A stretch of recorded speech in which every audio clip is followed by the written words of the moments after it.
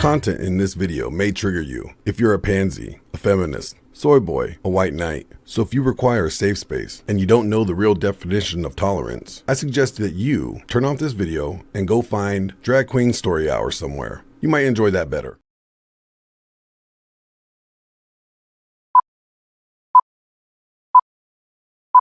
It's time!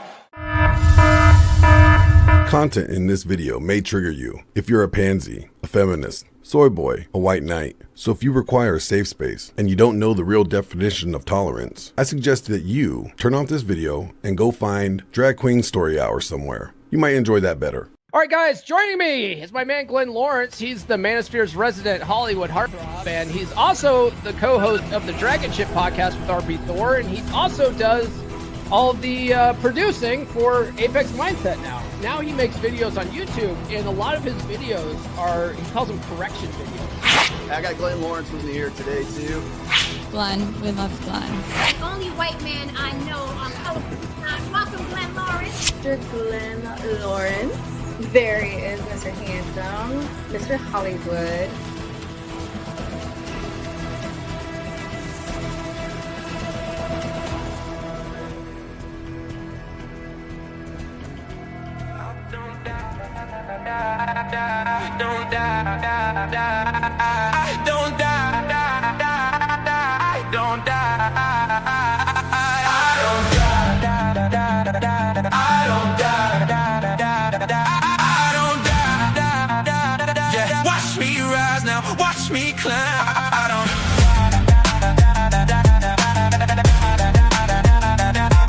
Yo, what's going on, everybody? How you living?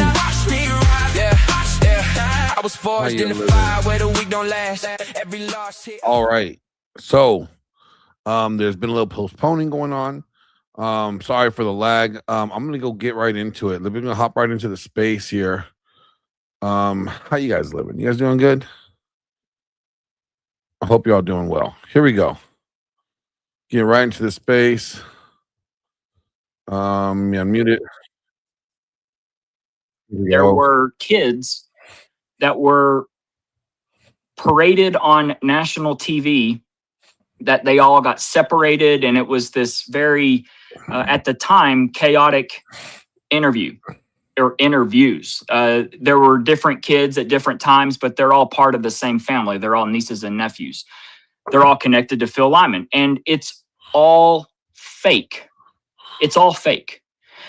But the most important thing, and what I mean by fake, is that their story that they read out or that they talked or said to George Stephanopoulos, for example, on Good Morning America is fake. It did not happen. And we can absolutely show it did not happen. That their actions or what they're talking about on Good Morning America don't match whatsoever what's actually on footage by people just walking around. And so this is where it starts. You start to see that this was a psyop, that they were playing on emotions with Wait, people. what would be the motive? I'm sorry, I don't want to throw you off track. What was Sure. it? What do you think their motive was? Is this part of the flooding the zone or something? Flooding the zone, making them sound making it sound super chaotic. I mean, like you can't help but watch one of those interviews where their kids are like crying, talking about being separated from their family. And you be like, oh my God, this was absolutely a nightmare scenario, an absolute nightmare scenario. Like these poor kids, they had to go jump in vehicles with strangers, college kids. Then you've got this element of propping up or talking about the LDS community that came in, swooped in to rescue, and you're hearing these things like these miracles that were being done just by college kids picking up a niece or nephew to put them in their car to safety. I mean, it's all overly inflated, and it's absolutely unbelievable. It's like, and I mean unbelievable in the sense of not believable. Okay. Because have you ruled out other Like, have you ruled out explanations or possible explanations? Every single one of them. There's when you see Natalie Clausen on national TV and these I have no other idea what you're talking about. podcasts and shows, like the BBC network did one, and she's basically talking as she's recounting this crazy just stressful time where her kids are missing. She can't find her kids and all this. And then you go and see her and find her on the live stream that was being, a dude was walking around, and she's over there in the corner on her phone in a very deep conversation with someone. Not, I'm trying to find my kids, but like I'm conducting business. It makes no sense. And I'm talking in the same time frame that she should be worried sick trying to find her kids, being frantic as she's portraying on national TV. And it's with all of them. There were 4 sisters that were there that day, and they were all the ones that were paraded on TV and did all the interviews. And I'm talking not the immediate interview where you've got students, like reporters are in the parking lot. I'm talking about set pieces for Good Morning America. All of those people are related. They're sisters with their kids. And their link to Phil Lyman is one of their sisters was his lieutenant governor pick. Like, she was going to be lieutenant governor if he would have beat Governor Cox. So that is that link. But the most important thing is I determined that Phil Lyman's story, where he leaves, where he was right there next to Charlie. Okay, so let me back up. Phil Lyman had the best seat in the house. What's the best seat in the house? Literally to Charlie's 7 o'clock and 10 feet away. As he's videoing, he can see the entire crowd. He's got everything right there. Boom. Perfect seat inside the non-permeable zone. Okay. At the time the first speaker starts to talk at about 12:09, Phil Lyman decides to leave and walk around the perimeter of the venue or the courtyard down there. Nobody has and make his way and theories to the perfect spot at the perfect time to where the alleged gunman with a rifle on the roof takes the shot as he's walking in that building, the Sorensen Center. There was no reason whatsoever for him to leave his perfect, sweet spot to go to the very back of the venue to, on his first account, to CNN, he tells to get pictures from the back. That's why he's back there. Well, that makes absolutely zero sense because you can't see anything at all. It's absolutely an awful shot. You can't see anything. So that story was told one time. Then he changed his story. And this is where Sophie comes in and becomes important, is because he then started to use Sophie as his alibi because he was going to meet her. That was his reasoning to go and be at the Sorensen Center, walking in those doors at that very moment. Okay? The problem is, I know that Sophie is not in the venue before the boom rings out. What's David Buster's last So all of a name? sudden now we have another lie compounded with the fact that Phil Lyman and where he said he was and when he began to record, meeting you in Dallas. there are 22 seconds missing. So you're like, Blake, what the hell? 22 seconds. Who gives a shit? My point is this. He was in the double doors right there at the Sorensen Center at the very moment the boom rings out at 12:23:29. He then says he walks 4 steps in, turns around, and starts to record. Well, the problem is there's 22 seconds that are missing. And I believe, and quite frankly, I now know because we've got photographs from inside the building, inside the Sorensen Center, that he was not at the double doors walking in when the shot rang out, that he was actually looking out from the inside of there at the very moment it happens.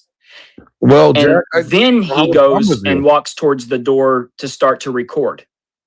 So you're like, well, okay, what does this all matter and mean? I don't have a problem. Here's the deal.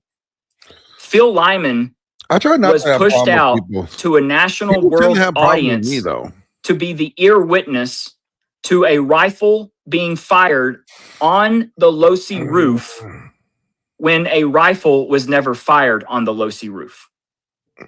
Okay. All right. Is that true though? Because I'm gonna hop out of this. I asked space him. He told me he didn't know what it was. He said he didn't know what the sound was. No. Until he said, and we'll just chat for a few minutes. And say what what's been going on. Wally, this it's looking to be a really good event. I have to say, Grid and I and Gibbs are definitely those two putting a lot of work behind the scenes. I'm helping out where I can with everything. But it's gonna be a good debate. It's gonna be a good event. We're gonna have some good people debating. I think it's just gonna be an overall good time. I also have an after hours event for Saturday lined up. If people want to go to that, it'll be fun. It'll be a small meet and greet.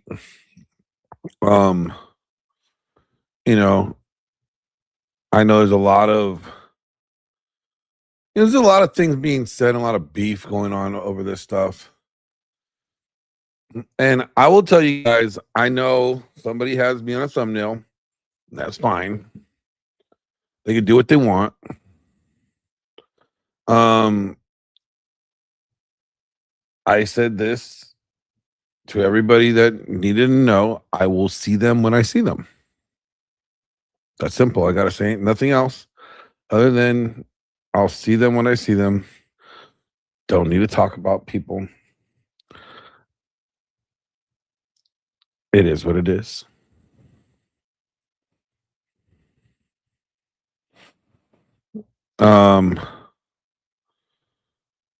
Andrew's not going to debate these losers.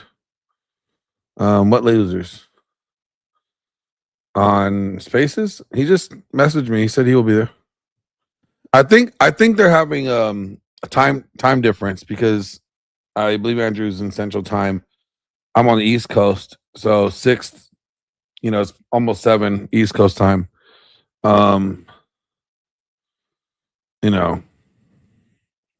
I just told people all I care about is kicking off the show for everybody for a banger.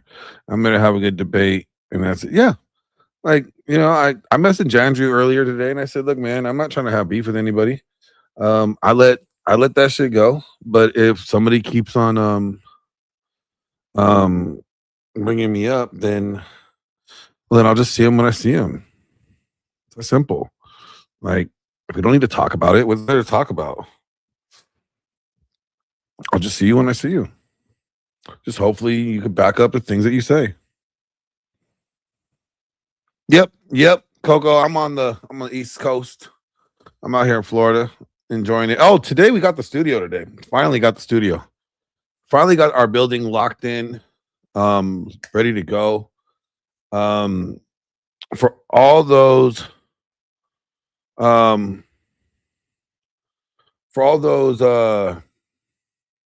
people that want to support and help build out the studio, you're more than welcome to. Your donations will be greatly appreciated.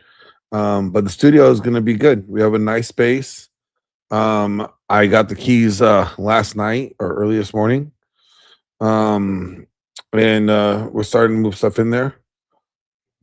The great thing about the studio, it's going to be not just me in there. We're going to have it available to other creators that want to rent it out. So they can rent out the studio. They could also, host debates in there. We're gonna have like a small debate panel there, all in person. So it's gonna be cool. It's gonna be cool. I'm looking forward to see what we're gonna be doing with it. Andrew's still not in. I can always doing X. Andrew was always doing X at 4:30. He just messaged me. He said 6:30 is fine. I think Uncle Tom actually thought that he meant 6:30 Eastern time. Andrew might meant 6:30 Central time, which I think would be 7:30 Eastern time. Uncle Tom, Glenn's own relentless networking, he would kick your ass in higher. Hey, I mean, you know what I look like, Uncle Tom, in person. You know my stature.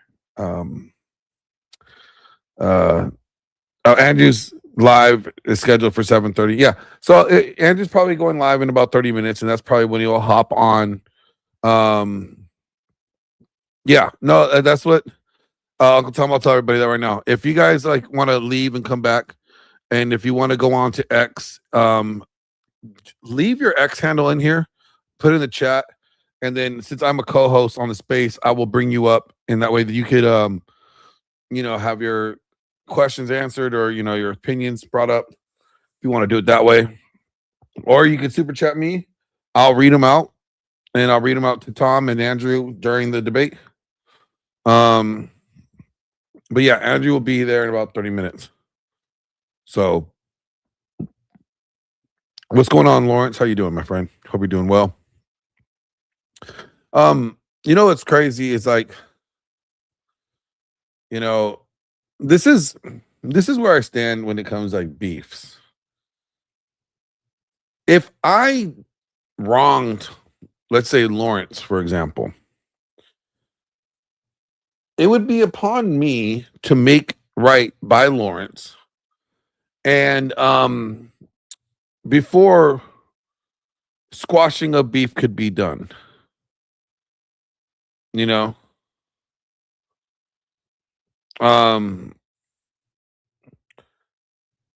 that's because when you do someone wrong, you got to make them right before there could be any beef squashing. So all this stuff with Grid that Grid is dealing with other people, and then I'm getting brought into it. Unless people are willing to make right the parties that they have injured, then there's never going to be a beef squashed, especially with me. Because I could let things go. There could be no problems, but when I see you, I'll see you. It's pretty simple. We'll have words when I see you. And I'd rather not go that route. But if that's the case, that's what it is. But so someone make a database of confirmed AI videos that gear toward conspiracy. That would be interesting. Yes, you do enjoy tormenting us, Jack. I don't even know why. I don't know. I don't check dude. I heard that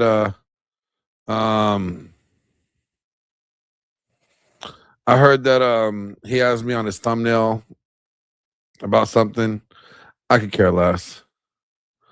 Just go back and watch Anton Daniels Fight Club. Most of them turned their backs on him. That's fucked up. That's real fucked up. Let's see here. I don't know who that person is, so I'm not bringing him up. Tom, if you're watching, check out somebody in the spaces they want to up.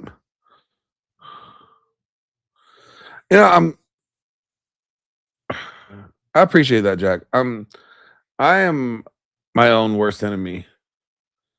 I don't think I'm anybody to look up to. I'm no hero to anybody.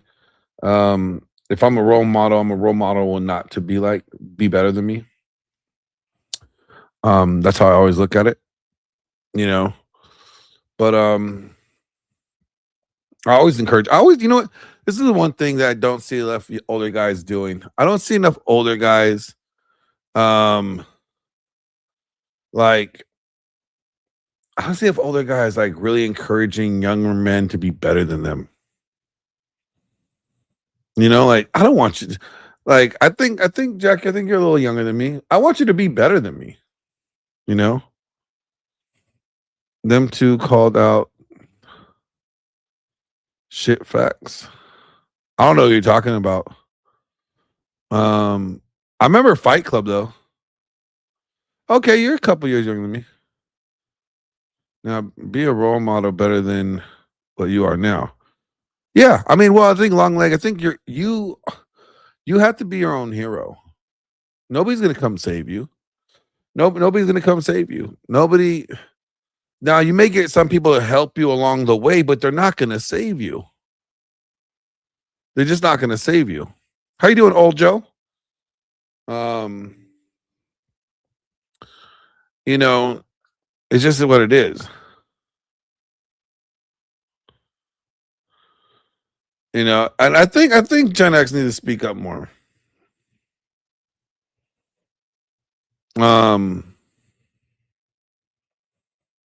Salute, so your light. How you doing? Hope you're doing well.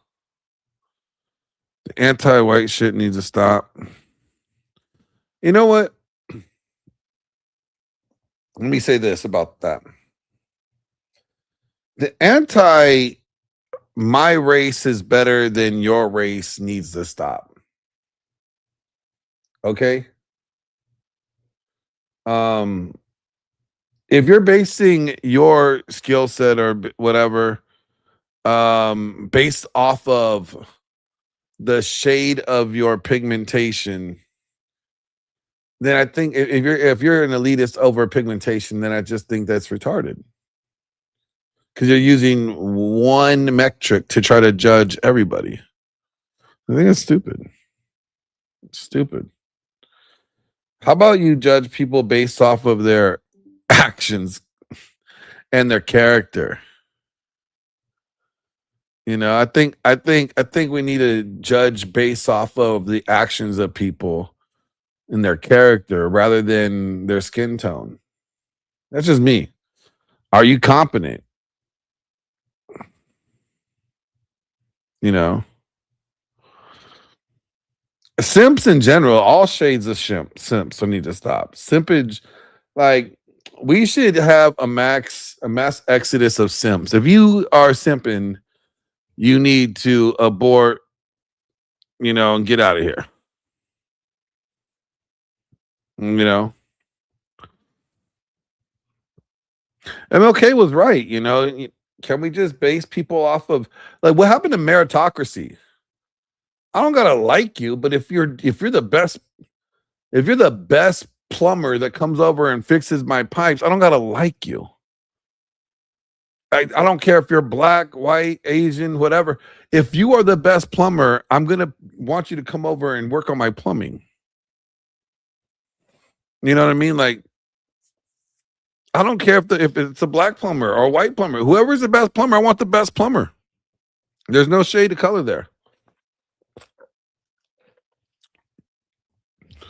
You know what I mean? But we need to base things back on principle. There was a time when things were based on principle. And I loved it when things were based on principle. You know, if you had a problem with someone, you handled it in principle. You had the principle of it. So-and-so lied about me. So this person is untrustworthy. I'm not trusting this person on the principle they have a history of choosing to misinform me because it suits them best. I'm not going to trust that person. Right? Just on principle. They're a liar.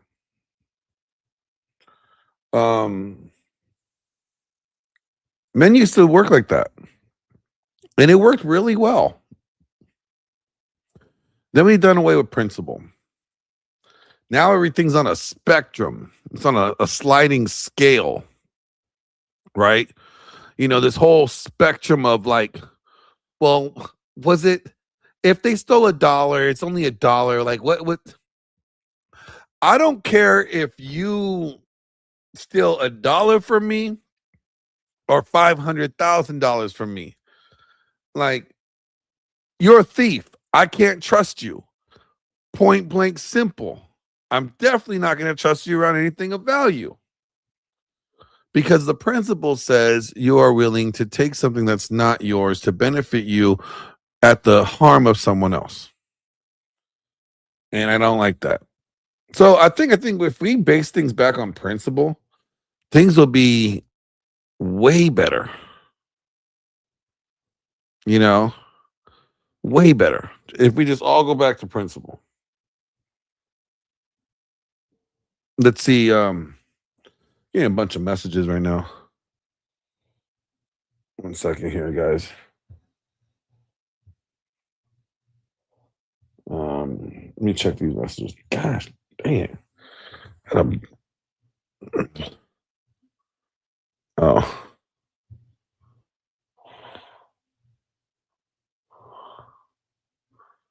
Oh, okay. Aaron reads in my group. That's what's up.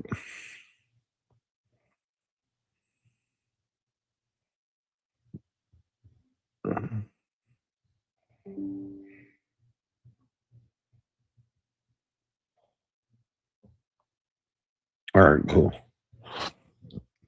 Yep. Got all those. Let's see here. These messages.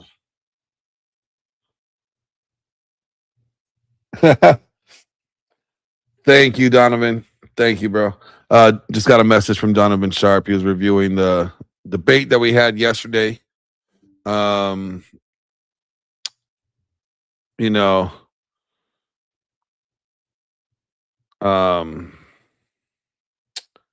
he appreciated the opening. I clipped because it promoted others. Yeah, no, I like that.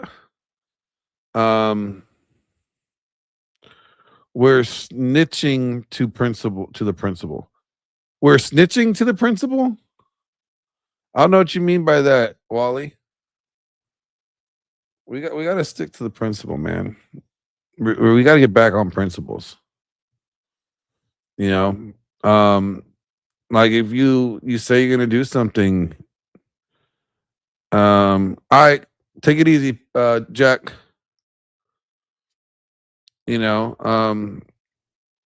if you say you're gonna do something, follow through and do it. You know, do it. Don't say you're gonna do something, don't be about it. If you give your word, follow through with it. If you want people to respect you, be respectful. It's a principle. Don't be disrespectful for no reason.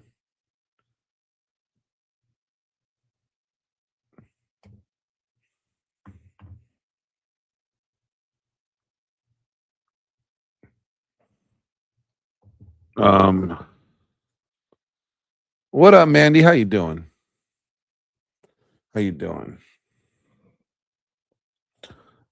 Yeah, it's you know, if we just do things on principle, things are so much. It takes away all of the bullshit, you guys. All of the bullshit. Like if you know, this is why I say I don't get in business with cheaters, because if you're willing to cheat on someone that you claim to love, you're definitely willing to cheat on me in business, because I'm definitely not someone you love. You know what I mean? Like, so, you know, it's just like, if I know a friend that's cheating on his woman, I'm not going to be in relationship and do business with them. I'm most likely going to be like, hey, bro, you better go talk to somebody. You better go say something. Like, I'm the worst person to keep that kind of secret. I'll be like, I don't know why me and Flo were at the strip club last night. No, me and Flo were not at the strip club last night. Just saying. Glenn is someone I love. Well, that's because me and you were at the strip club last night. I'm just kidding. We weren't at the strip club last night. Oh, man. I'm doing good, Mandy. I'm doing great. Thank you. I'm enjoying East Coast living now. Still still getting ready a little bit for the I'm still getting used to like the fucking humidity. Let's just be honest, this humidity is crazy. All right, looks like Andrew is live right now. He's doing the TPU USA thing. He's about to hop into the stream or the to the space. Yes, we will be in Dallas. I'm in your neck of the woods, Manny. I'm in Florida. Where you at? You're in Florida? I'm loving Florida. Just the humidity's a bitch. All right, so I'm about to put space back up on the stream, and we'll go from here. All right, here we go. Ohio, that's close enough. Flo. Oh yeah, Flo. That's funny. That's funny. Watch out, Florida girls. I married one once, all bad. That's funny. All right, there we go. We're gonna put back the space.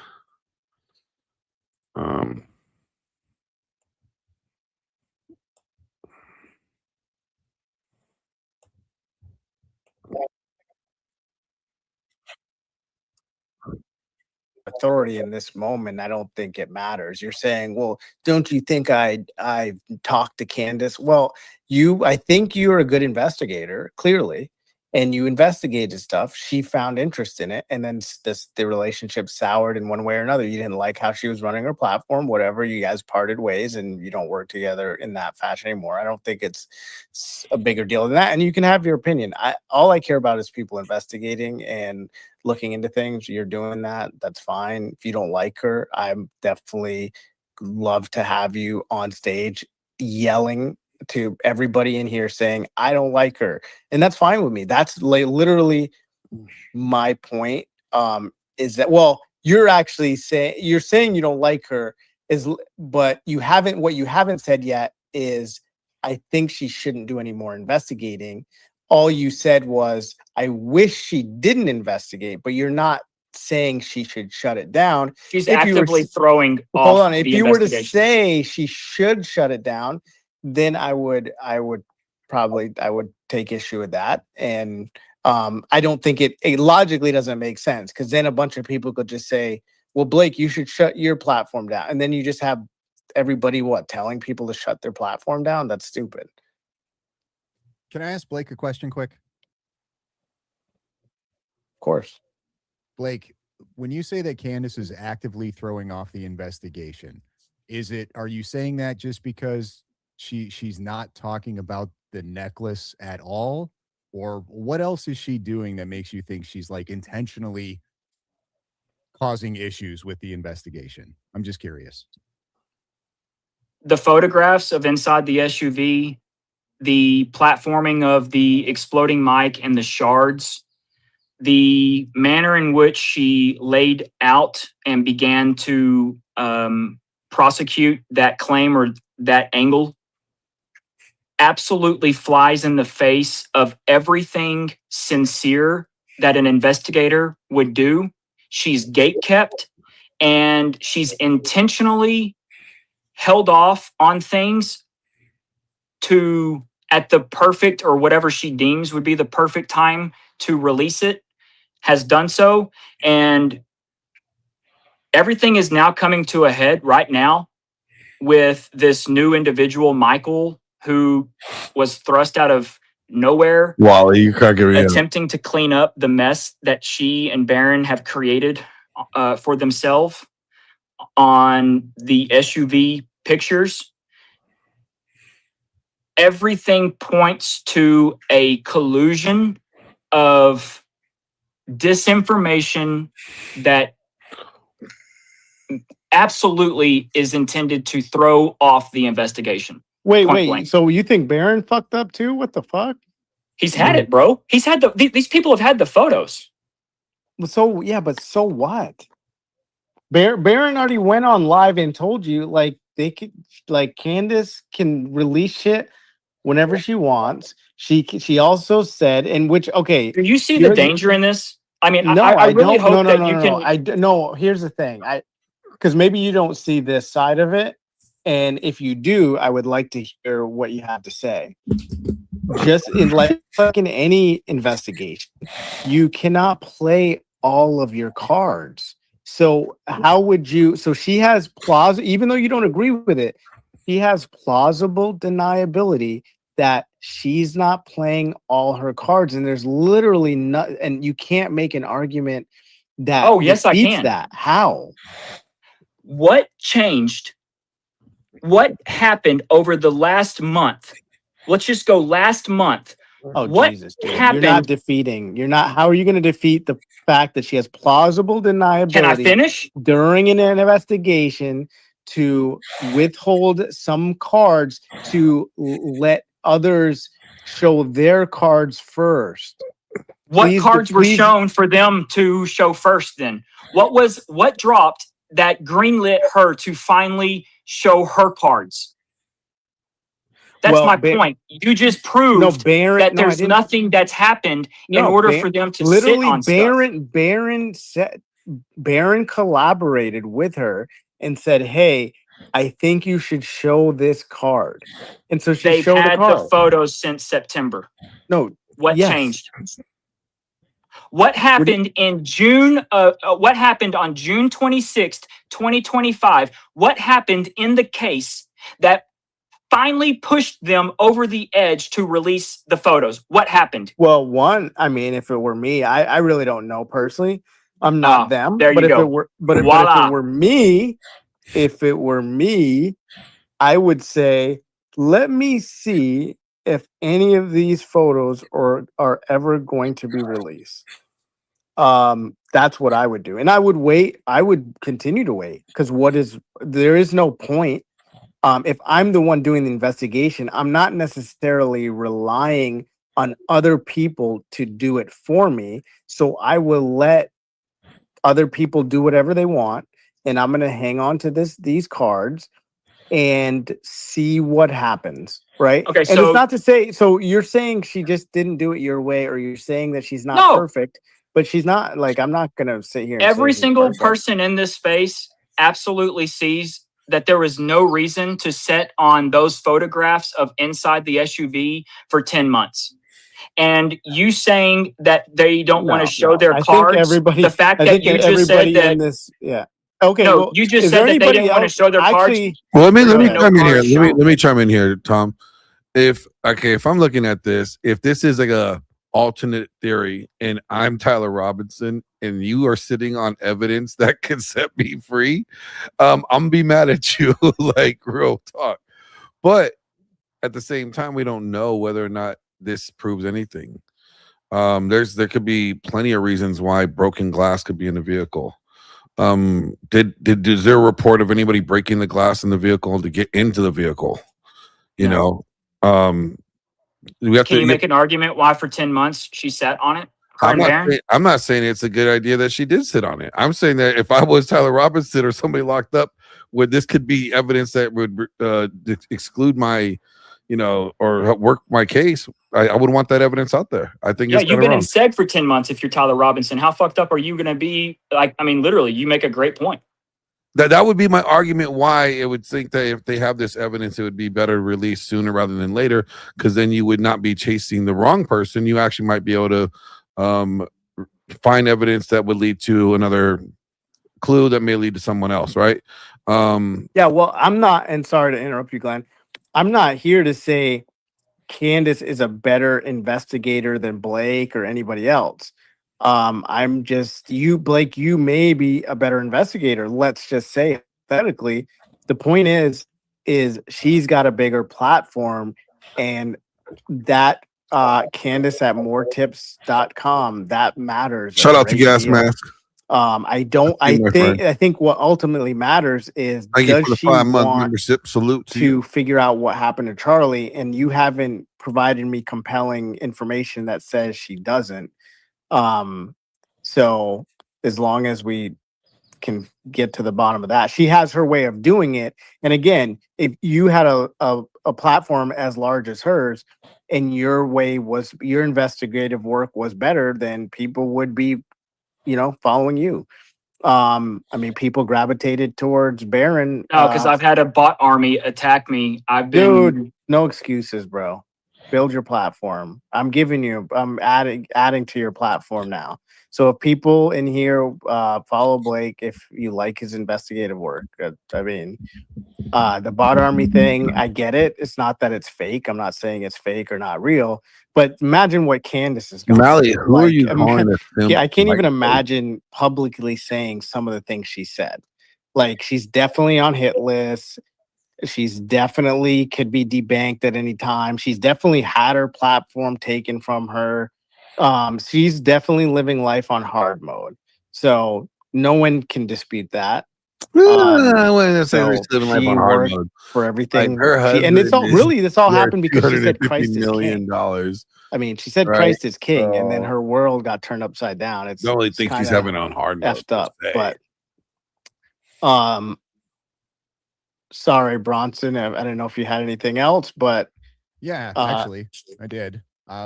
Blake, why do you suppose that Candace waited this long to talk about the exploding mic theory, I guess? Considering, according to you and the conversations that you showed you had with her pretty early on in September, she was already kind of that opinion, right? So, in your opinion, why did she wait this long to finally start talking about it? I go back and forth between a grift of biblical scale where I don't know what she pulls in each episode.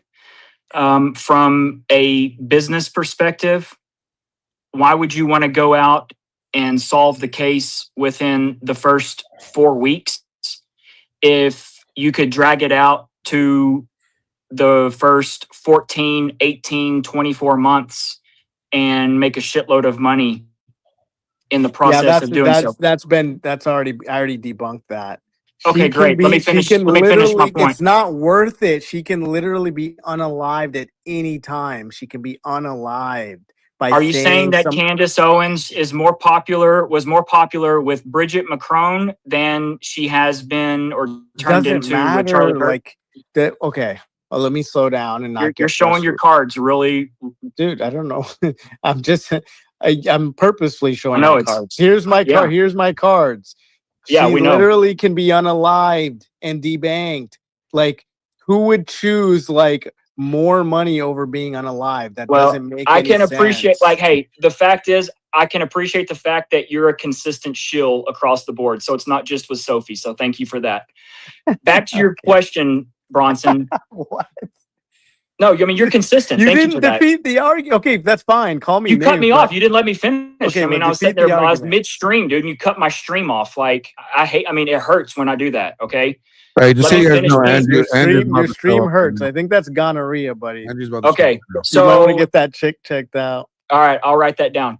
Okay, Bronson, back to your question. It's either monetary or it's this. They literally had to wait and let things play out and develop when it came to the actual story that was going to unfold.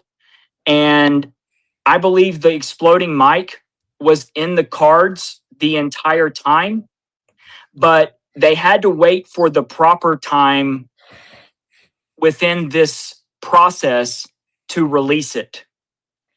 And why I say that is because I believe they planned for the exploding mic back on September the 16th and 17th when they had people, their local on the ground Utahns, plant the black plastic pieces or glass look-alike fragment pieces. They planted that in the SUV and took photographs that were then sent off to Candace and sat on for months on end. So this was all in the cards the entire time. And it's been a slow roll just to kind of see how things are. And I believe that when it came to the month of May and June, That is a crazy theory. they were probably starting to lose control of the narrative. Right? Or Okay, just well, the I'm sorry, the I gotta people's interrupt you, bro. contentness. You literally never let me speak this much in that your space, and a long I'm stretch. I'm allowing you to peddle whatever you want to peddle. I'm fine with it. I'm not censoring you. You actually censor people. I'm not for that. I just want to say a couple of things, but Tom, the first thing can I I'll ask a say, couple questions after you? yeah, of course.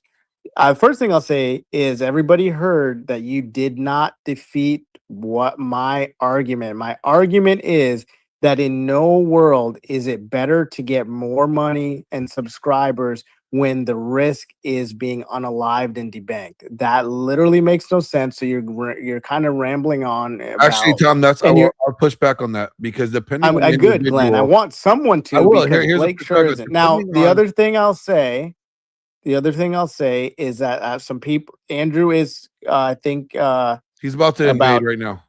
Yeah, he's about to invade. 10 minutes away. Those who are requesting, check in the nest. It's above all the PFPs at the top. Check there. Do the best you can. Head over to the YouTube, and we're monitoring that.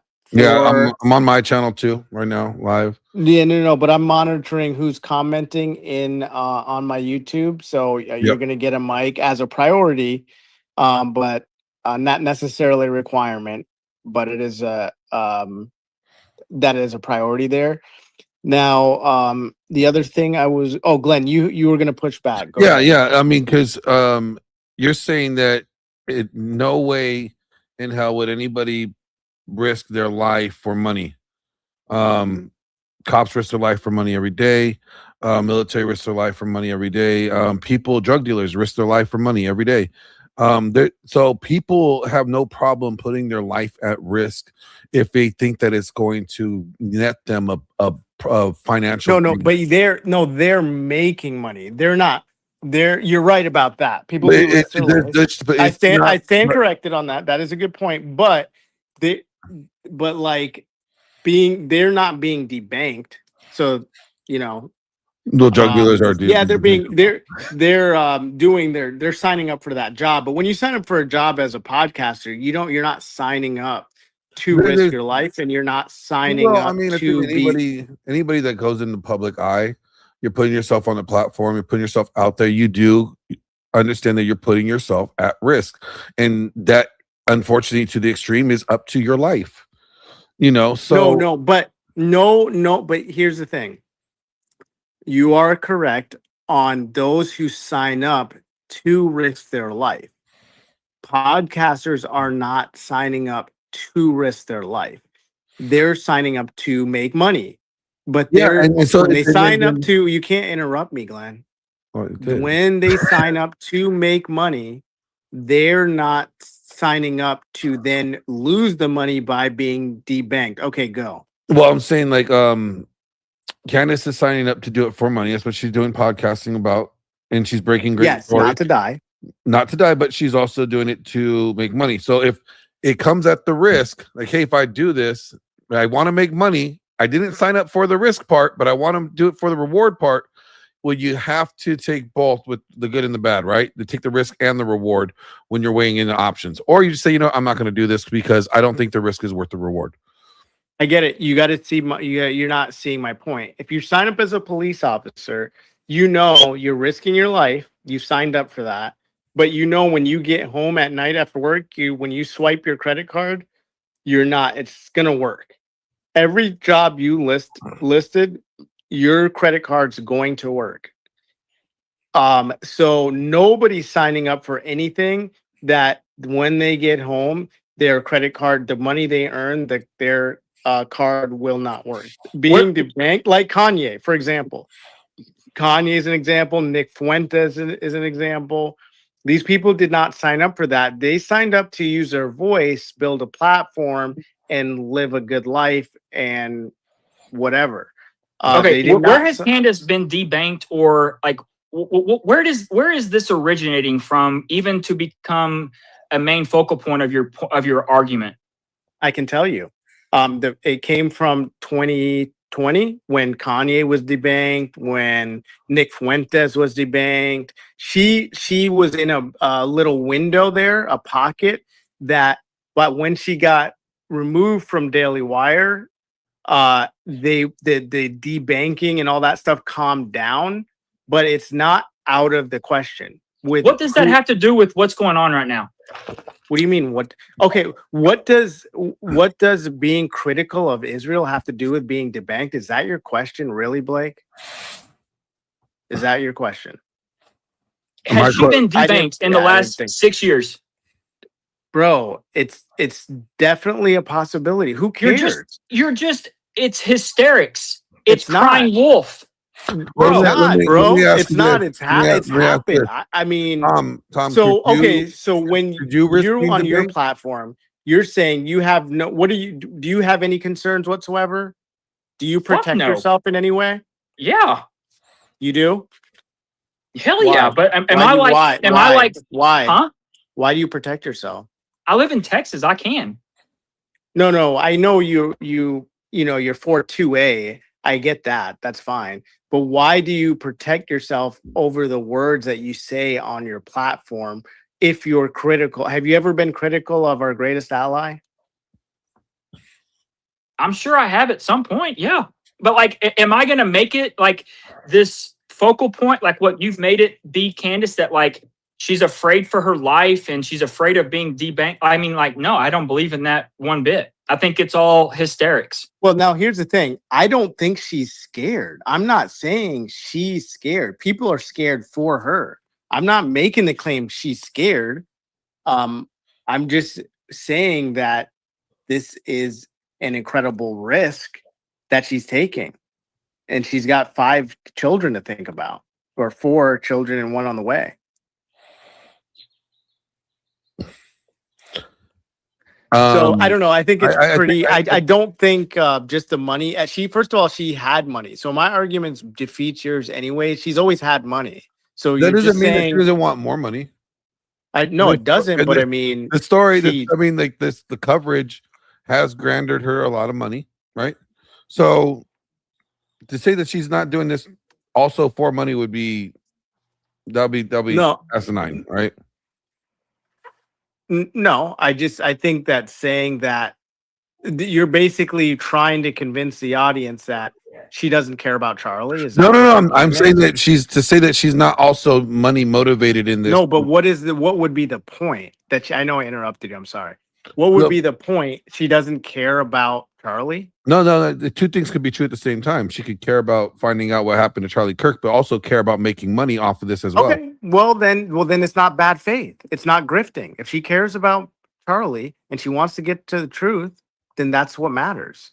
She can make why do we have a problem with her making money? Fuck, like who? I don't have a problem making money, but when you brought up the bank thing, that's what I was just trying to say. It's just like, no, I know you were helping out Blake because he needs a lot of help with his argument. I was just pointing out people could do it, but people put themselves in risky situations for money all the time. And that's what I'm trying to get there, to be able to use that money. You can't use said money if you're debanked. But can't anybody get debanked? Can't you technically get debanked for saying anything negative? Absolutely, absolutely. Okay. That's why this is fear mongering. This is fear mongering at its best. Oh my God, was it fear mongering during COVID? Talking about the vaccine was that fear mongering? Hey, Uncle Tom, I would like to invite you to 2026. Would you like to join us? Can we join? That's just in the rear view mirror. Okay, your booster shots and the fucking 10 booster shots in the ass is in the rear view mirror. Okay, good. Dude, I'm a pureblood. I'm a pureblood, loud and proud. But I'm telling you right now, like it's 2026. We got to move on. Were people getting booster shots in the ass? Like maybe it's I never got any of them. It's for Blake's gonorrhea because he said his stream hurts. Dude, when you have a strong stream, it hurts to cut it off midstream, which is what you did. He doubles down.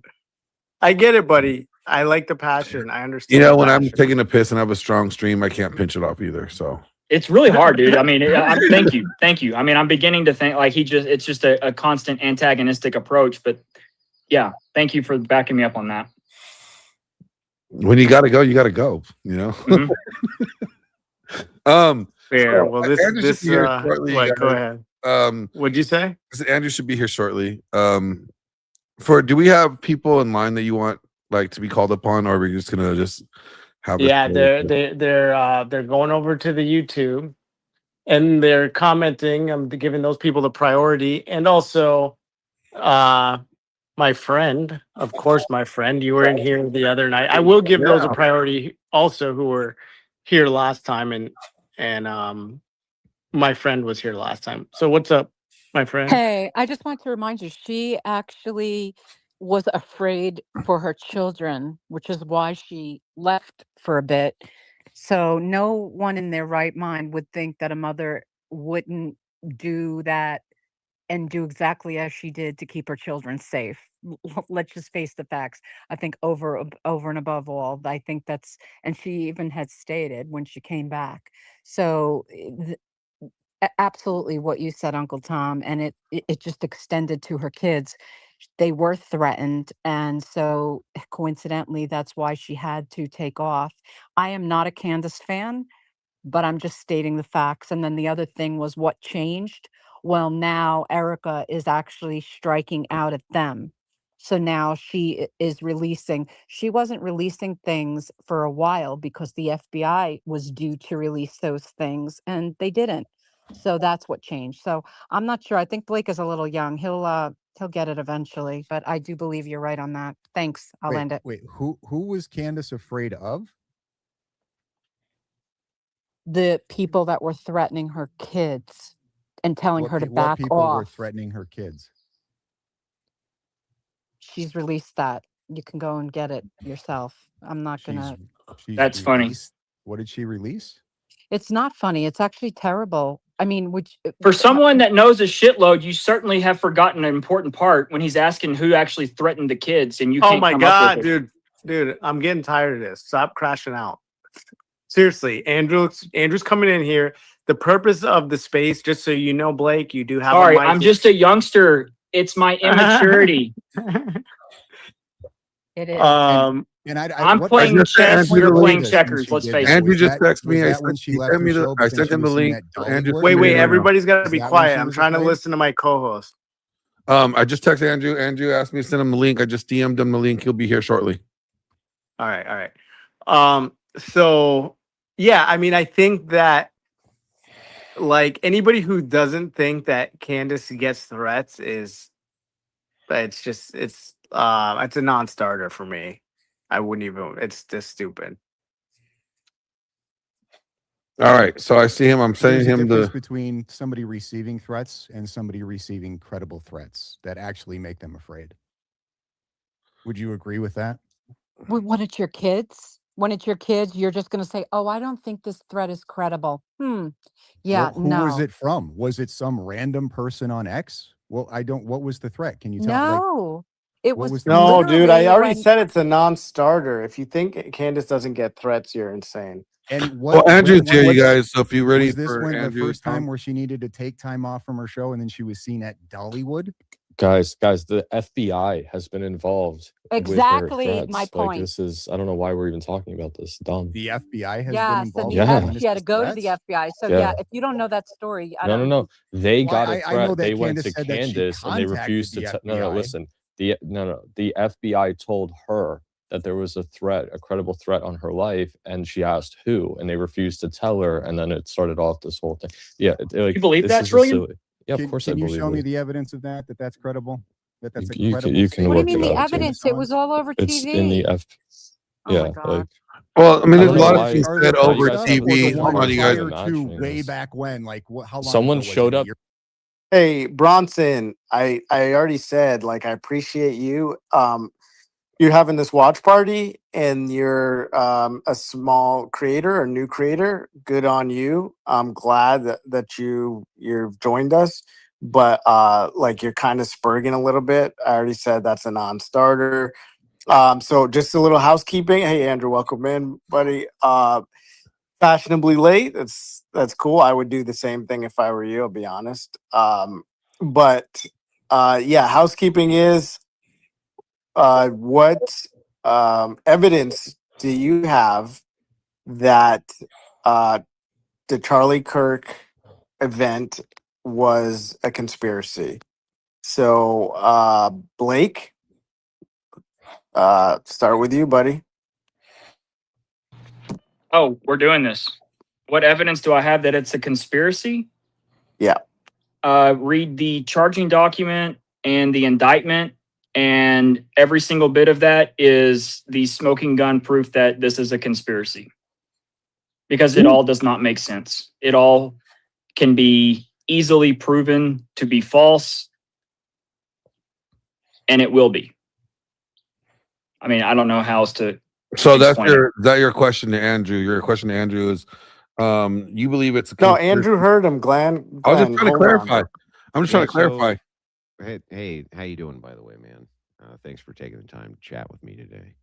So, you're saying that there's a conspiracy based around the charging documents.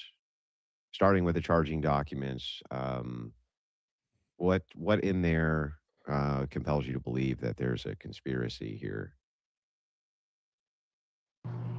So let's just take the timeline, the text messages, the identifying factor of the parents on Tyler, the way that the event rolled out. Well, maybe we can do kind of one of these at a time. Sure. Yeah. So, in the charging document specifically, what do you want me to pull up that you think is giving you credibility towards a conspiracy? Okay, Andrew, is hang it on one second. possible for you to turn up your mic a little bit? Is it possible for me to do that? Yes, sir. Yeah, I can try. Thank you.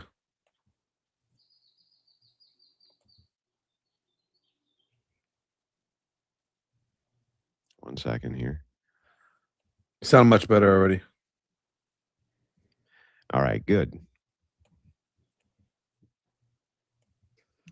Okay, so to start with the shooting,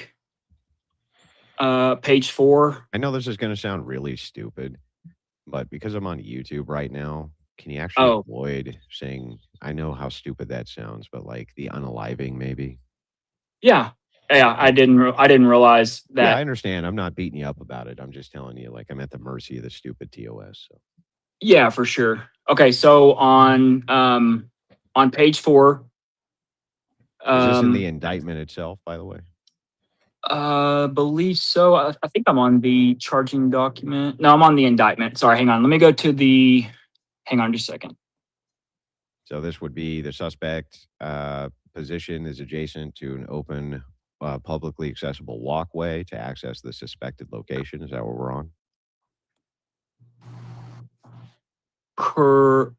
No, I think I'm on the other one where it's Turning Point USA, nonprofit organization founded in 2012. Charlie Kirk. What page is that on? And on again, 4. Is this the Tyler Robinson indictment, or is it Yes. something else? Okay. Yeah. All right. So I'm on page 4 here. I'm not actually seeing anything on Turning Point, so maybe I have the wrong document. Let me see.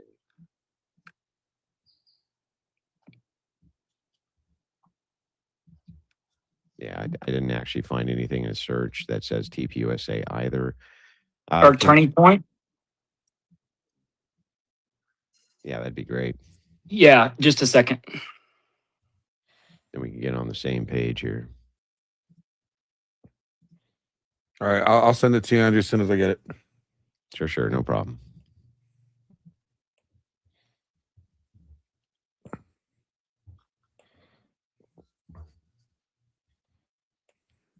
Got a lot going on today, Andrew.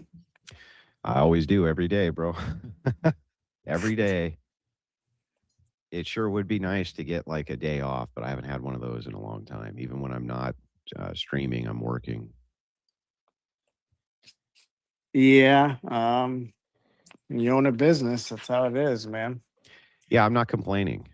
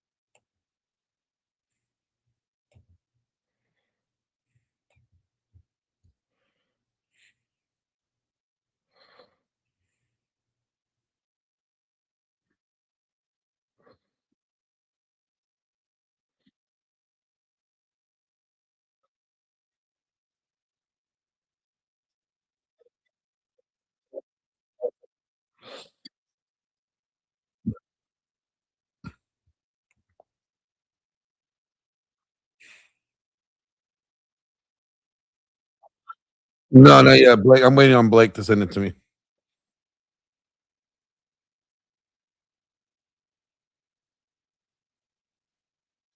You can send them one. Yeah, send them one by one. It's fine.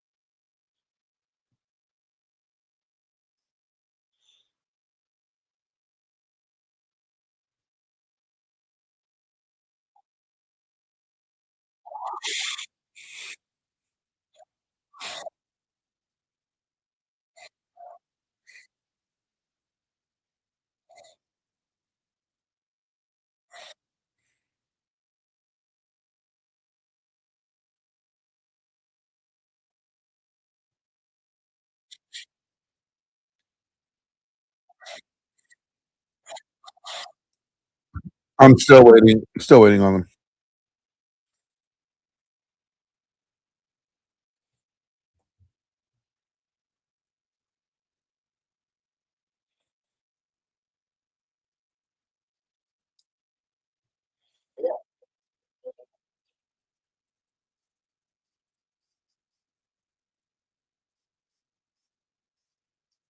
Oh, okay, cool.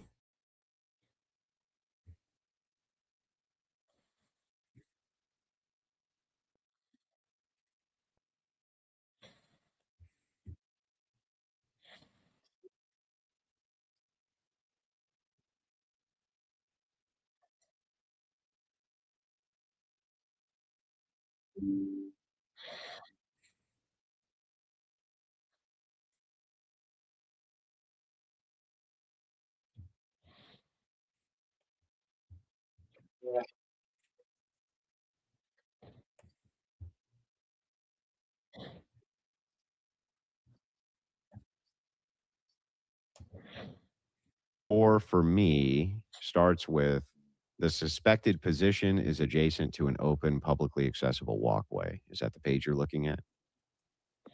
Let me go back to my photo album. Boom. Okay. Yeah, I see where you're at. Turning Point USA, a nonprofit organization founded in 2012 by Charlie Kirk. Is that where we're starting? Yeah, that was where I was going to go first. So, like, Okay. do we have the same document? We clearly do if it starts with Turning Point USA, a nonprofit organization founded in 2012. Is that what it Yes. starts with? Okay, Yes. great. All right. I got my notepad here, so we'll go through this here. All right. I'm with you. Okay.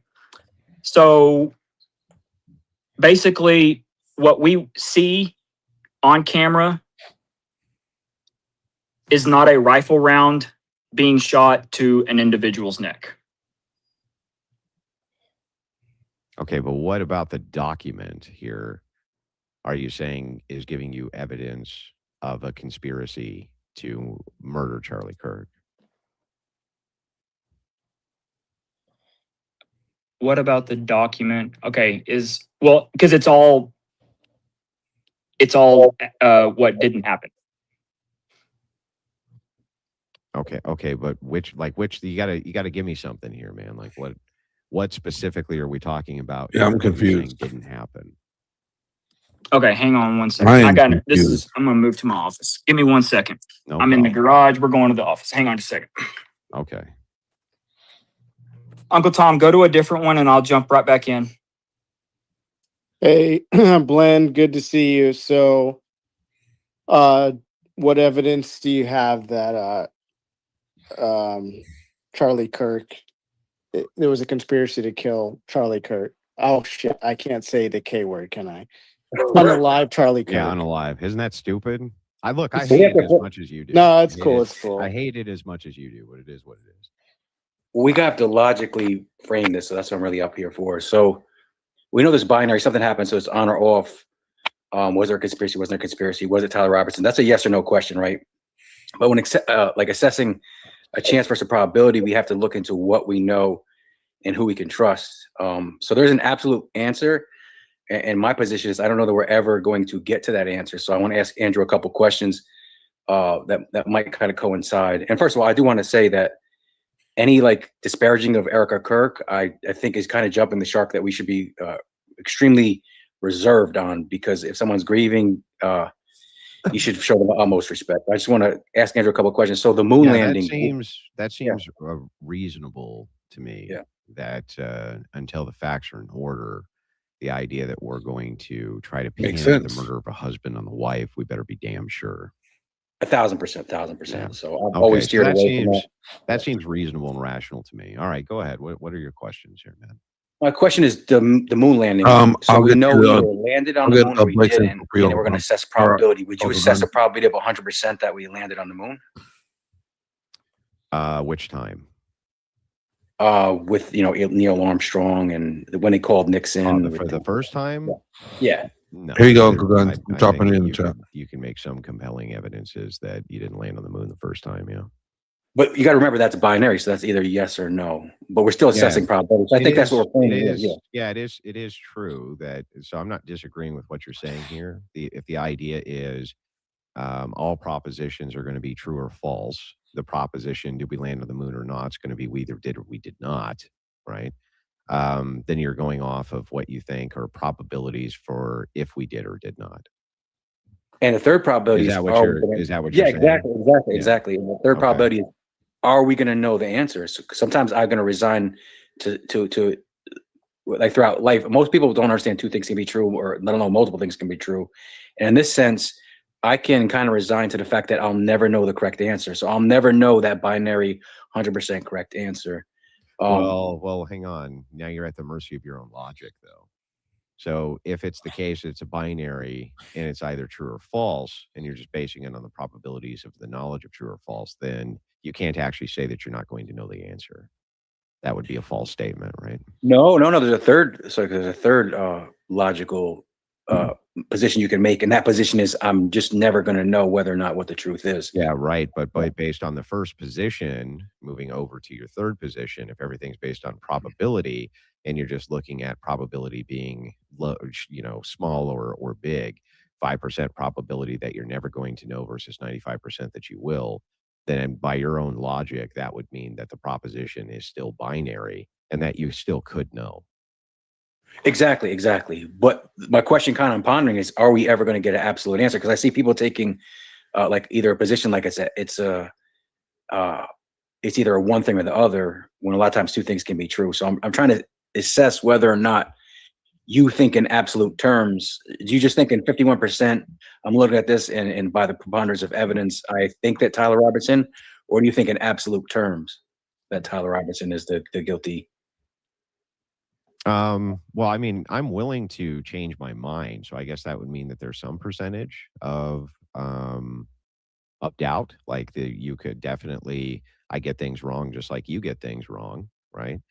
And the best that we can do, both of us, is go for the preponderance of evidence in order to make up our minds the best that we possibly can based on that. Now, that said, there are definitely things that are going to raise the statistic chances of the things that you believe and lower them, right?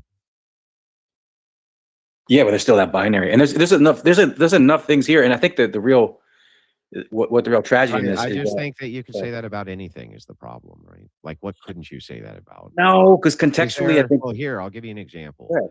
Are you 100% certain you're not a brain in a vat? Say what? Yeah, I'm 100% sure of that. Okay, prove it. Come on, I mean, Come I on. have to I follow mean, up, and I know can you prove I that can't you're prove not a brain in the I vat? can't prove we can't prove we're having this conversation. I know Well, that. I right, know that. right. So then what you're saying, all you're saying is that your logic would be adjusted to everything on planet Earth. And if there's an infinitesimal amount of doubt or what could be considered doubt, then therefore you'll never 100% know for certain what is true. But we don't assess truth claims that way. We don't assess truth claims based on the fact that we would have 100% of everything about it, which could possibly be true. You couldn't even say that about any relationship that you've ever been in. Right? Like you can't even assess the truth of relationships that you're in that way 100%. So I think that this is a really bad argument ultimately. You would Well, I'm trying still to frame it. I'll assess, make sure you we're would framing a still, proper argument. well, Yeah, you would I didn't still get to my assess, hang on. You would still assess guilt or innocence based on the preponderance of evidence, right? And even if you could say that you were never 100% certain about anything, you could be certain enough to lock a person up for doing something, right? Oh yeah, correct. Yeah, then And I don't that's know. my next point. Then I don't Well, know what we're let me fighting about here. land. Let me land. The tragedy here is we're not talking about this in a vacuum. There's a lot of context here that might be missed on. Again, so Charlie, who was the one gentleman? It was Joe Kent. He said the last thing Charlie Kirk said to him is, "Make sure we don't go with Iran." And we are currently at war with Iran. So that's context that is going to creep into the doubt. So if we just look at this in a vacuum, that's just hearsay, dude. I mean, well, That's it's hearsay from. I mean, he said it from. No, Joe Kent actually said that. So How do that's you not know hearsay. that he actually said that? No, not that Joe Kent said that, but that was said to Joe Kent. Because Joe Kent said it. So again, so Well, then contextually, that doesn't mean that it's true because Joe Kent said it. I find him credible. Again, so again, applying the So- court of so law. then- Hold so on a then sec. what Hold you're on. No, doing- Andrew Wilson. Oh no, what we're doing is we have to assess the credibility of a witness. So if we're going to lock people up under the same standard that you're using, we also use a standard where we have credibility of witnesses. I think the guy that did 12 tours, he lost. This was a national security director, right? So he's been through all. So I wouldn't think he's a liar. I wouldn't think he have I would consider him one of the most credible, if not an expert witness. So we have almost an expert witness saying that. And I'm just saying you're right. If we apply the same logic. if we don't know the sky's really blue, then yeah, we Right. can't take anything. So then Why if should- it's the case that both of us just want to utilize the preponderance of evidence to where we can't maybe ascertain 100% certitude on anything, but we can possess enough certitude to still make judgment calls and decisions on things, including the fate of individual people based on the crimes that they do, then what are we even fighting about here? Well, I'm saying where the burden of proof lies. Does the burden of proof? So should we be disproving the state's claim, or should the state actually be making their claim? And when we look at the context and I think saying that this the is happening state, back- I think that the state has the entirety of the burden to prosecute Tyler. 100%. That's, of course, that is the case. But you see how you kind of tried to cleverly switch the burden of proof to me on the claim. It's like, look, I'm not ever going to say that the state doesn't have to prove its claim against Tyler, and I think that it probably will successfully do that. But what the hell does that have to do with whether or not this was a conspiracy or not to kill the man? Well, that's what we're trying to get to the bottom of, right? Ding, ding, ding, ding. So I think we're pretty congruent. That's why I'm here talking to you, so that we can get to the bottom of whether or not, when you make this truth claim, you have good evidences to support it. Yeah, it's actually you're a good bellwether too, I think. And so again, let's just say for argument's sake that Joe Kent is credible, he would be considered an expert witness. If he said multiple things that again, and this is a shame that this is really a crisis of confidence. If anything, even if the man did it, some troon guy, right? He's like a troon fucker that got on the roof and Yeah, hang on, dude. We're on YouTube. Be good. All right. My bad. I didn't know. I thought There's this is nothing something you're else. going to ever say that's going to offend me, but just, let's be cool. Yeah, I didn't know. I didn't know. Going What it on. was. It's not just my channel. There's many people probably covering this. All right, my bad. So I just wanted to frame it, and so, there's a lot of smoke there, and I think there's a crisis of confidence, and that is the real shame here. Is they could have this guy, I'm trying to Well, make my this way. could be true. It could be true that there's a crisis of confidence, and it could be true that Joe Kent is telling the truth about this. But that, what does that do for you exactly? What does that do for your position here? Well, I look at the macro. I don't always look at. I know you like to zoom in. I'm more of a zoom out guy. So the I'm bigger willing to look at conversation the here- macro, but when you're looking at the macro, you are taking individualistic things which happen on the micro, and then you're putting them together like a puzzle for the macro, correct? Well, we are at war. I mean, contextually, we are at war with Iran, right? So we can't just ignore that. We can't just say like I'm not ignoring it. Yeah. So I'm okay. just So not that's sure my what it, point. I'm just not sure what it does for you here.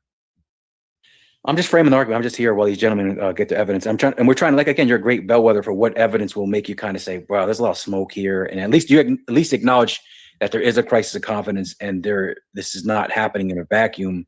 And so I'm actually sympathetic to the conspiracy theories, not saying that they're true or could be proven, but in the current state of America, like I said, being at war, everything. Well, that let's make a few things clear, right, about my position here.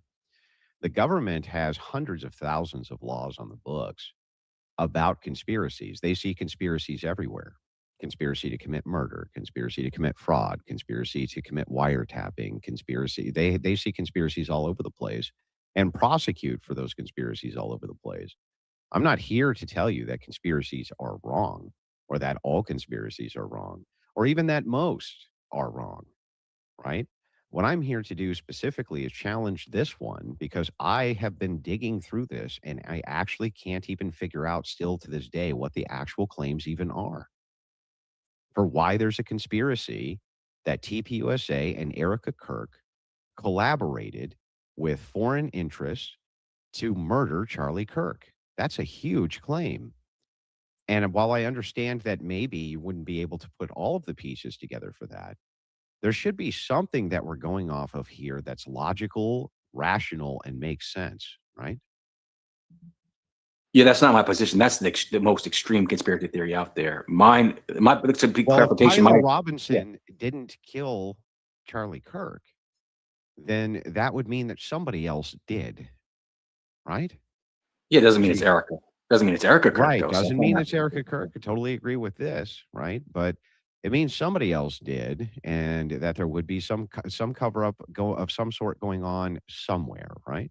So I think that we at least have to acknowledge that in order for us to get conspiracy, we likely, and maybe not 100%, but we likely have to acknowledge that you would have to believe that Tyler Robinson did not murder Charlie Kirk.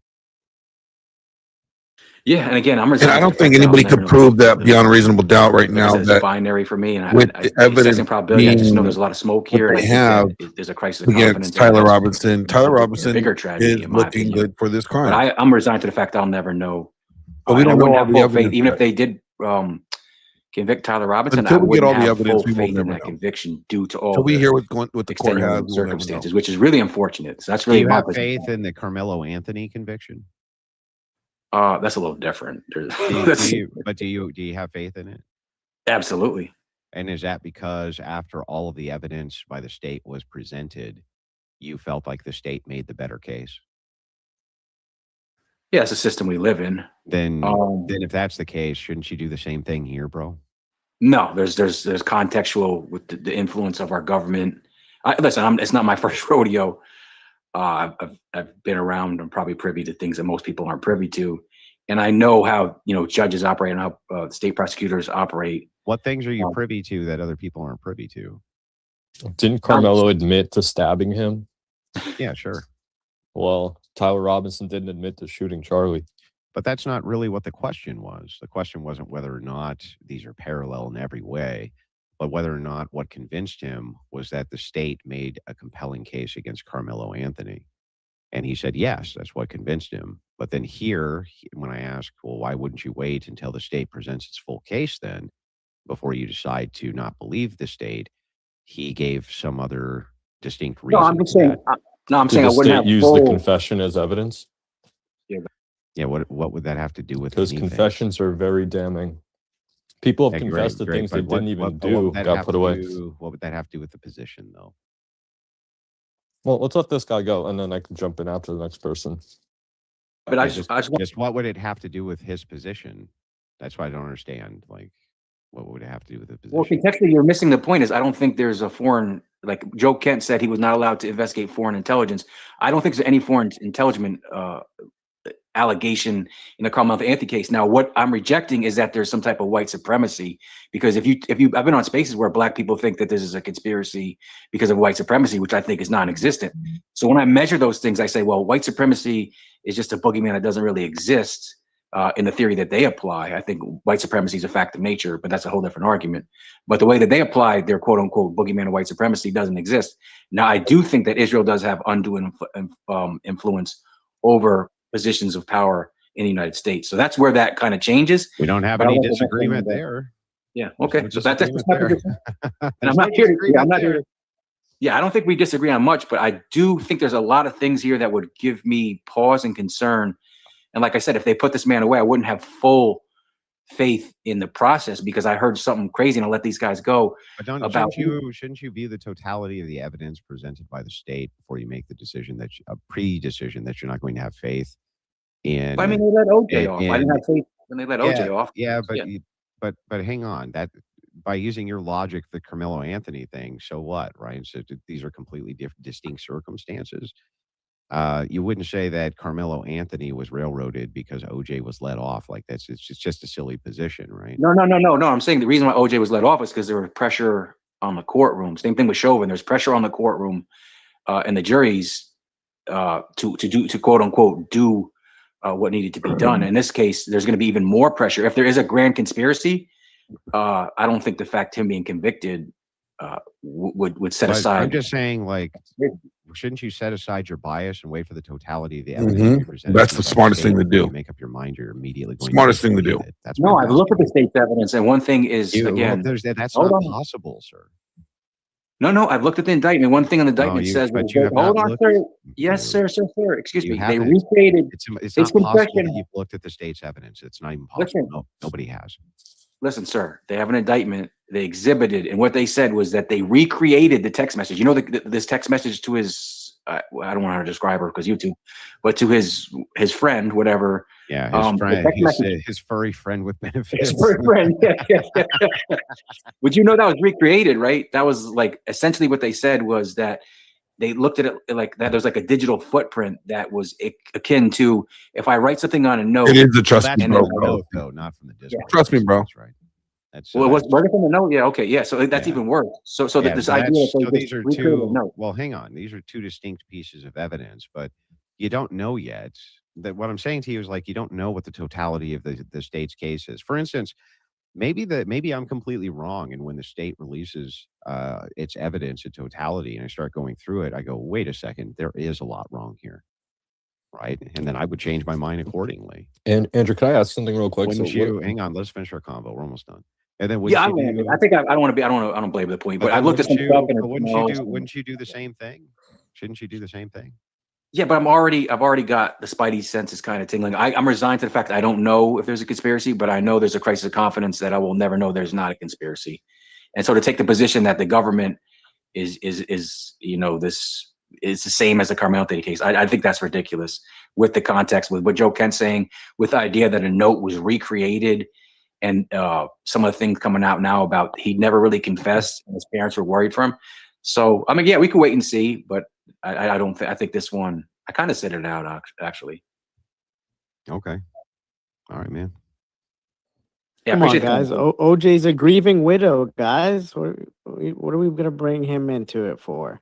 He's a grieving widow, right? OJ's Andrew? dead, OJ's bro. a grieving widow. OJ's dead. OJ wasn't he even was a married. grieving widow, No, and- he wasn't even married to her, dude. What are you talking about? She was with Ron Goldman. Mm-hmm. Like, what are you He's fucking still- talking about? He's How is still he grieving? He was how still is- grieving, bro.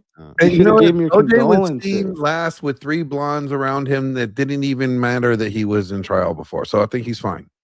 Yeah, I think he's all right, bro. Well, hey, Glenn, you got to give it to Andrew. He's come a long way because he was at first he was saying Candace shouldn't even be talking about this. We shouldn't even be investigating this. You're just Now lying, bro. Andrew's investigating. You're just Oh, lying. you never said that. No, I You never said said that. she was a retard and that. No, Oh, I said okay. that. That's a different claim. But you did jump the shark. I think, again, so me and Andrew actually agree on her jumping the shark, that if you're going to say something about a grieving widow, you damn sure better have all your cards. So I actually am completely sympathetic to that. No, she waited till she lied. She waited till allegedly, in my opinion, Erica lied. You guys already talked about Erica a little bit, but you would agree she lied or at least a dozen times, right, Andrew? I would be happy to concede all of these points if we can get to the evidence of conspiracy. That's all I want to do, man. I just want to get to the evidence of actual conspiracy by TPUSA and Erica Kirk to murder Charlie Kirk. That's all I'm trying to get to. I'll make concessions on each point that you give if we can ever get to that. So you acknowledge Yeah, motive. Do you acknowledge a motive for Israel, at least? I will He- no, literally he- I think- I will literally make a concession for the sake of argument that there's tons of motive from all sorts of different people to have seen Charlie Kirk dead. Absolutely. Let's just say that, right? He wasn't going to CNN. He can't say that. He wasn't going to CNN. He can't say that. I respect that too. They're not going to say what? Mainstream media. If you say something bad about the people that run media, I mean, obviously they're not going to let you. Fuck Israel. I don't give a fuck. Now can we get back? Can we get back to the topic? I don't give a fuck. Yeah, go ahead. about You guys have fun. I appreciate the conversation. You guys have fun. Andrew's channel just got his first strike. I don't know what the fuck. I don't fucking care. No, but Andrew's making a good point. It's like, okay, I don't know why. all the conspiracy You're not theory. talking to me. I don't fucking care. It's like, what are you talking about? Like Andrew, you're making a good point. It's like, okay, what about all the conspiracy theories lead to guilt in? Yeah, Or that's what I'm trying to get at. I'm just trying to get at, like, I'm here to listen, man. I will listen to what you're saying. I'll go through the evidence with you to see if it leads to actual conspiracies between TPUSA and Candace Owens to assassinate her husband, Charlie Kirk. I'm willing to do that with you guys. Yeah. Yeah, and I didn't want to speak, but so you're saying that it's totally fine. All the people doing investigations, Baron, Candace, that's totally fine with you. I just want to clear this up because that's my main point of contention. There's a with you. distinction between people who are trying to do investigations and people who are making innuendo towards allegation inside of their investigation. And that's actually more akin to what's going on. And I'm really tired of being gaslit that it's not when I have Project Constitution literally saying, yes, I believe that Erica Kirk was involved in the murder of her husband and assisted with covering it up. Coleman on his own channel cited that guy when he was talking about me by the very video that you sent me, Uncle Tom, which is how I found out about that. And I was like, look, there are indeed lots of people who seem to be pushing the idea that TPUSA, along with Erica Kirk, conspired to murder Charlie Kirk. And I'm really sick of being gaslit that that's Well, not happening. you said So what we innuendo of allegation. Well, you just that moved the was goalpost. direct. You said Well, that was innuendo. direct. Well, that was direct. And so the thing that's funny I here is I that didn't see the directness. I saw innuendo of do you allegation. That's want what I me? heard Do you want just me? now.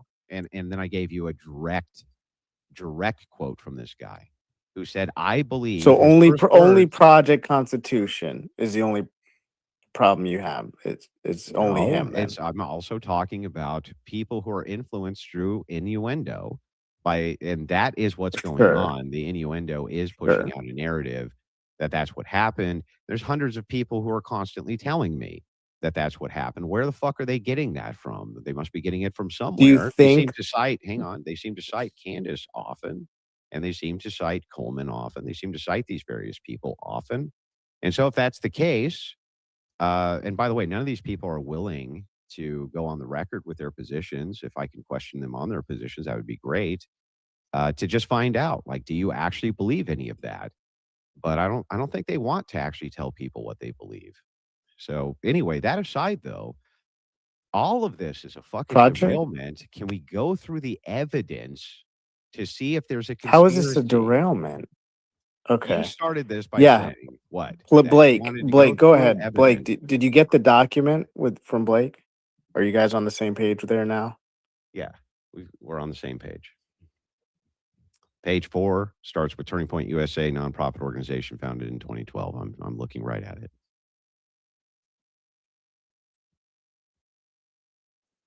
Blake, are you still there? Earth the bright Blake.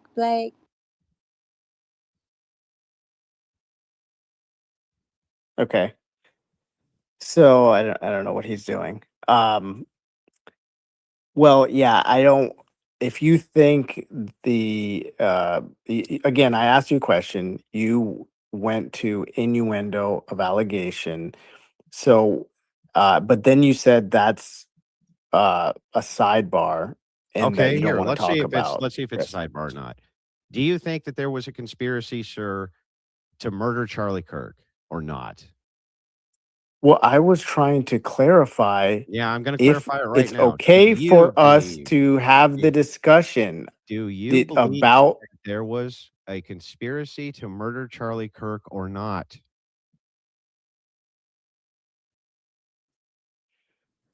That's not my contention with you. Yeah, That's can not you my answer contention my with you. fucking So you're question? asking the wrong person. Oh my You're God. asking I the wrong noticed that you're person. not answering the question. Was there a conspiracy I'm to just saying murder that you're Charlie asking. Kirk or not?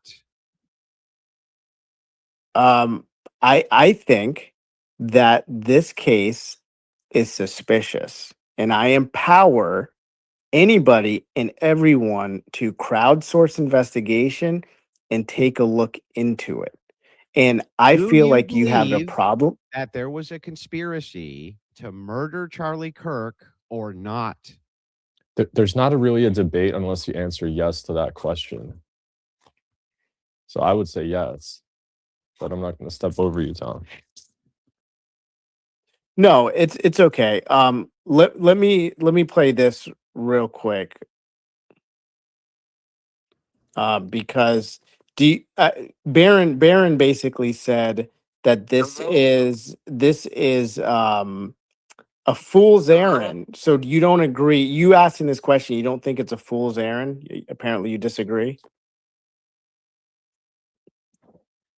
Can I jump in and ask a question? Do you believe that there was a conspiracy to kill Charlie Kirk or not?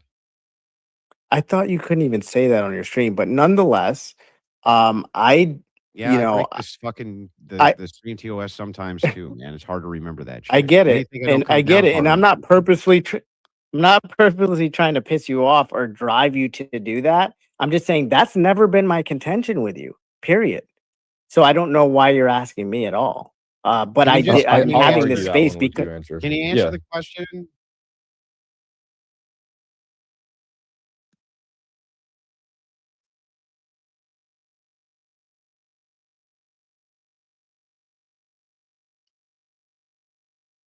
Do you Which Yeah, but believe? Andrew is the said we were purpose of supposed to an wait for the jury. investigation?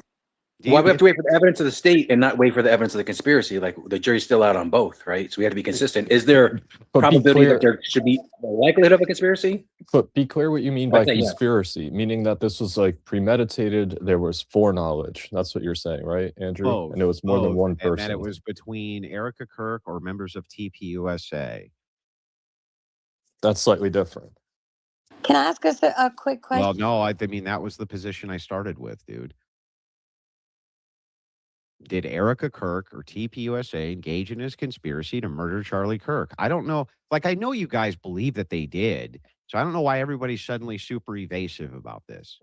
Like, I'm did not, they but or I didn't think they? I think he's trying to. I think the point that Tom is making is that why isn't it like obvious to you that people are going to have a lot of questions about weird things that happen at Great. this And event? I'm more than willing to go through the evidences with you about these supposed weird things that you think point to a conspiracy that TPUSA, its leadership, or Erica Kirk, or all of them together, or them are singularly, you okay with entered into a conspiracy to murder Charlie Kirk.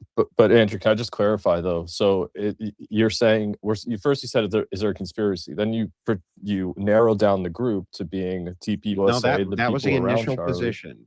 Okay, but I'm just saying, would you distinguish this, that if it was done in the interests of TPUSA, but not by staff of TPUSA? By the way, Erica was not staff at TPUSA. So if we just cut that group and said someone else conspired to kill Charlie Kirk, would you find that more believable than TPUSA and Erica Kirk were in on a conspiracy? Well, I mean, possibly. Like if you're saying that there was an external forces which conspired to murder Charlie Kirk absent the knowledge of TPUSA and Erica Kirk, maybe I would find that more believable. I don't know, because I don't know what evidences you would bring, but I'm more than willing to go through them. So the question that I have, and the question which stands though for this particular space, and we can follow up on external possibilities of a conspiracy later, is whether or not you guys actually believe that TPUSA or Erica Kirk engaged in a conspiracy to murder her husband, Charlie Kirk. That's it. That's what I'm here to discuss. If that is actually the case or positions of anybody in this space, I'm willing to talk to them about the evidences for it. And that would be knowingly or unknowingly, right? So if they were used knowingly, so they would knowingly have to conspire in a Yes. plot to assassinate Charlie. Yes, Okay. correct. Yeah, go ahead. Can I pose a simpler question just to put it out there? How long do you think that we should give the authorities that would normally take up an investigation? How long should they be given before, quote, investigations are launched? And then when we talk about attacks on the widow and stuff like that, I think more importantly, I only think it was about a week to 10 days before the investigation, the police was out there, and it was never in the jurisdiction of the FBI, to my understanding. And as far as the Joe Kent thing, just because someone tells someone something, that's hearsay, and I don't think that upholds in a court of law. So I guess the better question would be, how long do we give authorities to do an investigation? And we are not privy to all the information that they collect. That won't come out until trial, is my understanding. So if y'all could correct me if I'm wrong. Hold on, you're saying a deathbed confession. So somebody dies on their deathbed and tells the police that this person is the one that shot me. That's hearsay. I don't think that's the way it works. If I tell you, hey, the higher ups, I got a call from the White House, I talked to President Trump. If I tell you that and you believe me because I'm credible, but I don't have any recording or proof or statements that I actually, That's not hearsay. that is hearsay. It is.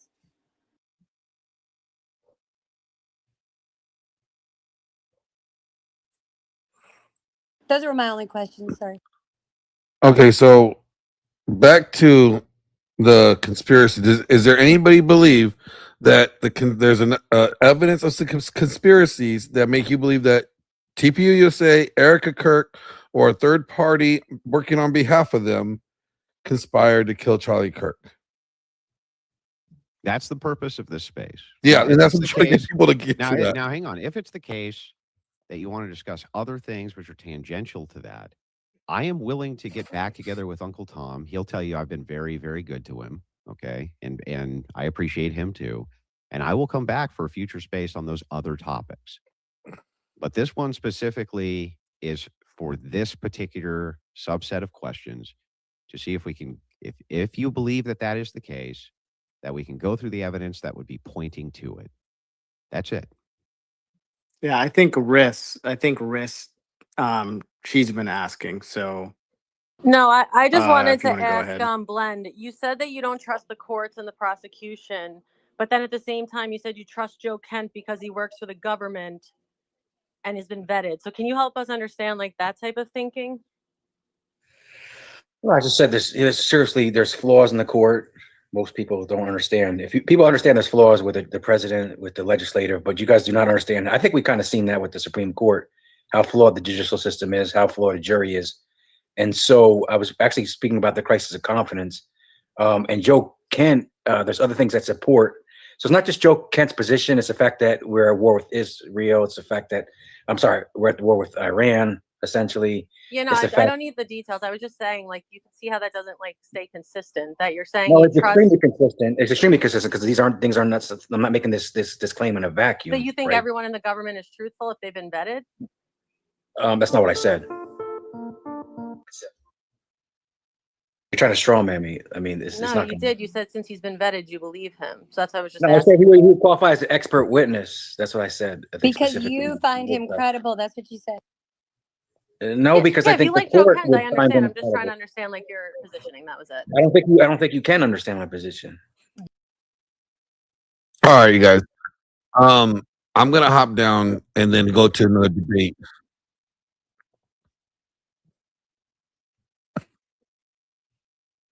All right. Let me go to the debate. Here we go.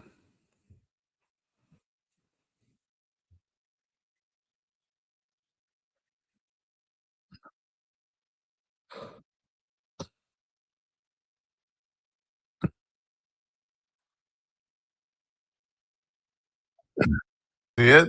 Yeah. Chatter has been It's around a for a talking long platform. You time. can turn your video on if you want.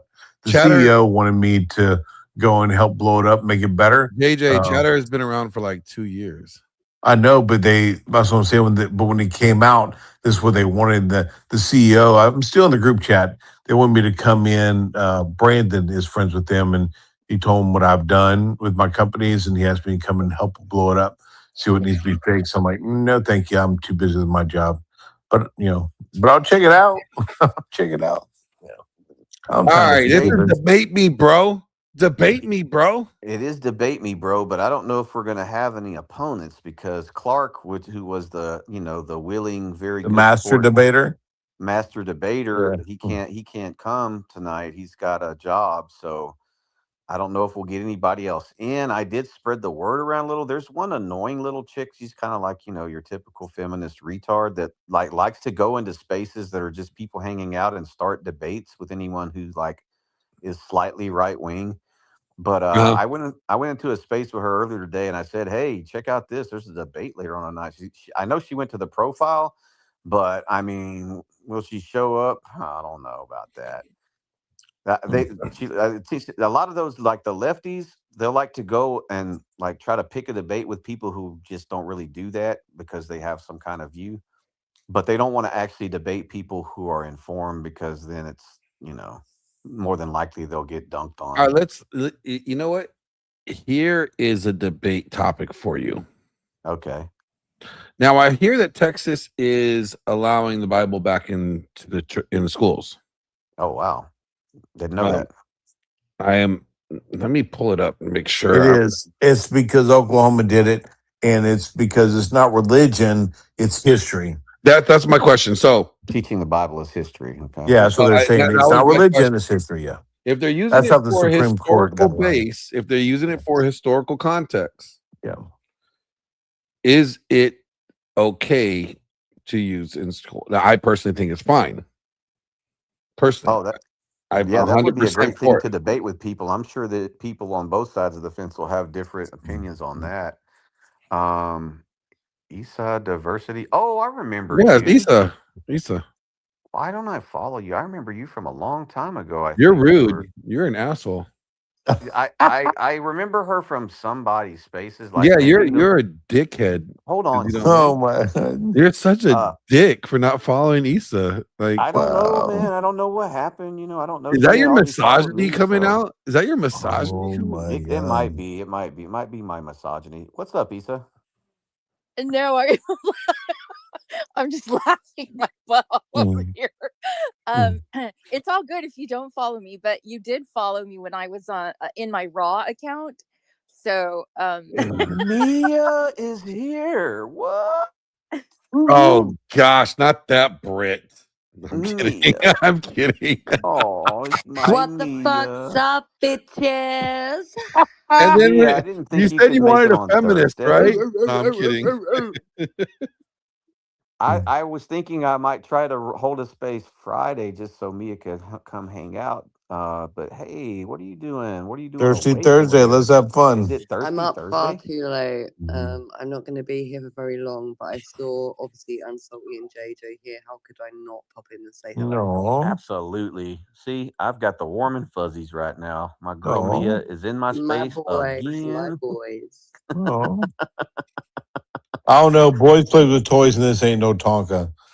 No. Oh God.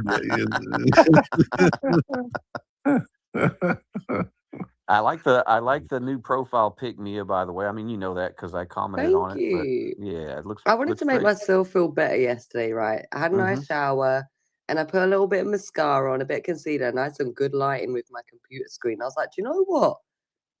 I look all right now. I feel I all got a right. debate topic. I got a debate topic before Mia leaves. Okay, we got to make it spicy, you know, because I got to get that. I got to get a couple more fuck yous out of her because I didn't get enough.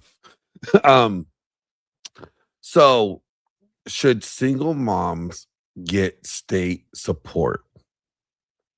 Yes, temporarily until they get on their feet.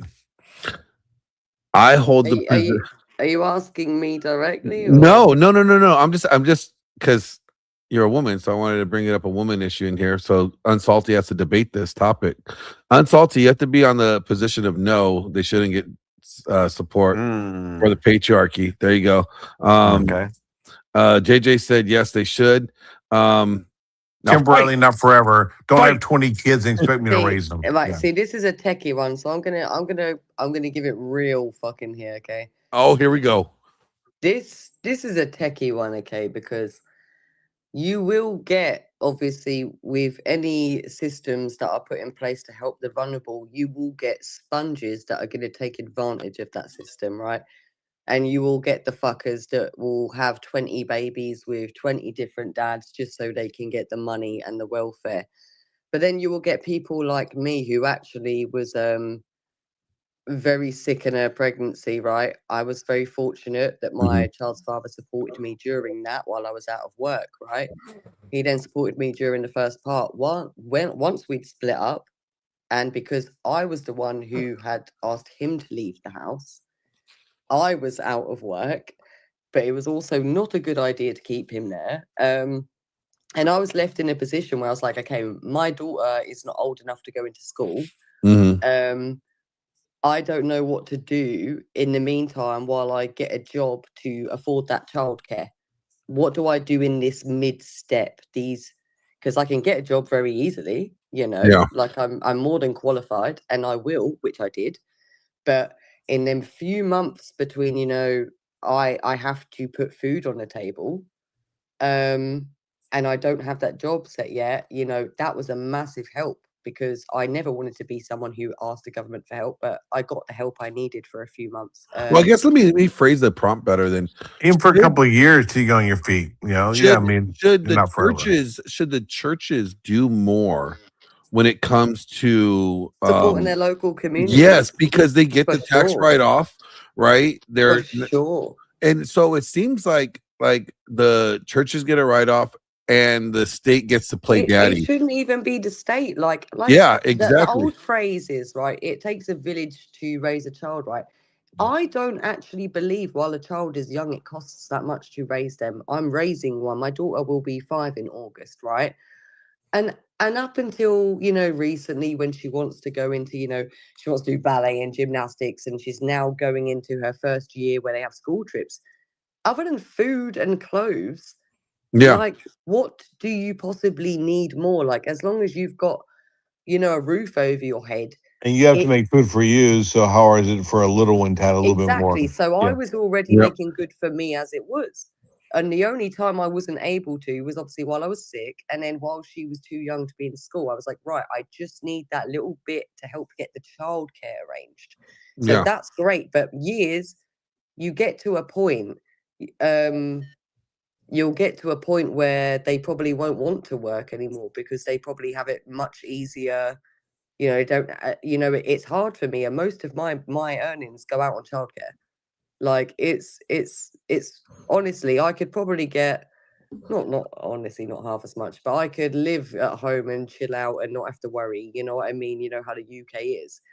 And I could do that easily, but I don't because then my child couldn't go to ballet and gymnastics, and I couldn't afford the car that I drive, and A I Jeep, couldn't afford to Jeep, take her to right? Disneyland.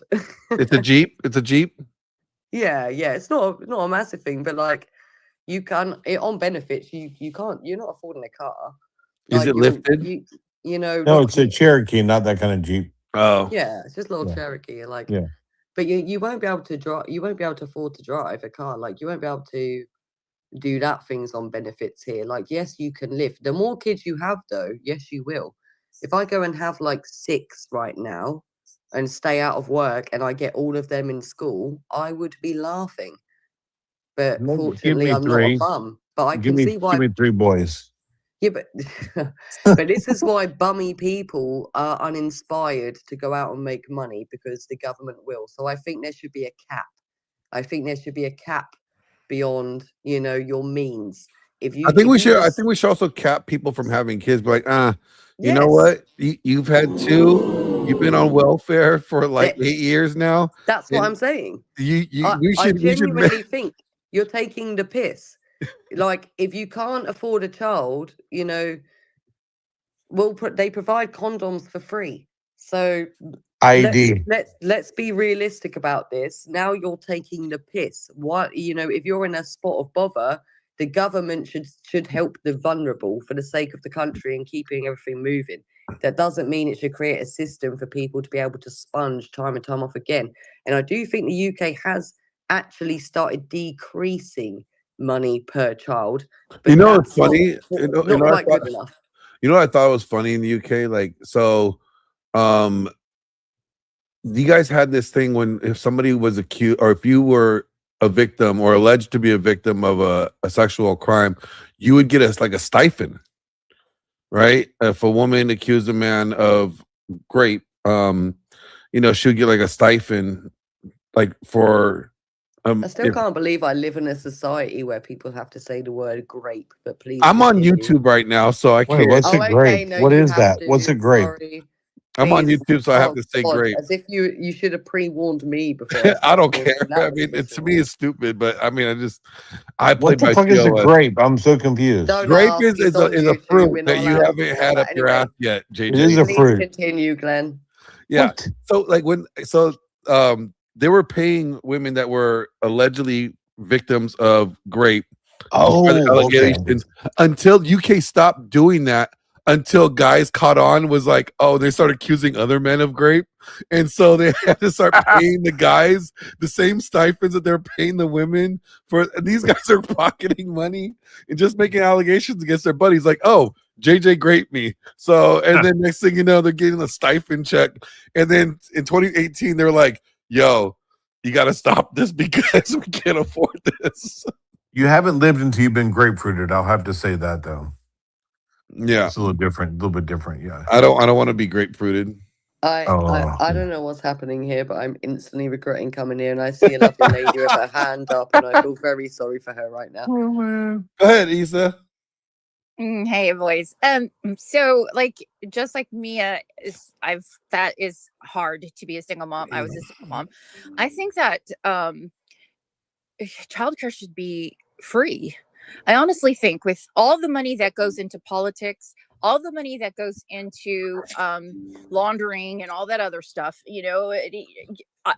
childcare should be free. I think every corporation, instead of no, I think that instead of them actually having all this Unsalty, money when going towards 85% of your wages come out on childcare, I'd like you to hit that fucking buzzer button, bitch. That's right. A single mom. I mean, the actual term means that there really isn't a man there, not even a father, paying child support. There are good relationships when they're rearing them together, when they say, we're co-parenting.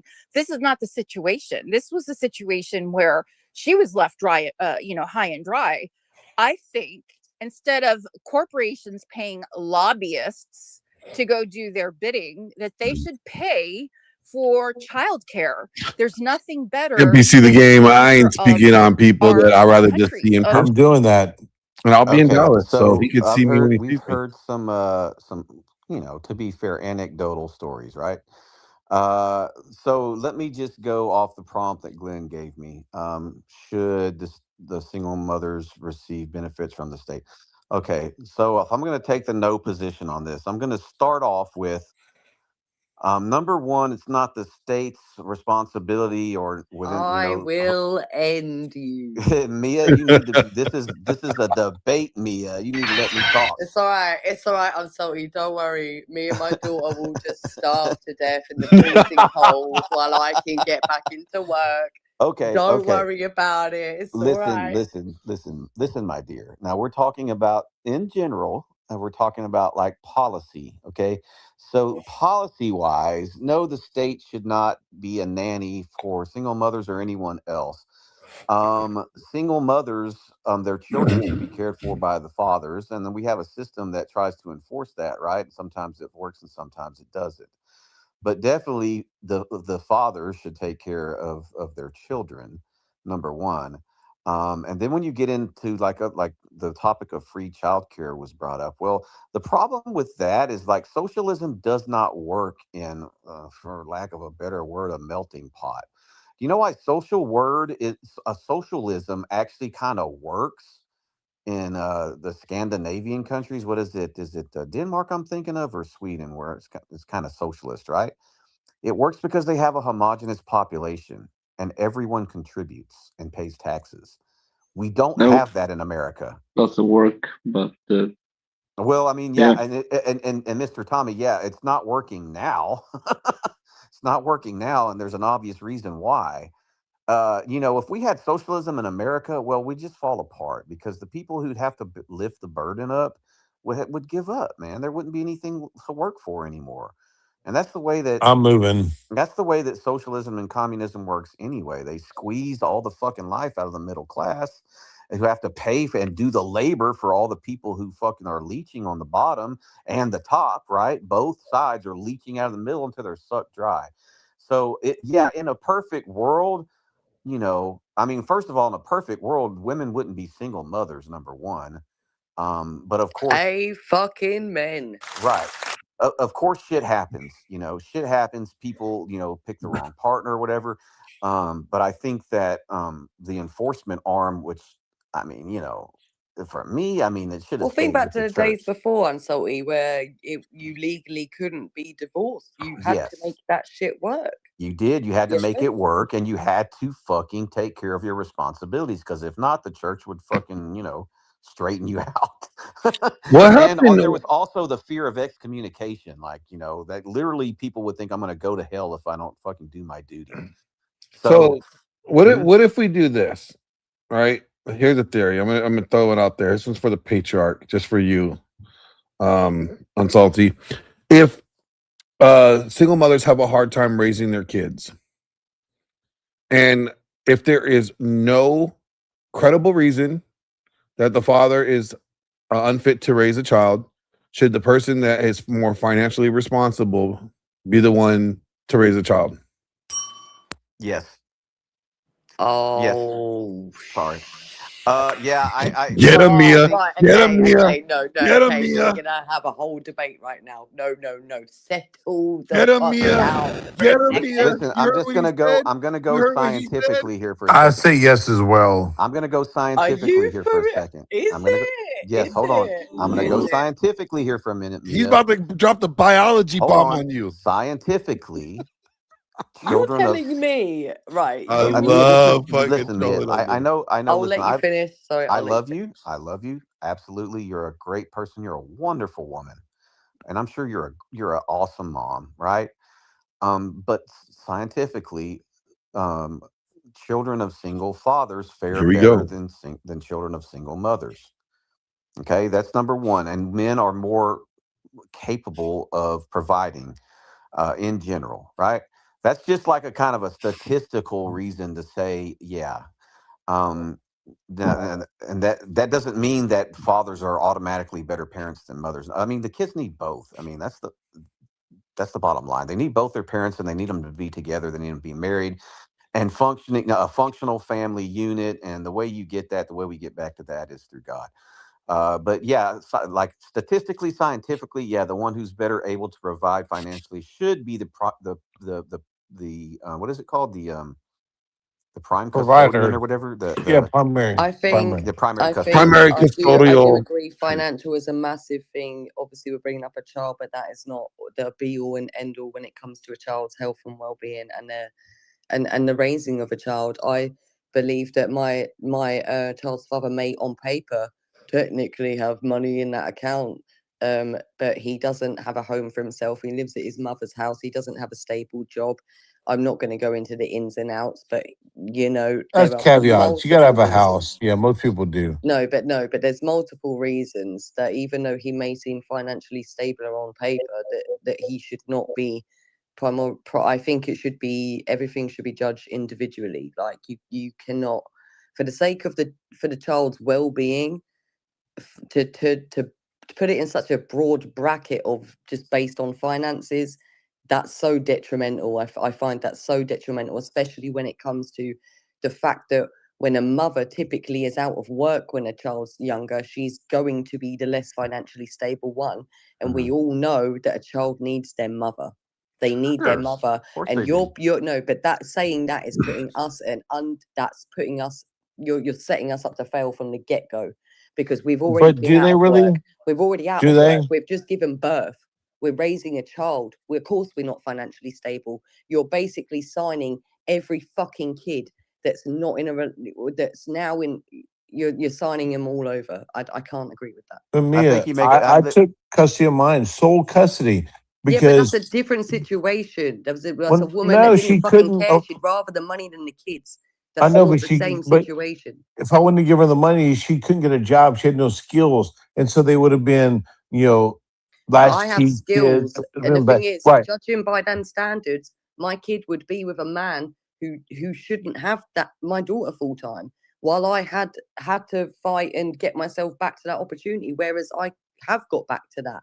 All I needed was a few months. Oh yeah, a little I leg don't up, need my right? child to be taken away Just from me in the process of that. just let me No. say this, Mia. Let me say this, dear. Now, in the context of this space, which is called "Debate Me, Bro," kind of facetiously, And right? I'm debating you, bruh. No, you're not debating. You are elaborating on your personal anecdotal experience. I don't know. Is it No, I'm anecdotal if it's your saying it personal from different experience? perspectives. If you want to Yeah, say yeah. that You do. should be the case, then you need to think about what you're doing.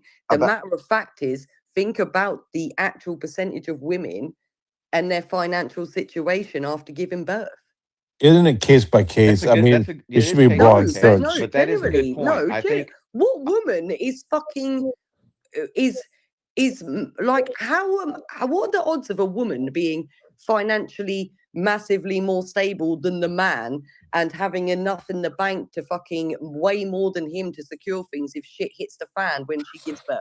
I think. Listen, I think Mia has a good counterpoint, but I do think it's very much exceptionalism because just say take the total number of cases, right? The total number of cases. How many of those are the couple split up before she gives birth or right after?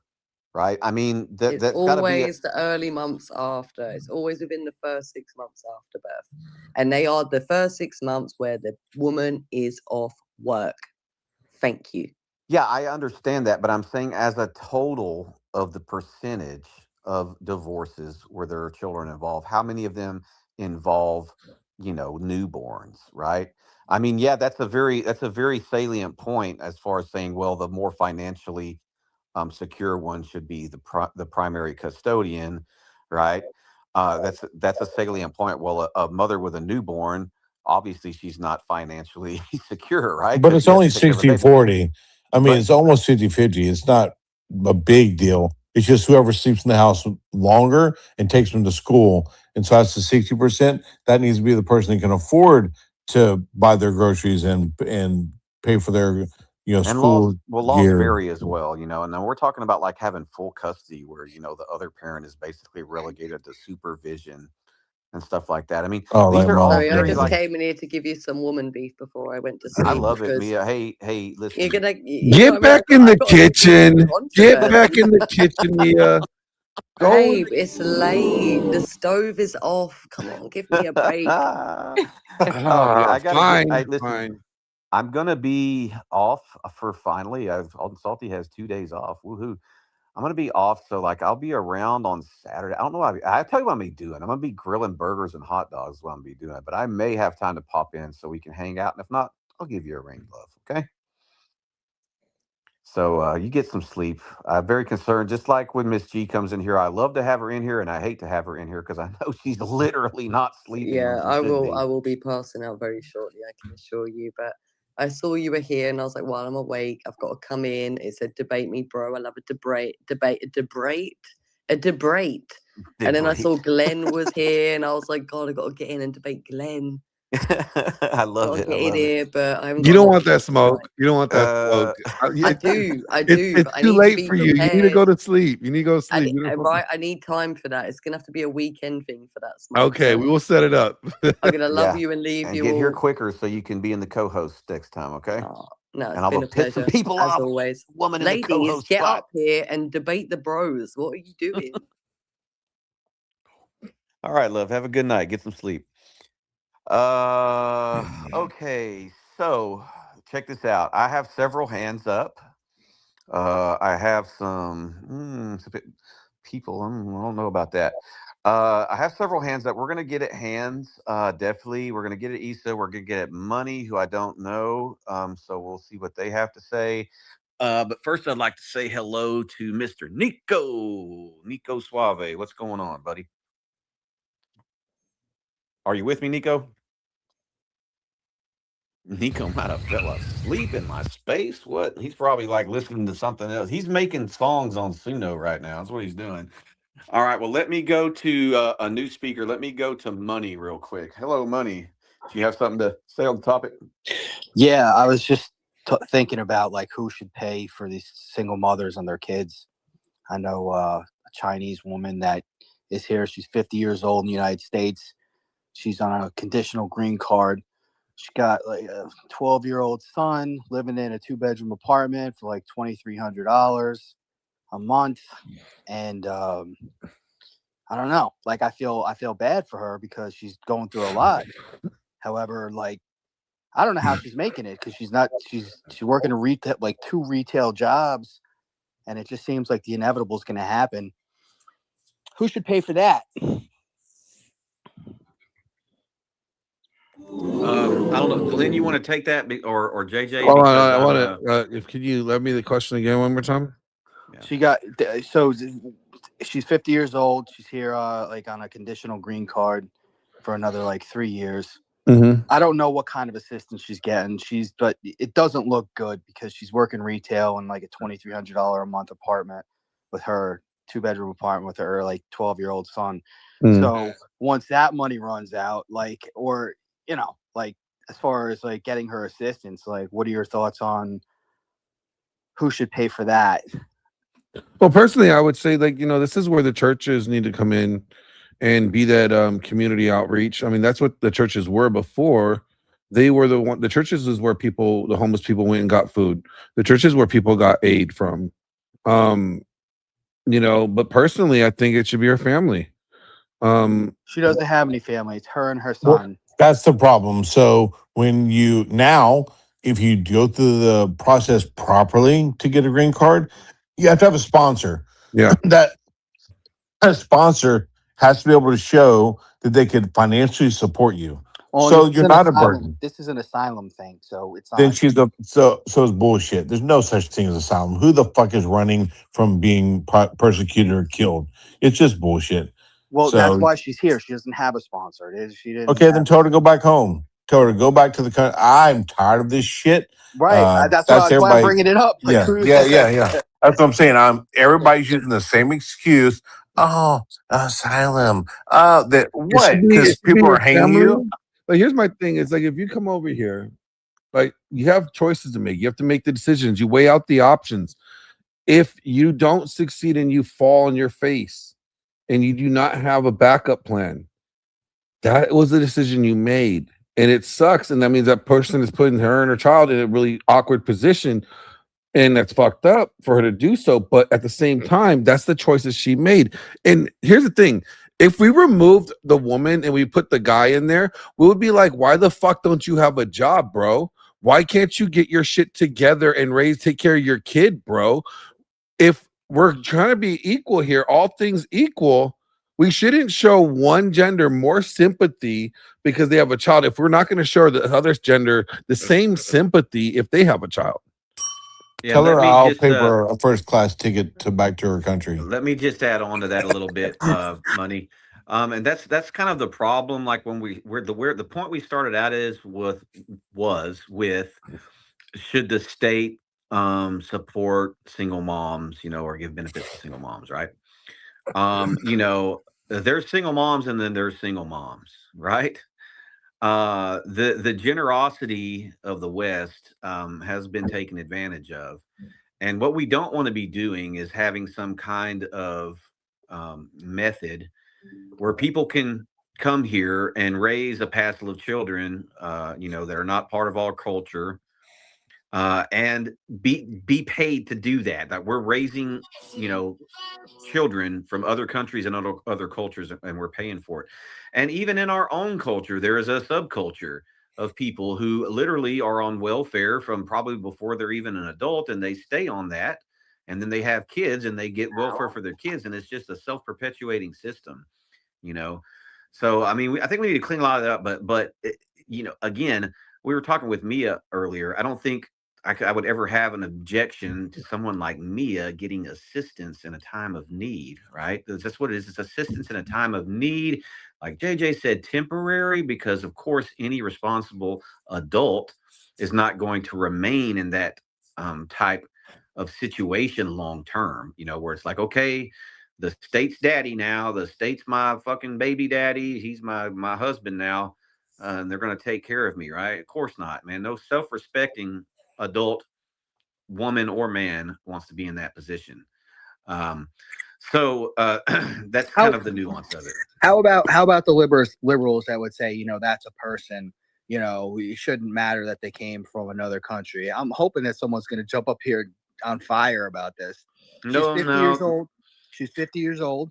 She doesn't have the skills to be able to even support a $2,300 a month apartment, 2-bedroom apartment, in a nice area. Then she should move in a nice area. Wanting the best schools for her son and all this other stuff. Wanting I want a free fucking Lamborghini bad to pay for it. I want to be an a lot of NBA things, star. but you could. I know. I'm just trying to bring up. I'm trying to get the so listen, going. Yeah, so check this out, okay, Mr. Money. What is it, Money Man? Okay, Money Man. I think this is the first time in your space. You don't follow me. You should rectify that if you want to be on my stage, brother. But let me just say, this is a debate me bro space. That doesn't mean we're going to have antagonists come in here and try to actually debate this stuff. We have to work hard on the let's just say the right.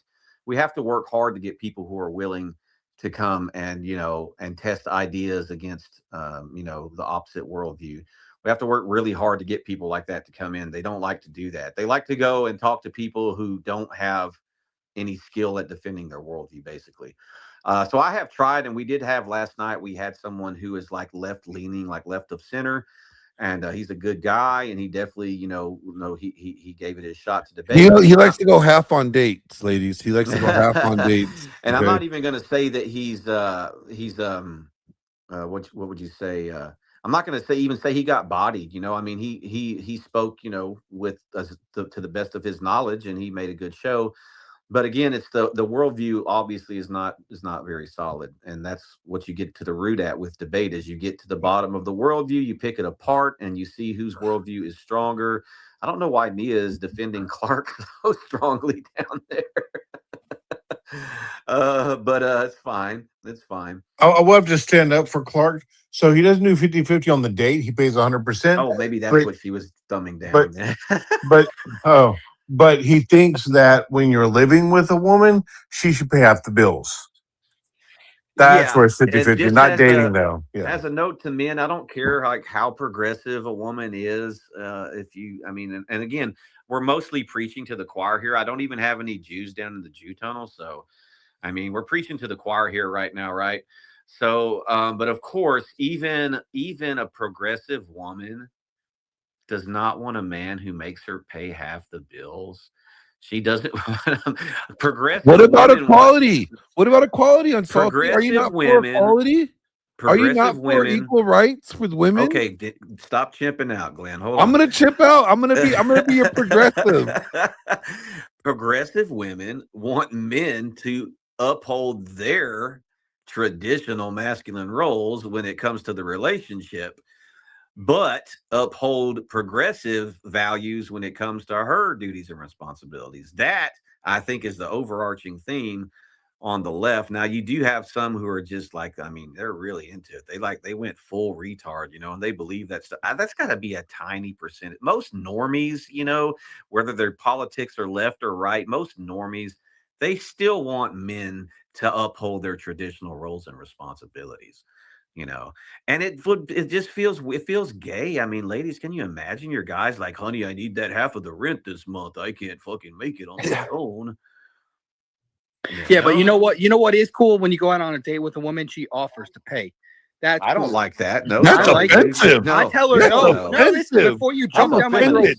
I tell her no. I would never make a woman pay, but if she offers, that shows that she's got her head on straight. I like that. Nah, No, it shows that she Yeah. wants to be out the door and go somewhere else. Disavow. You don't want That's to for you. That's not for me. That's how I see it. Nah, disavow, brother. Disavow.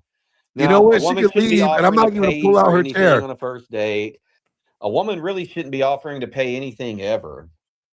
That's not what women do. All she needs to do is pay attention to D's nuts. Yeah, pay attention to daddy. That's what she Well, needs to pay. that doesn't happen. Unfortunately, that's the hard What part. the fuck do you mean it doesn't happen? Hell yeah, it does. No, My wife has never paid for anything. No, I'm in talking our about these entire nuts. I'm talking about relationship. the D's nuts statement. Hey, That you don't doesn't know happen. about these nuts. These nuts get paid attention to. No, not on a first date. Not at all. Not at all. Well, no. And the other thing They is, always like, get on their knees and thank you properly at the end of the date. Yeah, with not the that Asian- either, JJ. Don't be a freaking gooner. I just No want to say, gooning. No with the gooning. Asian, just want to say one last thing. With the Asian woman, the woman that's 50, she's someone that's for me to stay away from because it's nothing but trouble in the end. That's how I do feel. you have a thing for her? She's hot. Ah, that's why you struggling. He's struggling because he's like, yo, I'm not struggling. I'm not struggling right now because she's hot. Maybe a little. Right? You got me. Okay. Hey, All take right. off your cape. You're on vacation, okay? So, all right. It's a disaster. It's like a red alarm. Stay away because the future is not bright with that scenario. That's how I feel. I'm conservative. Fucking don't buy something unless I have money for it. Let me tell you something. Let me Go tell to you work. something. I have a shirt that says, I don't save hoes. I'm not that heroic. All right, for a reason, okay? Nice. All right. Hold up. Everybody shut the fuck up. House cleaning time. It's house clean. No, I don't clean the house, but I do keep this motherfucker because I pay for it. So check this out. This is the Unsalty Cracker Show. Man Talk Thursday. Debate me, bro. We're definitely willing to debate whatever. We don't care what it is. Open debate now. On the housekeeping note, for this space, I will have to know who you are through normie spaces. I don't even see anybody down there anymore that's weird requesting or whatever. But who knows? They got ways of listening to the Jew tunnels remotely, I think now, because sometimes, yeah. But anyway, yeah, we're gonna only have known people come up. Money, you got in before, so did Tommy. I don't know either of you guys. But yeah, because Glenn is on YouTube. I forgot that he was going to be on. I don't YouTube. let anybody up, by the way, so I don't know how they got in. I know, and that's the way I like it. I'll make the decision, but Glenn definitely let me know he was on YouTube. So Yeah, just for TOS purposes, you guys, I don't want anybody coming up here that's going to be saying a bunch of dumb stuff. Yeah, Get me dropping a strike. bunch of gamer words and stuff. Yeah, I mean, not that I don't have any like moral quandary about that or anything, but we got to look at TOS. So, but I think everybody here has pretty much got their decorum hat on, right? And otherwise than that, if you're here and you haven't already liked and reposted the space, what the fuck is wrong with you, man? I see 4 reposts. How many people do I have in my space? 4, 8, 12, 16 people in the I space. reposted, and I'm your And only co-host. 4 reposts. That's sad, man. That is sad. I bet you. I reposted. Desert baseball fan. I'm gonna go check. You better have reposted the space. Okay, so listen. Hold on, did Mia repost this space? Mia? Mia gets a pass. She probably did. Oh, but even if that she sounds didn't, like some feminist shit she right gets a there. pass. No, that's like my baby niece right there. Leave her alone, okay? All right, so we're gonna go to hands now. I think Katie had her hand up maybe after Issa, and then James. If anybody And else, then we have Aftermath too. Aftermath had his hand up too, so I think Aftermath is going to be before James. If you had your hand up, only two I see right now are Issa and James. So if you had it up before, go ahead and refresh it so I can see that you want to speak. Okay. All right, Issa, go ahead. Oh my gosh. So one thing that we need to remember is that most of us were born into the society the way it transformed after women's rights and all that liberalism that came. So we had to fine tune ourselves and the things that we wanted to conform to this world. So we're not really liberal women, or we're not, feminists. We're just trying to make it happen in the world that we have. So I just wanted to say that. So if some people come off like they're feminists, but they're not. They're just fighting for their kids. And when you put a woman in a situation where you're not going to help take care of her kids, when you're the father, her nails will come out. And that's just the way it is. And So my question is, should the father's nails come out if the mother's not willing to help take care of the kids? Well, here's the situation. We were talking about newborns. My daughter was at 2 years, 9 months, was diagnosed with autism.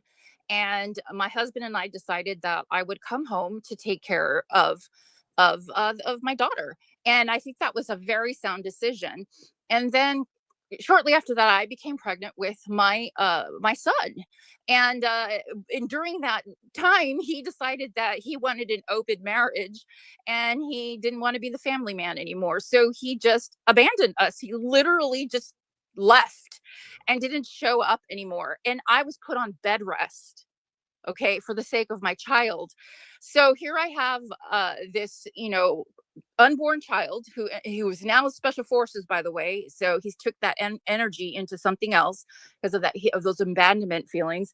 And I had a child who had special needs, and I'm on bed rest. So in those circumstances, what happens? Well, I'm going to tell you guys, I lost everything. I lost my house. I lost my cars. I lost my property. I lost my investments. I lost everything because I had to use those resources until I no longer had them anymore.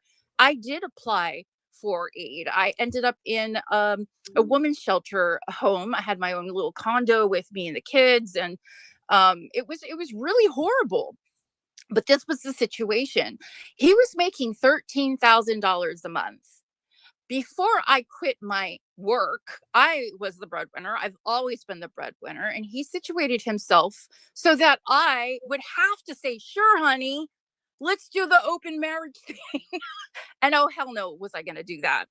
But in the situation, and a lot of scenarios are like this, just women don't talk about it. It hurts too much to say I was put in this position because I chose poorly. And this is what happened. So they don't share. Mine is an open book because I went and talked about this crap. I went out to women places, to men and women places, and talked about what happens to women when they're abandoned in like my situation. I make $250,000 a project. That's a lot of money. Okay. And that was a hell of a lot of money back when. It's 26 years later. My son is now independent. He knows the truth. I made sure indiscriminately that every single court case, just like Machiavelli, just like JJ does, you want to know my situation? Go read it. It's a part of public record. My son was in the situation. He went and read the public record. All he could remember is being like 13 years old and his father saying, I really don't want you. You're too expensive. So when it comes down to money and not love, responsibility, obligation, godliness, Christianity, and all those things, I tell women, get for your children what you need to get.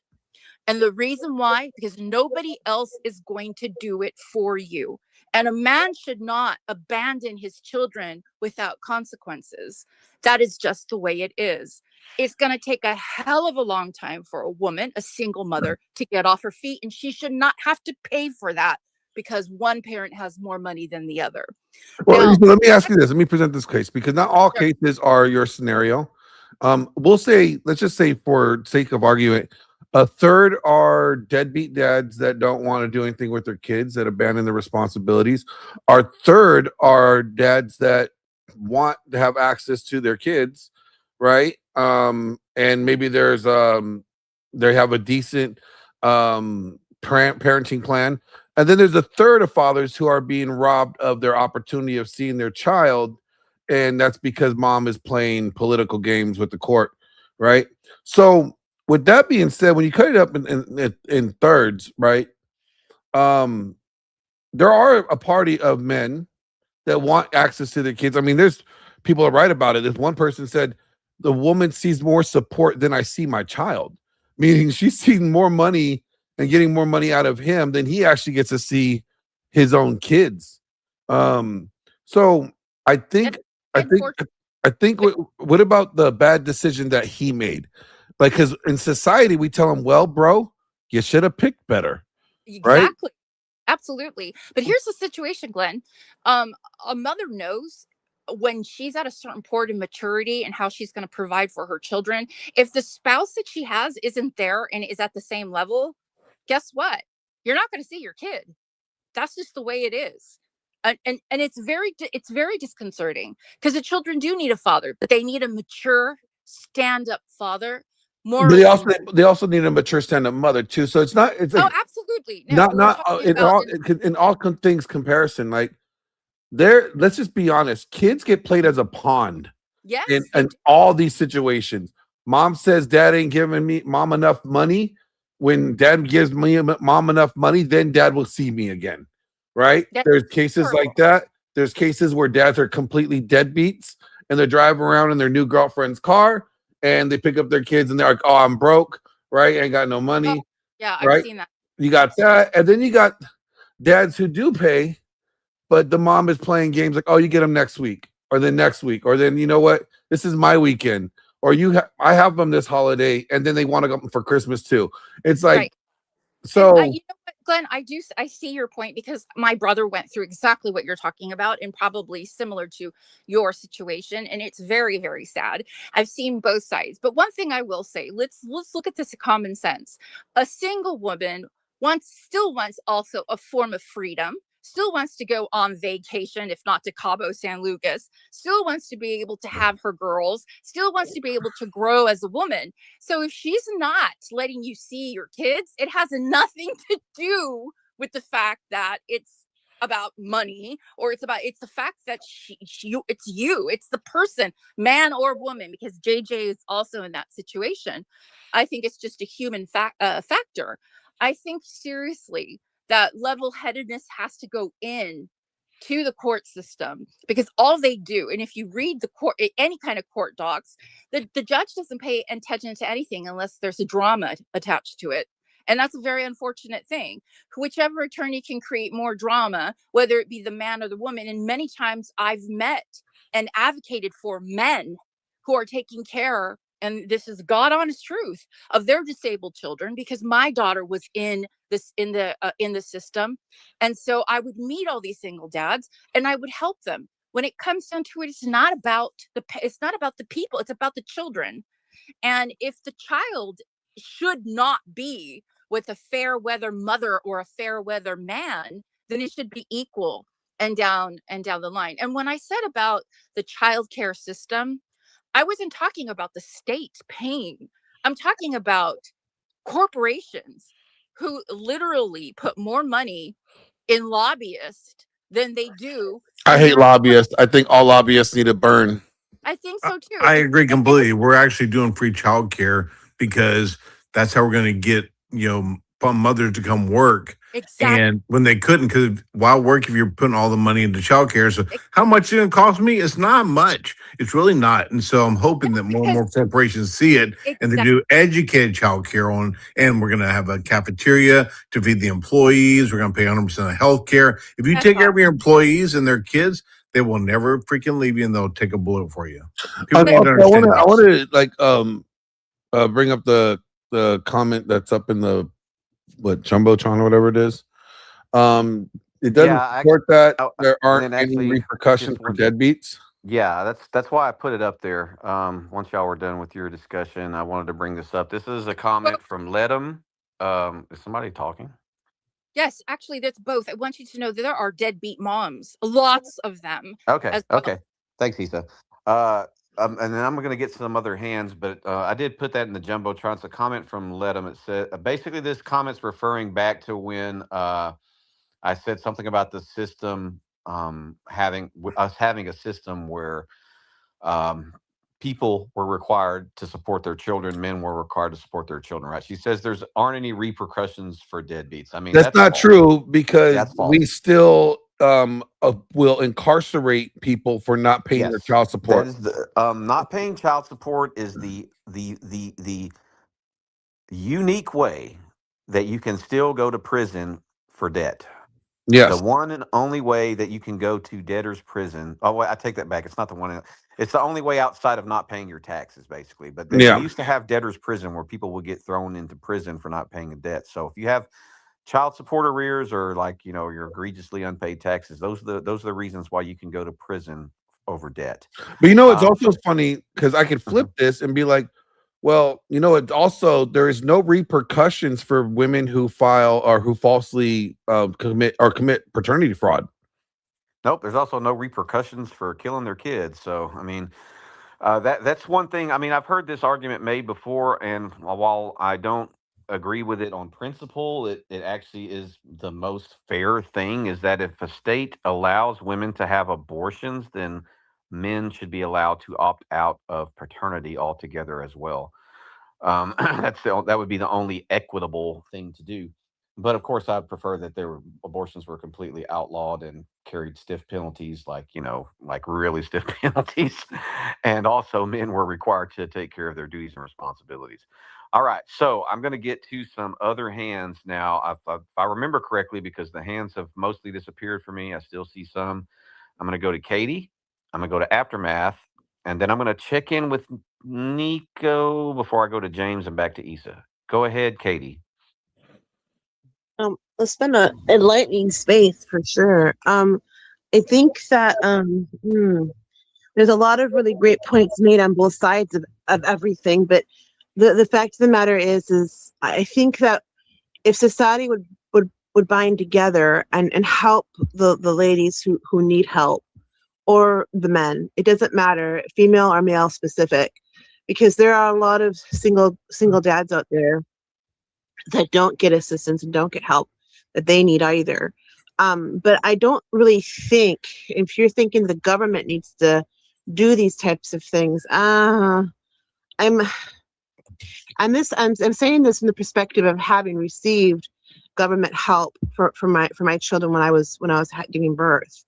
And so yes, we have received government assistance and help with that. But if the government took their hands off of it completely, if we didn't have government Medicaid or Medicare or whatever have you, if we didn't have to have like all the health insurances, prices would be so much lower. I could have been able to have a doula, and it would have been a very different birth for my child. And maybe he wouldn't have the damage that he has in his brain. But it's a hard thing to look at in a way that covers the full scope, because each situation is so spectacularly different and unique in how everything is handled. I don't think there's really any single right or wrong way about it, nor do I think you can make a blanketed statement saying, well, this needs to be helped for that. I think that, and Issa, I absolutely love the fact that she talks about it, that she trumpets what she's lived through. That takes a lot of courage and a lot of guts to do that. And hats off to you, Issa. You're phenomenal. And also the things that Mia has had to live through as well. My eldest sister, was a single mother of 2 boys. And I think being a single parent is the most phenomenal, super heroic thing. Hold on, real quick, you guys. I'm getting a lot of messages about this, so let me just mute this real quick. Steelman, I know who he is. I know what he's doing. And here's the thing: I have nothing to say to him that I won't say when I see him in Texas. I'll be in Texas. There's nothing that needs to be said. I'll see him when I see him. And when I see him, I hope he has the same energy that he's doing when he's talking on his stream. That's the end of it, bro. I really hope he comes with the same energy. If not, it'll be really much of a letdown for everybody. But back to the stream.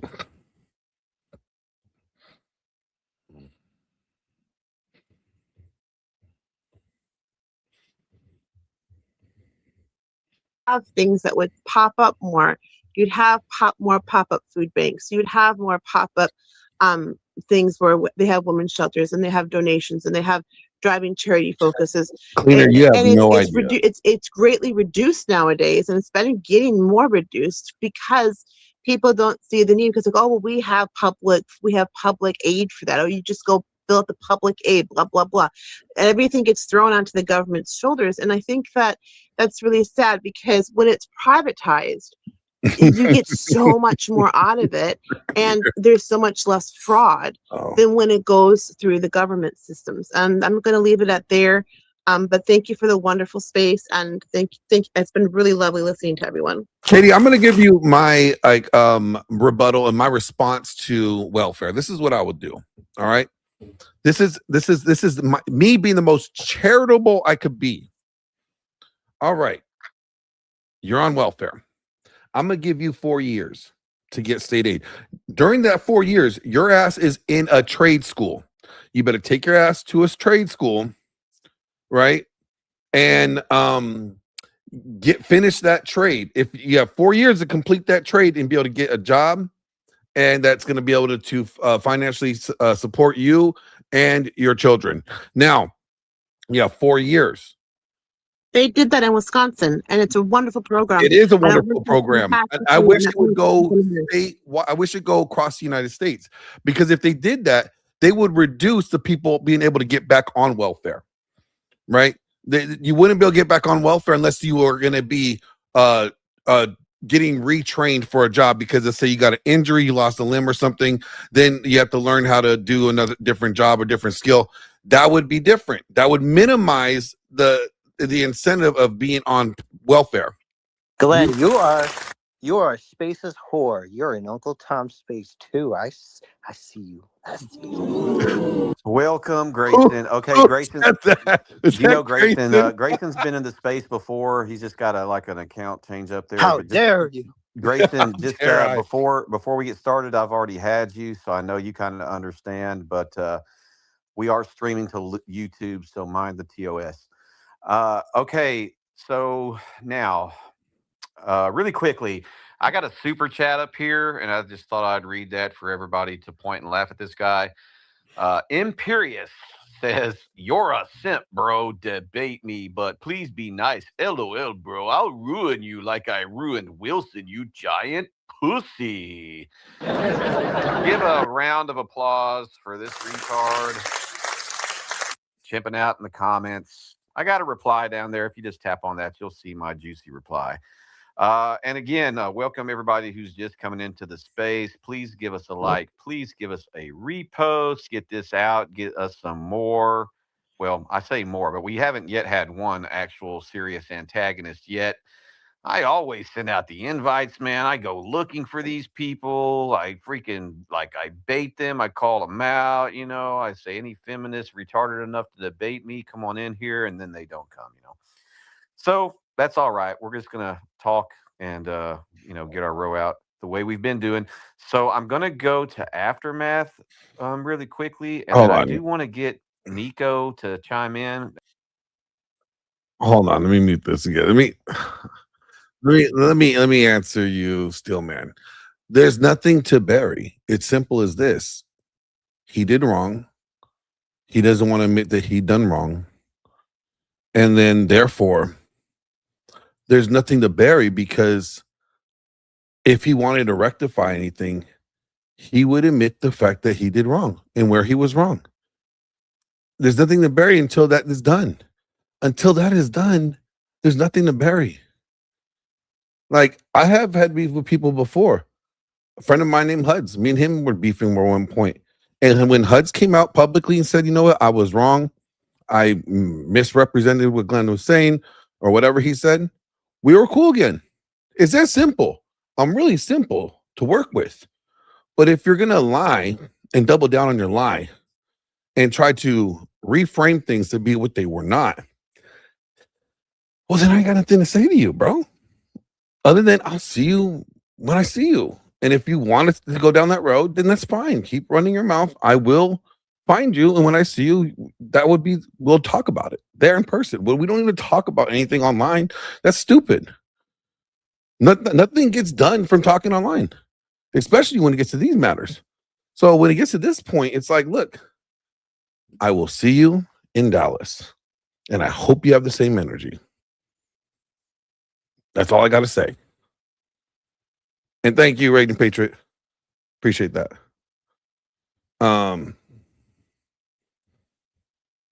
Back to the debate, because I don't know if I'm being talked to.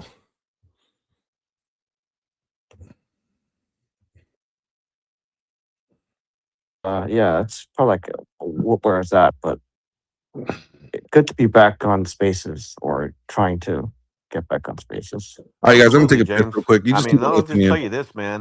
You can always take solace in the fact that your experience isn't different than probably most men. You know, we have to struggle and we have to hold it down for ourselves and also our family and others around us. You know, we bear a lot of responsibility. We have to keep things running. And even though many women may also sometimes in today's society have to bear those same kind of burdens, the difference is nobody gives a shit about what you're going through, James, you know?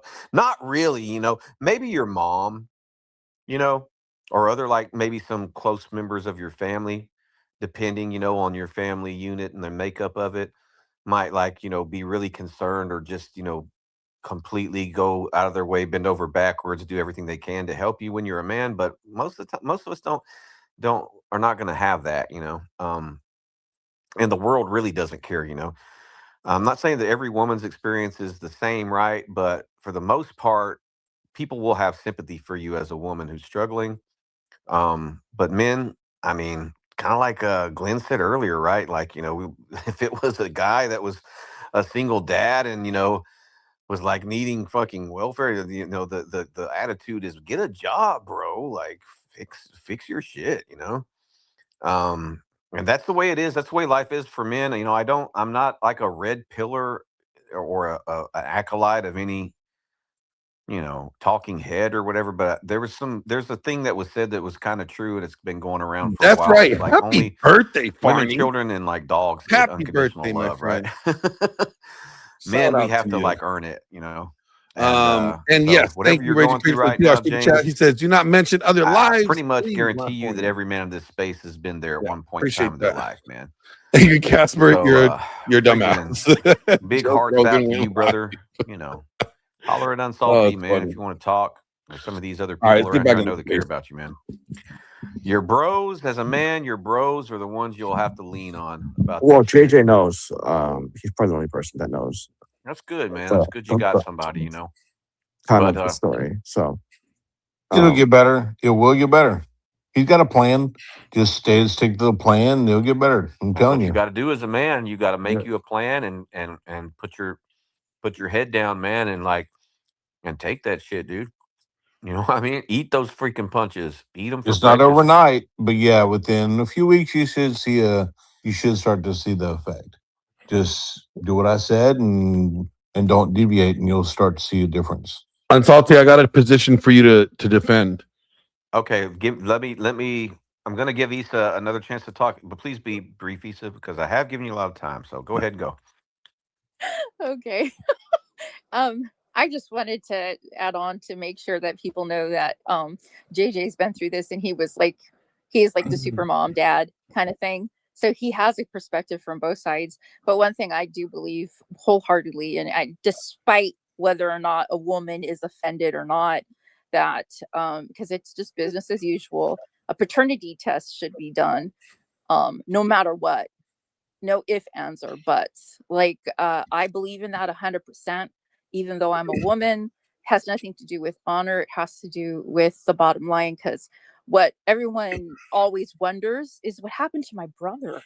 Like, You know what? This is a it's not his junior, the guy the kid he gave his name to is not his, and he didn't find out till my nephew was pushing like 26 years old. Issa, I want you to do me a favor. I want you to go on YouTube. I want you to look up what's his name? It's what's Grid's, hold on, chat, give me Grid's moniker. What does he go by? I thought it was Grid One Motorsports. No, that's one name, but he has his channel. It's like un something man. Anyways, Illimitable Man. It's unreasonable. Unreasonable, Unreasonable Man. Okay. All right, Issa, I want you to go to Grid One's channel, Unreasonable Man, and I want you to tell him that Glenn was right. That mandatory paternity must be statewide or nationwide. It should be nationwide. Yeah, tell him. Go tell him that. And it has nothing to do with the fact that Tell him he takes an L. Say, Yeah. Grid, you take an L. Glenn Lawrence is right. Mandatory paternity nationwide. Please do that for me. He's a friend of mine, and this is like the one debate that me and him go back and forth on. Like, he says no, that it should not be, and I say yes, it should, because here's the thing: from a legal standpoint, when you sign on the birth certificate, that's a legal document. That child should know for a fact who their father and mother is. 100%. I agree. And if nobody's just, oh, I think I'm the dad. Well, I don't think I'm the dad. It's not knowing. So Exactly. And I agree. I 100% agree with that. And one of the things is because you never know when your kid is going to need a kidney, and you don't want to go trying to get one from the father when it's not even his bio father. Like, I believe in that 100%. hold on. You know, I'm gonna call him. I want him to come debate you. It's gonna be hilarious. I'm calling him right now. I'm calling him. Hold on. Hey. Hey, I need you to come on. I need you to come on X and come on Spaces, because this girl wants to debate you right now. She just said that mandatory paternity test nationwide. I said, my bro doesn't agree with that. And I was like, yo, you got to come tell him. I'm not in my studio. Oh, you can hop on X. Hop He's on X with your phone. masturbating in the bathroom, I guess, right? Building a wiring harness for my airplane. Come on, get on Spaces. This is fun. All right. I'll send you the link. I'm going to send you the link. It'll be a minute. It'll be a couple of minutes. I don't argue in the house. So. All right, I'll send you the link. All right. Bye. All right, so just to make sure you guys are What in the clear, right? world is So going every guy is can I say this, host? Chase, this Yeah. is a space with some decorum in this, Joker. Yes, and I will say You it can with raise your hand and wait your turn. That's what you can Okay, do. Okay. all right. I'll try. Put that hand up. Act like a civilized human being in this mother lover. Okay. Nico, are you there? Nico, are you there yet? Oh man. Okay, so let me see. Tommy did just speak briefly earlier. So we're gonna get to Tommy, and then I'm gonna check in with my boy, the Ultra Dragon King, and then we'll go to Chase, and then we'll see if Hello, My Name is Human wants to speak. Okay. So Tommy, are you still with us, man? Mr. Tommy, you still with us? That's all right, man. You can just sit up here, and look tough. I'm There's cool with always a that. Shooby-Doo in the room. You know what I'm saying? Chase, you're walking a line, man. You're walking a thin line, brother. Okay, I went to Tommy, Ultra Dragon King. That's funny. What's up, Dragon? Yo, man. Yeah, I think men should pay for everything for sure. I mean, if the man can't pay for everything, then he shouldn't be looking for the woman, anyways. But yeah, I don't find anything wrong with the woman having her passion, But what was the main question?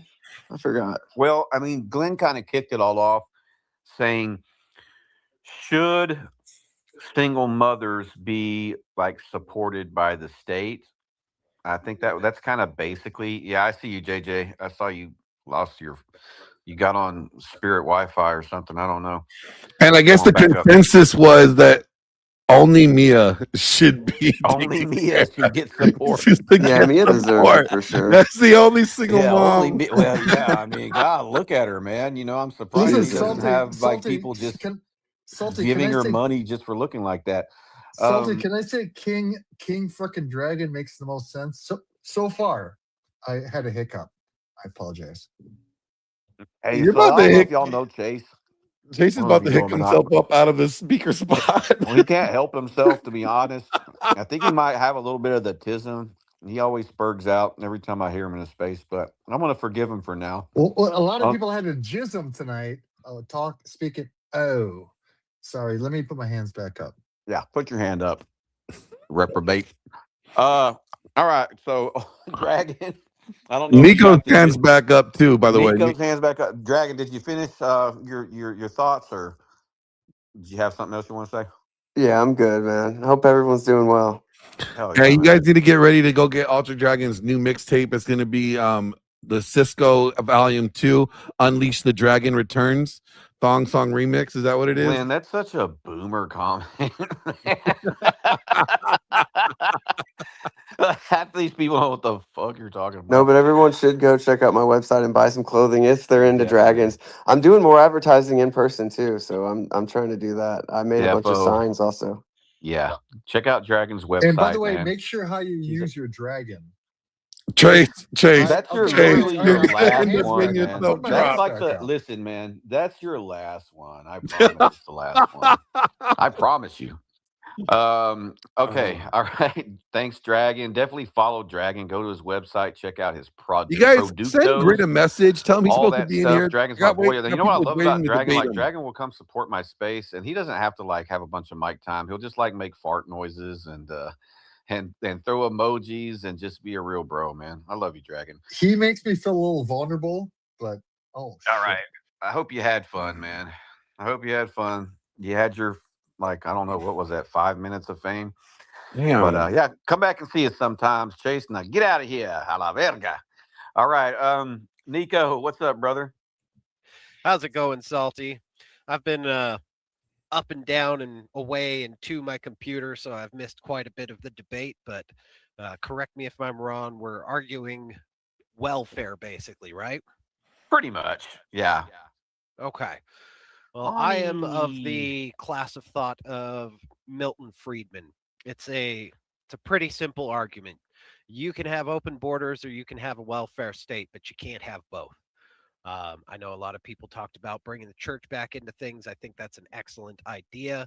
I think charity should be handled by the church and not by the government because it causes women to marry the government. It's one of the main reasons we see such a fall in marriage rates and childbirth and a raise in divorce rates.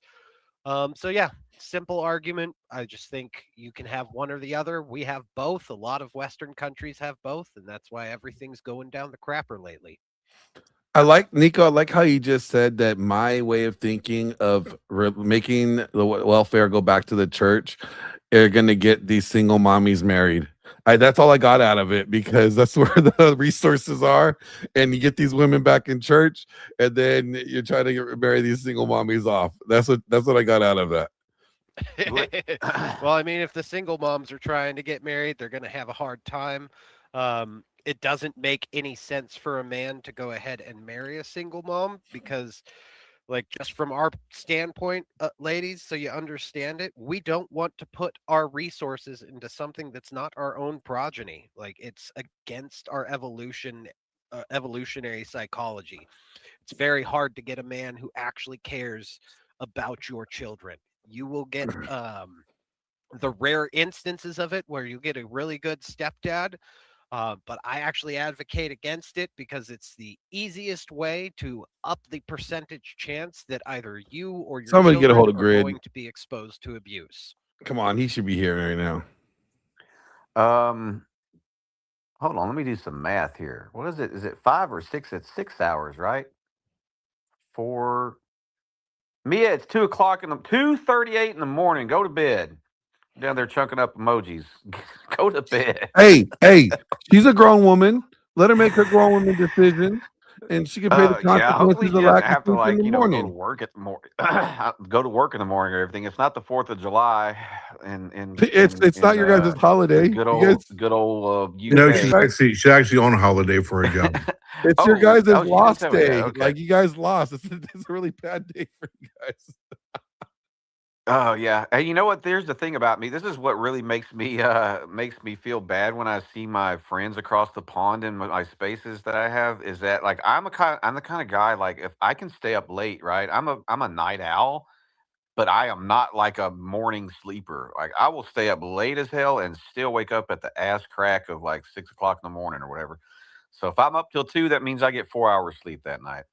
So I don't know if everybody's like me, but that's what when I see my friends like up late like that, I'm like, I wonder if they're like me and wake up early and they're all freaking like their bodies trembling because they didn't Yeah. get any sleep. That sucks.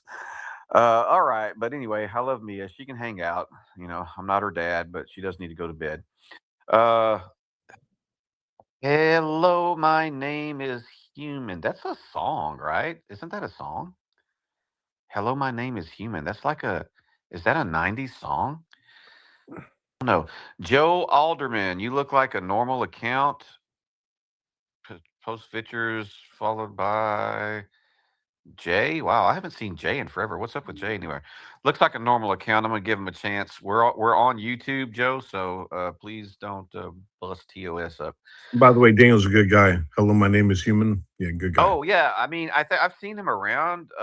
He follows me. I've never spoken to you. So if do you want to speak? Have I seen you in Famous's spaces? Maybe. Yo, yo. What's Happy going on, 4th, man? everybody. Happy 4th.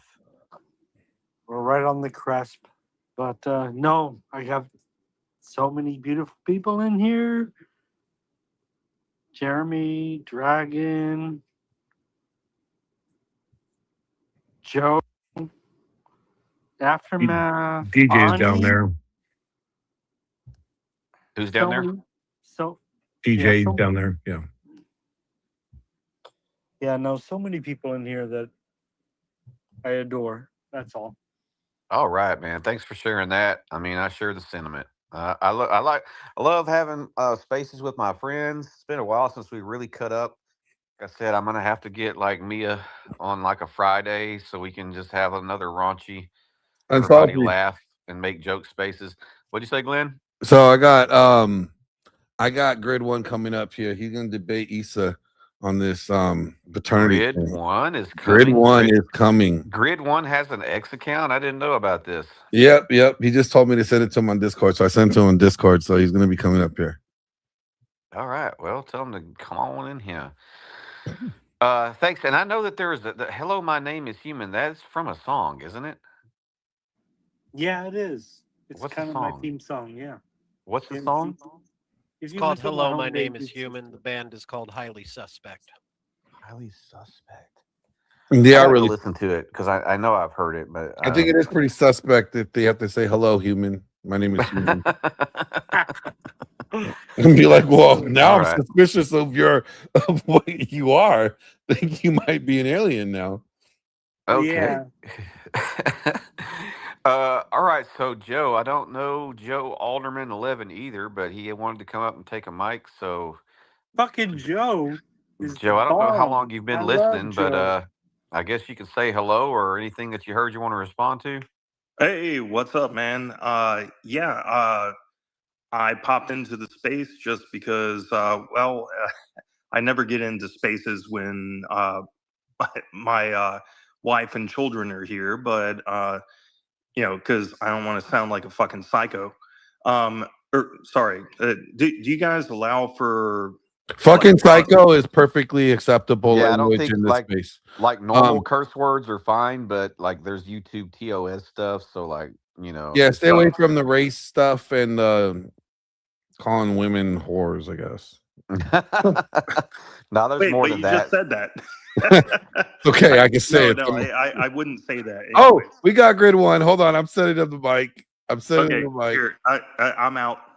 But I was just gonna say Johnson's great society plan was the worst mistake that we've ever had in this country. Okay, well, I don't know who can respond to that, but I do see Grid's profile down there. I went ahead and threw it a follow. Does he know how to accept a mic? I send him a mic. Grid, I need you to like accept the mic. Like Okay. you have to click the mic button, and then it'll say request, and then we will approve the request, and then you come up here. I might have to walk him through this, guys. The suspense. Hey, Hold there's on. Desert. He wants to come up. Come on up, Desert. And then Desert's a good guy. We'll save that last speaker spot for Grid when his boomer ass figures out how to get on X space. Yeah, I'm gonna call him. What's up, Jessica? How you doing? Hey guys, how are you? Pretty good. We did have a debate me bro space. We didn't have any lefties come in really or anything, but we did have some good back and forth. The topic was should the state Yo. support single mothers, kind of like that. Talking about the welfare state. Grid one, man. Welcome to the Unsalty Cracker Show, Okay, dude. now you got it. You're good now. Well, we spoke before, but nice to have you on my show. So the way X spaces work, I assume you're not too familiar with them. And you got the kind of the hand raising kind, but we wanted to get you up here so you could talk to Issa because there's apparently a debate Glenn's got set up for you. So I'm ready. I'm ready. You ready? I'm ready. I can do this. Yeah, just make sure he understands the whole muting the mic and unmuting and all that kind of stuff. So, Grid, you have to click the mic to unmute it, and then you click it again to mute it. Yeah, I've done this before. I just had to give permissions to my computer. I don't normally use X on my computer. So Yeah. So, Issa Diversity says that there should be paternity tests done nationwide at birth. So she's in your camp. She's smart, yes. And my camp. So, Issa, debate Grid. Tell him why. Grid, tell her why she's wrong. Do your thing. And fight. Hello, Grid. I absolutely believe that every child that is born in this country should have a paternity test 100%. We are living in a time when people scheme and all of that information is very necessary. My ex abandoned me, and I for sure wanted a paternity test for him to never question that my child was or was not his, because my child ended up having kidney disease. And if I was going to look for a kidney, that man was going to wake up in a motel somewhere in a bathtub full of ice and a kidney missing. So I know it sounds funny, but I truly believed that. And I even told the judge, I'll come after that man, that man's kidney if my son needs it. They laughed about it, but they knew I meant it. So yeah, at birth, especially now when we live in a society where women and men, both men and women, are jumping in and out of each other's beds. Some men won't remember because they're either inebriated, or some women will forget how many she had in a month. I know that we all live in a society where we wish things were a little bit more prim and proper, and women didn't do that. But unfortunately, and men, that's not what we live in right now. And I am a church going person. I am 100% very faithful, never cheated on my husband. I'm just saying, but that street, this is about legality and making sure that things are cut and dry from the very beginning. Okay, that was really well done. So everything you said is I mean, very, very poignant. Fortunately, there's just no real motivation there for me to agree with you, right? So the fact that you can have a paternity test simply by asking for it, and I would actually agree with if wants to compel a paternity test because there is some question or something like that, then I don't have a problem with that. It's the mandatory for everyone or else. Is that what that's your position? I think you don't have a choice. I think standard no different than when you order eggs. You know, hmm you either get syrup on the side, or you know, it's the way it should be. But like whipped cream, I don't eat syrup. Well, then you just my thing is that when a woman's, I mean, we literally live in a society where women are not for fact, because there are more women out there that are practicing just like men. Equality is what brings suspect into the position. And if we're going to be equal on many planes, and I'm not a feminist, I'm just saying, as a woman who has two So sons who are adults, Mhm. I want to know for sure that they know sound of mind, the children they have are theirs, so that there's no mistaking when it comes to any form of health issues. As it comes through Sure. Yeah. in the future. I mean, look at our history. We're not even sure if some of those kings and queens were really from the right paternity. Like, we have no idea, but we do have at this moment the technology to do so, and to also look forward and make things easier on both men and women Mhm. from the time of So, birth. okay. And again, those are all very, very thoughtful points, but none of them are compelling to the term mandatory. Because if you want a paternity test, you can certainly get one. The easiest way for paternity uncertainty is keep your damn legs closed and only sleep with men you want to have children with. So what you're actually saying is that you want to enable more risky culture. I would first of all disagree with that, and I think that would absolutely be not my preference. Now, I'll make the case for mandatory paternity because I know this argument really well. The best case you could possibly make is that men can be duped by sleazy ass women. I can cuss in here, right, guys? I'm sorry. Yeah, Grade them on We're YouTube. worried about. That's all. Grade them on All right. YouTube. Why are you saying all these bad words and shit? I'm just look. I forgot to ask. I apologize. You know, I'm in somebody else's house tonight, so I'm trying to be. I will belatedly be respectful. But yeah. So when you've got a bunch of whores spreading their legs, getting dick after dick, then yes, as a man, I would demand a paternity test, and I believe that that's my right to demand one if there's any uncertainty. The question is, mandatory means that even a man that's a virgin and a woman that's a virgin has to get a paternity test. And I just don't think that is in the best interest of society. Okay. That adds one more layer of bullshit that you have to deal with. And honestly, having a child in modern times there's a lot of bullshit. It also leads to the idea once and this is not a slippery slope fallacy. This has actually been proven to happen and fortunately we stopped it. But once they were able to do genetic testing at birth, they wanted to screen for birth defects.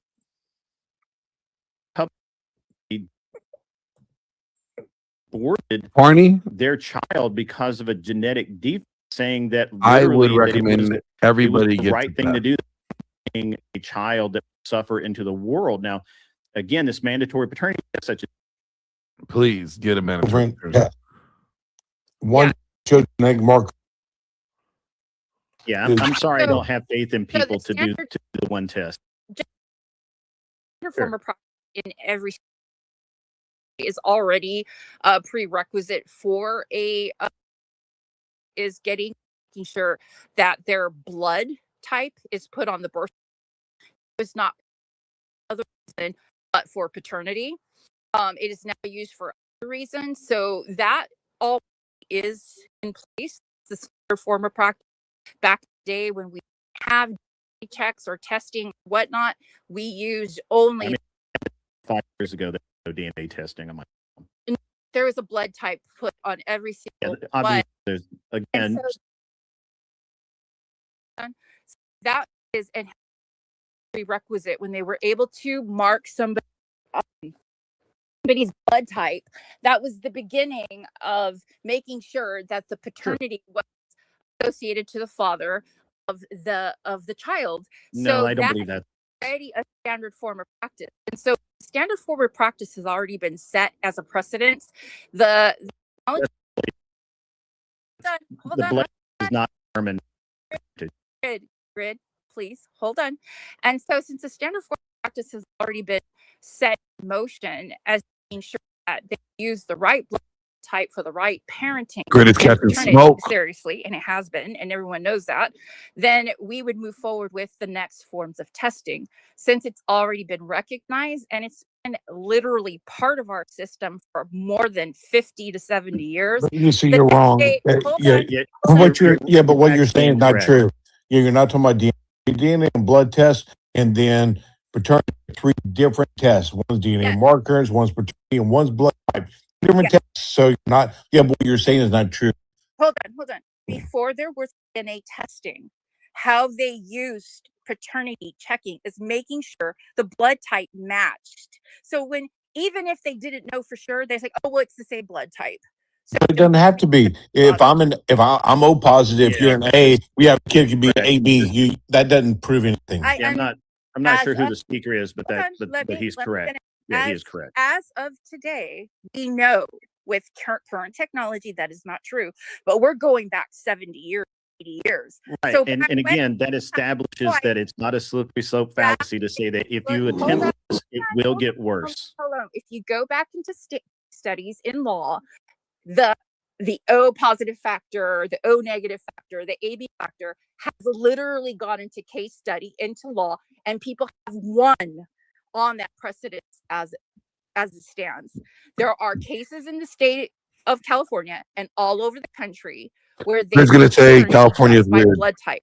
That's because we didn't. He's going to call California California.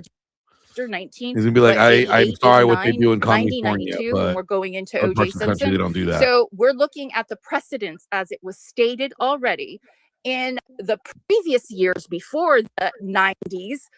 We're going 70 to 80 years back. It has been proven in court that they have used blood type to prove paternity.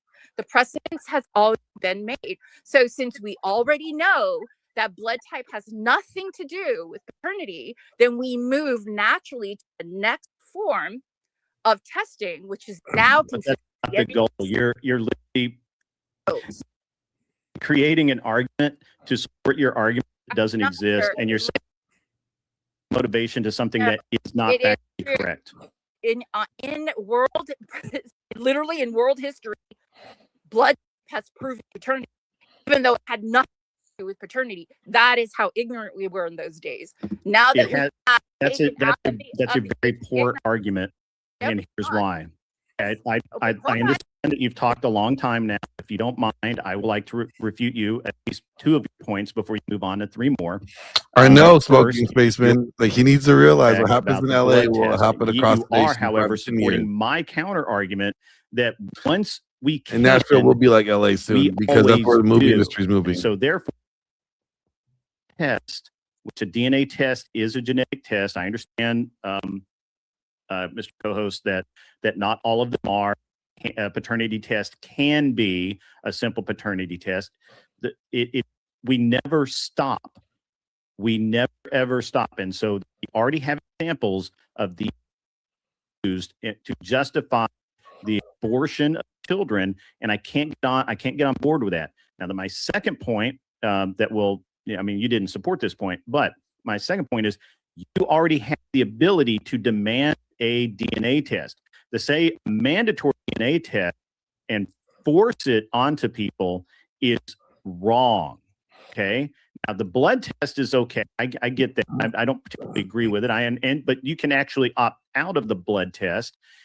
You can opt out of birth in a hospital at all. So no, they're not mandatory. They're suggested. Okay. So now, if you want to say that, Greg, can I pose a question for you? A paternity test can be suggested or recommended, I can get on board with that.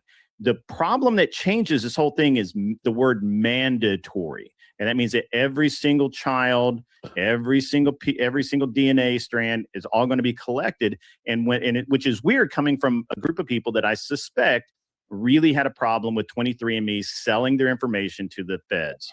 So Greg, let me ask you a question, Greg. Here's my question. Okay.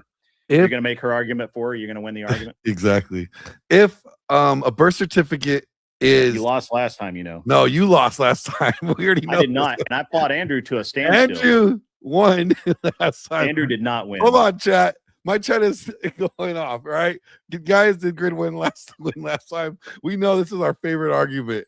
All right, Ghost, go ahead and start dropping all the Grid lost. Okay, he didn't say that yet, but he will. But so let me ask you this: if if a birth certificate is a legal binding document, correct? Sure, it is. So then, shouldn't You're that about to lose legal this, Lynn, binding and you know you document be confirmed before signing? Yeah, I agree with that. So we have a problem in this country with the fact that in what I think is we're down to, I think, 3 or 4 states. We are winning, but these last ones are going to be really tough. So I think it's California, Colorado, and some weird state like New Mexico or somewhere like that, where a woman can fill in any man's name on a birth certificate with no proof that she even knows that dude. Now, so literally she could say the father of the child is Billy Ray Cyrus, right? Like literally can do that.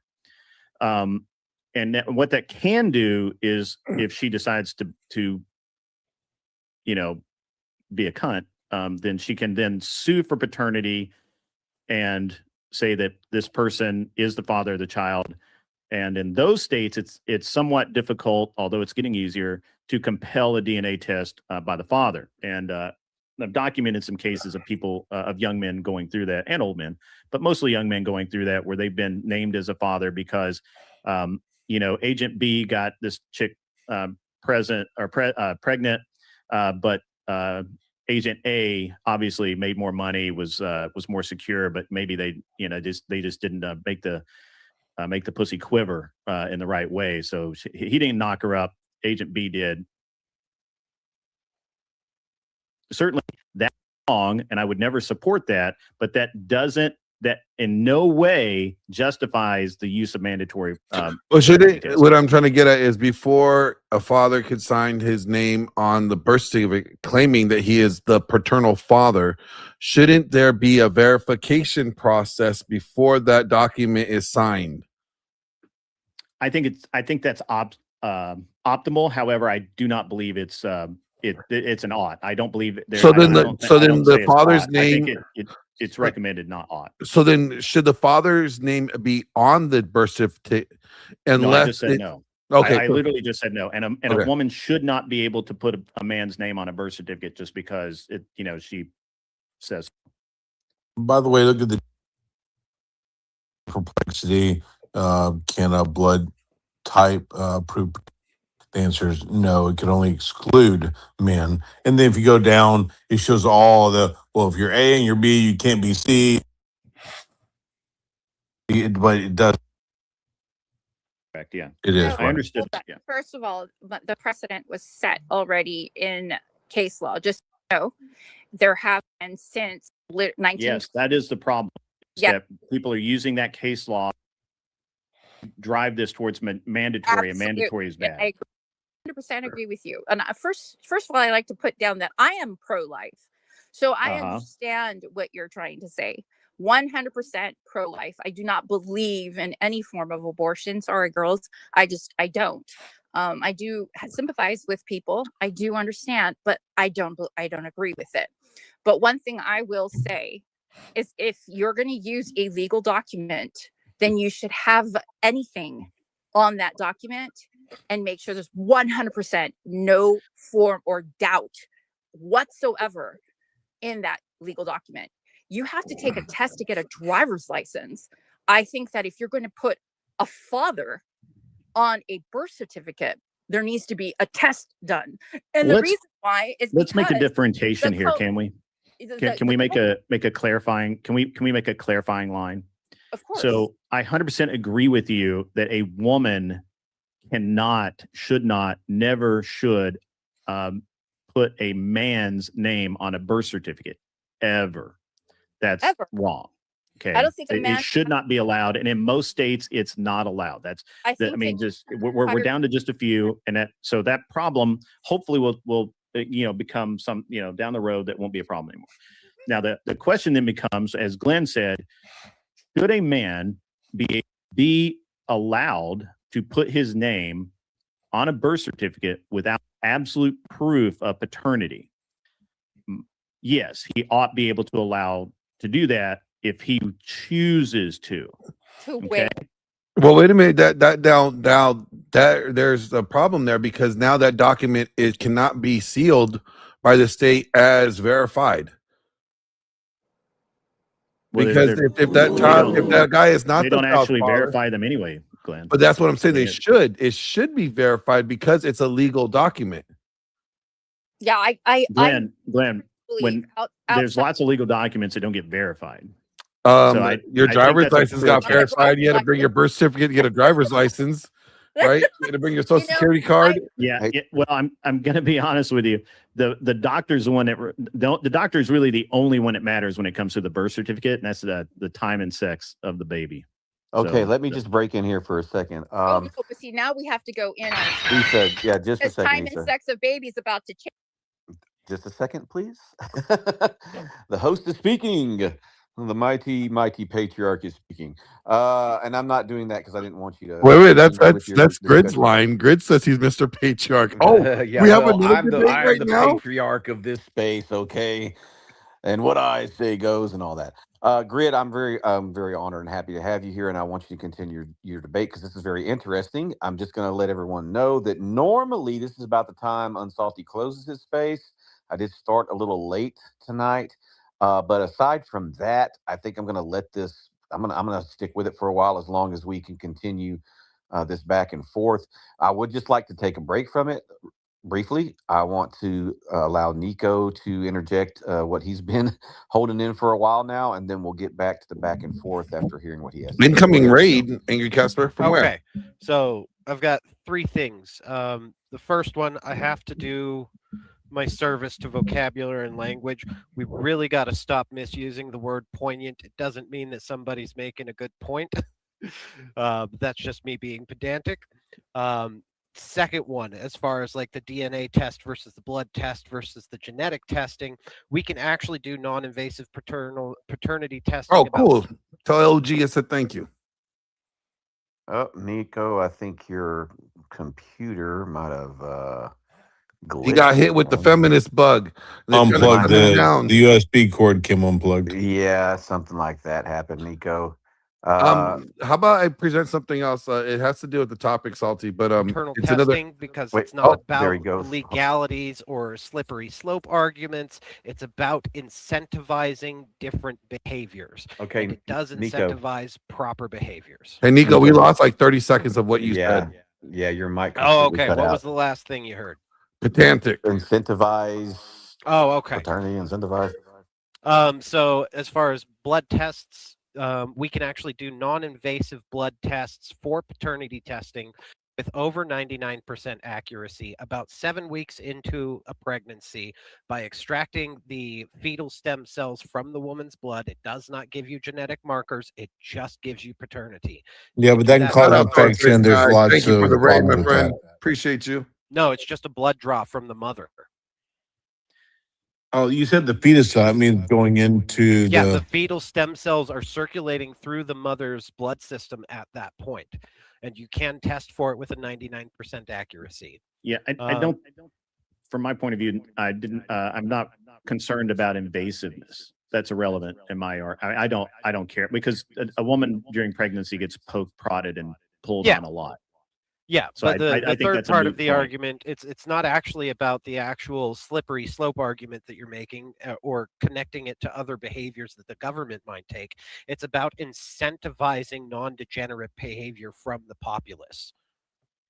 And we can Yes. solve those other problems with other societal pressures and other laws from the government. I'd rather it not be from laws from the government, but you do need to involve the government, especially when a society has become as degenerate as ours. So a couple of things. First, right, you're right. Let's see if Greg can get out of this one. What you're really talking about is you want to protect a man so that he knows and has certainty of the paternity of the child. The child is his. If that's what you're trying to do, then just be a better man and don't stick your dick in crazy, right? I mean, that's well, I'm just not simple. talking about it from a position of protecting the man or protecting the woman. I'm talking about it from a position of protecting the family structure because it Sure. disincentivizes amoral and degenerate behaviors. Right. They become less I don't rewarding disagree for with people that. in So, society. yeah, right. I'm being a little bit tongue in cheek. So, I'm trying to add a little levity to the discussion. The problem is that while we talk about paternity test, and you're right, you can take a blood test, you can determine paternity fairly early on in pregnancy without a lot of risk. There is still some risk. The problem is even with doing that, it's a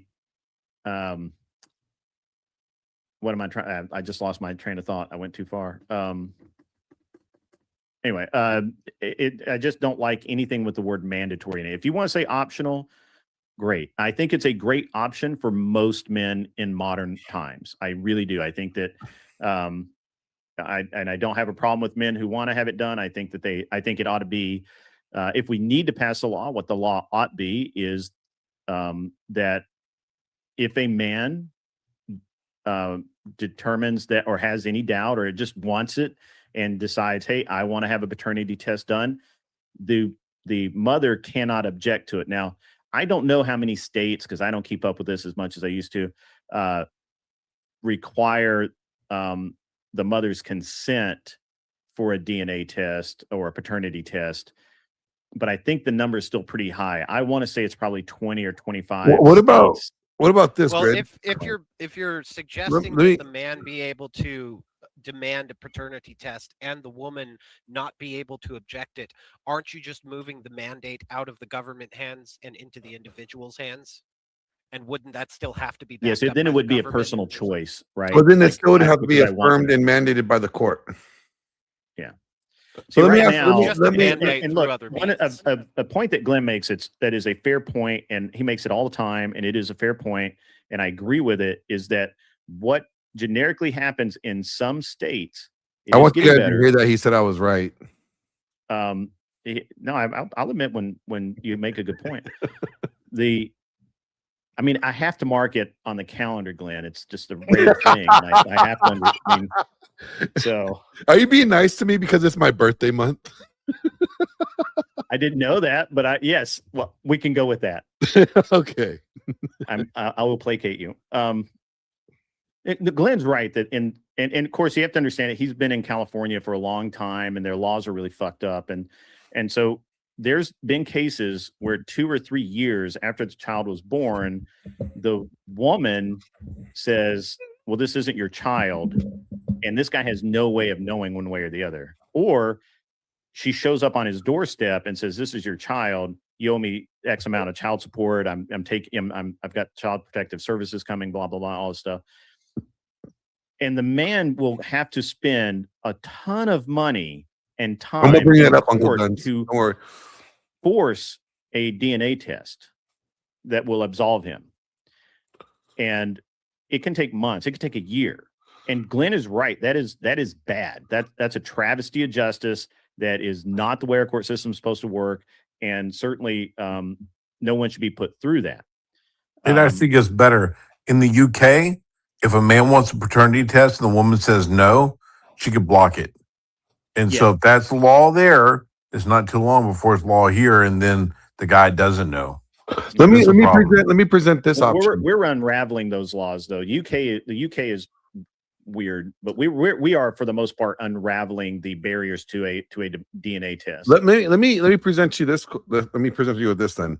Then it is optional for the father's name to be on the birth certificate, but if he has to sign, if he wants it on the birth certificate, then it should be mandatory for verification by paternity.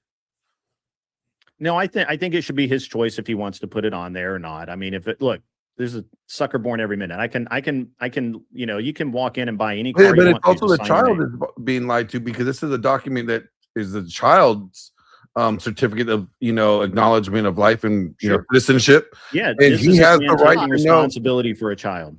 Yeah, I think that seriously, if I can't get on a freaking plane without having a federal ID, then somebody shouldn't get on a birth certificate without having some form of verification. I think it's been a misjustice to men outside of the whole abortion thing, Grit. Let's not bring that in here. Let's just bring it into But it's literally an alignment, because people can already do that now. There are companies that will do that, which is disgusting, that you can What actually up, find out Orthodox if guy? your child has, these issues. I think Yes, that's disgusting. it's 100%. happening.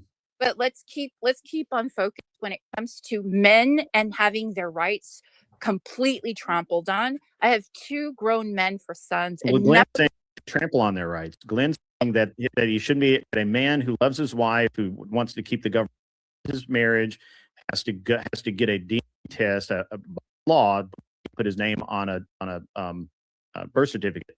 I think that's bad. I think that's wrong. Hey, he had to put his name on a marriage license to get married. I don't see what the big deal is. Yeah, but you know what? I didn't have to. You know And what? you had to Hold on now. verify I know you it's are- been a minute since I got. Hold on.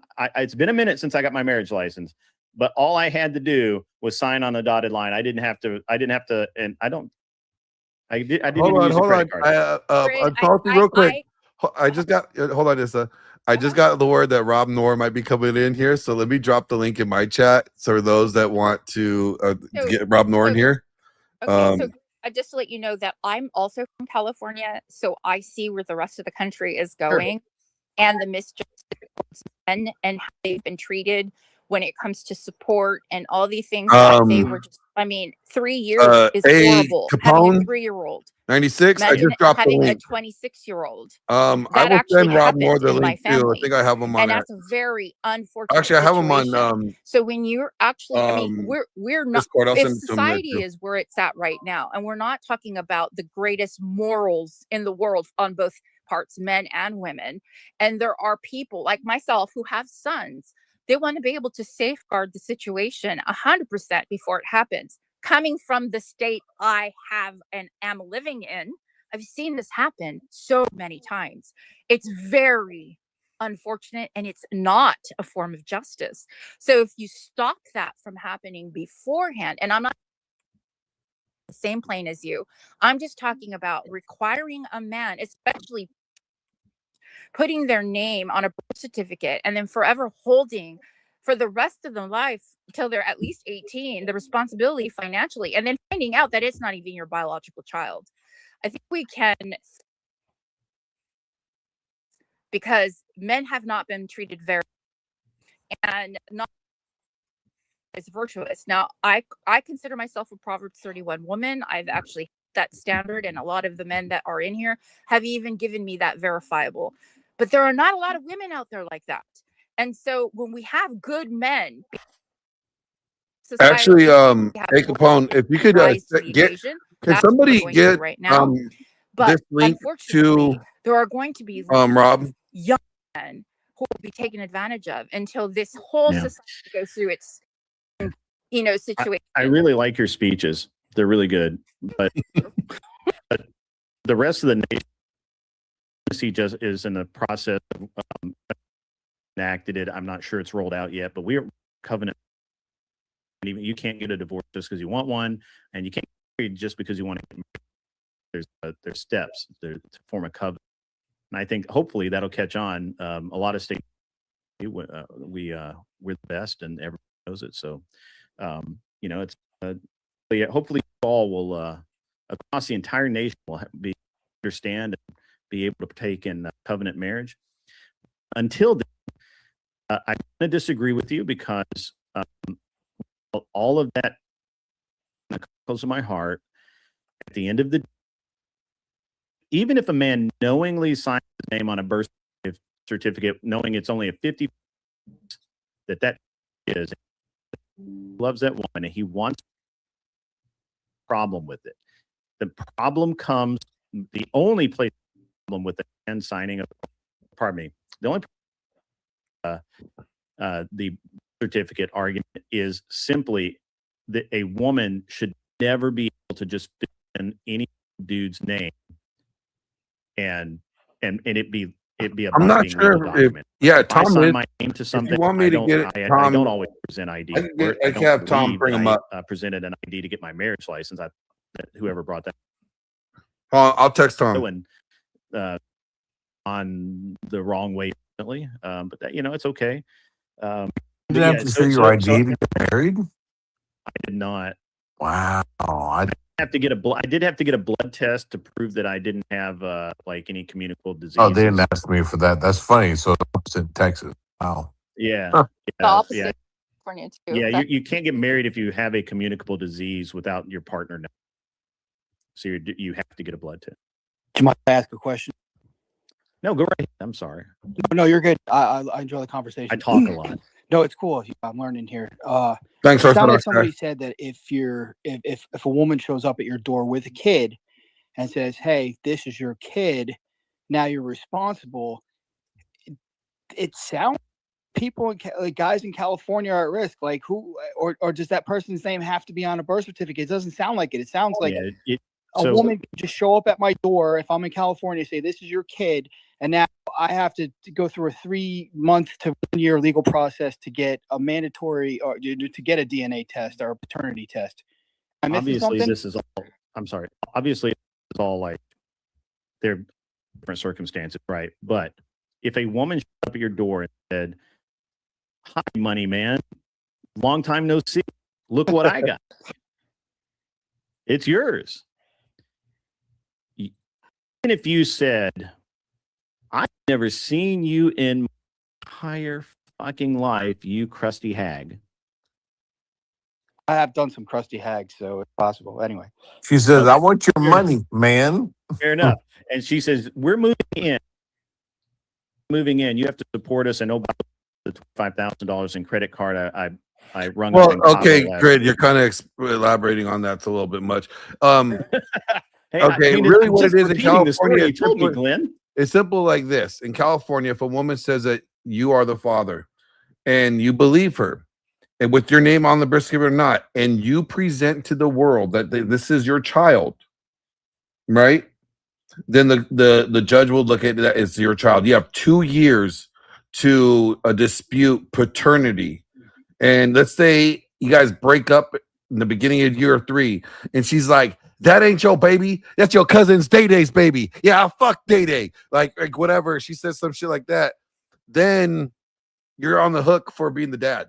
It's just what it is. That's the truth. so in it sounds like California, a verbal contract from the mail. Like, yeah, this is my kid. You play the role for Well, like. it's you have to it's a little present worse it than as that. a- Glenn glossed over it. So she shows up and she says, "This is your kid." Even if you've never seen her before, if she goes down to child services and says, this is my deadbeat husband or dad or whatever, baby daddy, and baby daddy." So what's going to happen is they're going to start an investigation. That investigation currently, I think, is right around a year. Yeah, it's before about they 6 months decide. to a year. The earliest like you will see anything done, it'll be like 6 months. And these are lazy government workers, so they probably aren't going to investigate very much. They're basically going to take the woman's word for it, and they're just going to kick it upstairs to the courts. And once you're in the court system, now you really have to retain a lawyer, and you're going to have to push for a DNA test to clear it. Now, It's worse than that. I think that maybe that's because you guys don't realize. Even my father, because he owned Suarez Communications, this lady in Los Angeles, she did all that. My father had no right. He wasn't notified of court or anything of the sort. Not even DNA tests, nothing. And they were about to garnish his wages. Yeah. And they're lazy. They don't want to do. They're crazy. So then let me say one more and thing. so- Let me just say one more thing. A picture in, and my father wasn't even the right race. Isa, I'm sorry for interrupting. Look, I just want to say one more thing. In that case, mandatory, totally mandatory. So the problem is with the court system, you can't compare. Hey, I DNA never fucked test any crusty hags. I don't know right about out of the that. gate. You're going to spend, I would say, 3 visits in court, however long that takes. Family court's really backed up. So you're going to go to court probably 3 times before nip they it can. in the bud. You got to nip it in the bud. And if a state is going to allow that shit to happen, it should be mandatory in that state. Okay. I agree. in that state, That's it. In that, Yes. no, seriously, in liberal I would states, like to. I mean, there's a lot I of things I'd agree. like to make mandatory in California. I think it should be mandatory in California. And I think because we've seen the extreme of what just may be coming to other states if we go blue, the whole country, this is what's going to be something on repetition. And it's very disconcerting I'm because not answering my door. no, let's just say oh, I go out tonight and I got pregnant, and all of a sudden, although Grid lives in Tennessee, I could put his name on the birth certificate, and guess what, Grid, you're gonna owe a shitload of money to California. And I think that's wrong. It's wrong, it's immoral, it's I'm unjust. gonna go out there and tell everybody that Grid's my baby daddy, and that I'm gonna get that child support money, Grid. I'm gonna get that It money. is so wrong. They jack it up. Like they will jack it up. So you will have to pay $2,000 a month depending on the lifestyle. It's horrible. So Yeah, in the California is really messed up that way. There are reforms coming through California that they are slow, but they have been doing some reforms. One of the things is that it used to be almost basically you had to compel a woman to get a DNA test or a paternity test, and a judge had to order it, and it took a lot to get that to happen. Now they seem to have streamlined that process to where basically that's the first thing that they're going to do is they're going to say, okay, you say he says he's not, DNA test, and the woman can fight that. Now she can just not show up. She can say she doesn't have money for it. She can say that she showed up and they were too busy. She had to go to work. And the woman can drag that shit out with no risk of going to jail. Is the man on the hook for paying? Let me ask you this, Grid. So would you be interested in adopting what Panama did? They recently passed Bill 510, which let me get it here. It basically says that I believe it's paternity fraud is punishable as a punishable crime. I do believe that. I mean, I think that, well, first of all, I think all fraud in this country, especially fraud in the childcare sector and the honestly Elderly. in the interpersonal, like, women taking men for a bunch of money through fraud, men the same to women through fraud. Basically I think that this interpersonal fraud, which for so long has just been like, well, you should have known better. Just so you know, Grid, Ghost 1978 want me to tell you that you are all of our baby daddy, and you have to prove us wrong without any testing. It is a fact that I am in fact dad one. Can I get on that list? I want to be on that list. All right. I am dad one. I am the e-thought wrangler. I am dad one. Calm down. I have photographic proof. Calm down. Grid, man. Yes, sir. Thanks for coming to my space, brother. I hope you can come back again for a Tuesday man talk, a Thursday man talk, a debate me bro space. We're doing this debate thing kind of, it's not the usual thing. The usual thing with man talk is a topic that men talk about, and then we let women give feedback on our worldviews.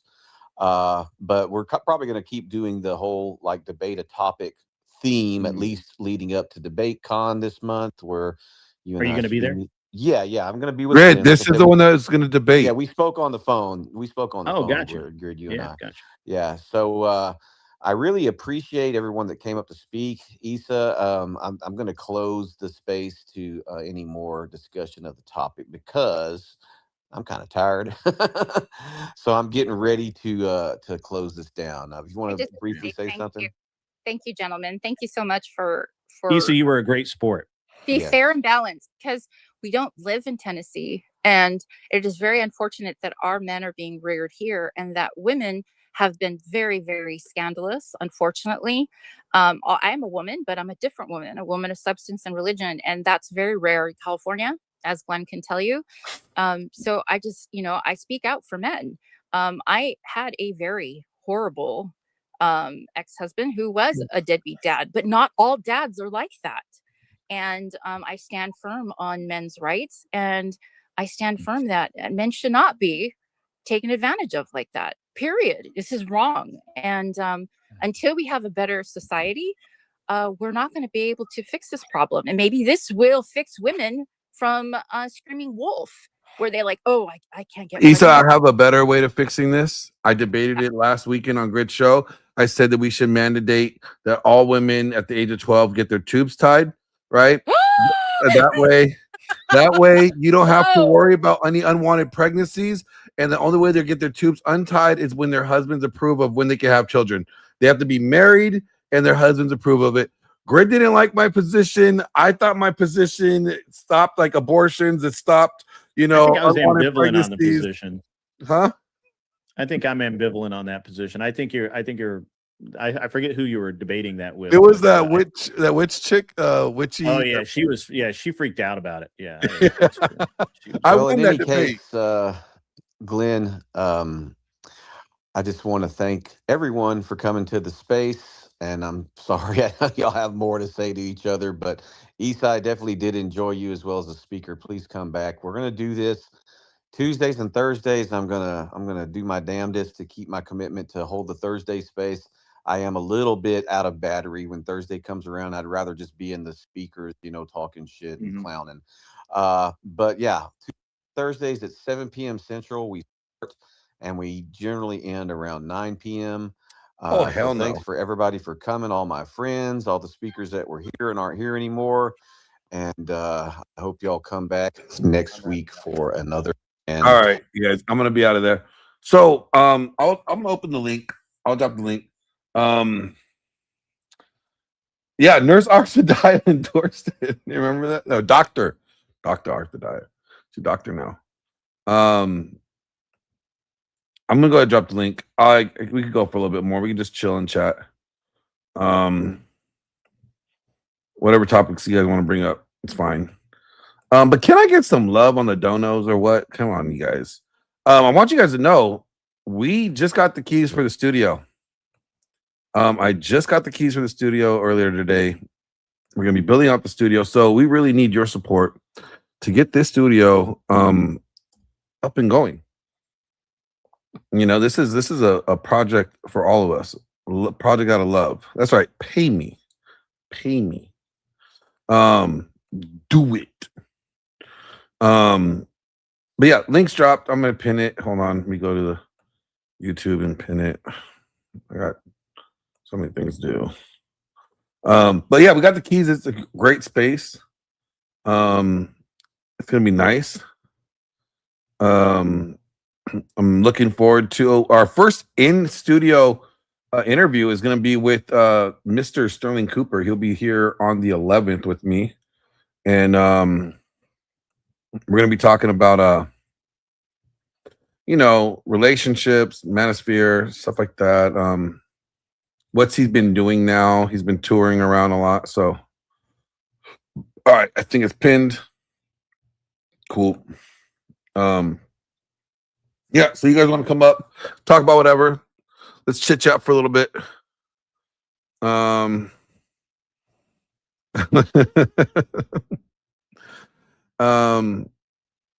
you think it's important that Michelle that you're in person for Sterling? I bet you wish you were. I bet you wish you were here for Sterling Cooper. Yeah. Sterling is a good guy. I bet you want to examine him and make sure that all of him is accurate. Yeah. You're not even in the medical field, but you want to do some medical testing, I'm sure. You will make me feel better. Oh my goodness. So the link's pinned. If you guys want to come up, let's chop it up for a few minutes. If not, I'm gonna hop off. I'm gonna use the bathroom real quick. So you guys, yes, Issa, I told you I was on YouTube the whole time. Please, I'll see what I can do. I'll see if you can make a stop in Chicago. Ghost comes in with a $5 super chat. He says, support the channel and send super chats. That's right. Support the channel, you guys. Support the channel. We're having a good time. I'm gonna go. Like I said, the link is pinned. If you want to come over on YouTube, come on up. We can either continue conversation, chop it up about whatever you guys want to talk about. But until then, I'm gonna go use the restroom. And you guys make sure you guys know right now that Diddy oil is at a low cost. You guys need to get your bottle of Diddy oil. All right, fellas, listen up. If your freak off game is so weak and your girl is so dry, she's pretending she's in a coma just to get through it, you are needing some serious help. I'm talking drier than a Dave Ramsey's budgeting seminar. You need something slick, something smooth, something nastier than your browsing history. Yeah, you know what I'm talking about. I'm talking about Diddy Oil. That's right. The bad boy himself finally put that swagger juice in a bottle. What we're going to do right here is we're going to smooth it out. Come on. Diddy Oil makes everything slicker than a politician's promise in November. I ain't joking. It's smoother than 90s R&B.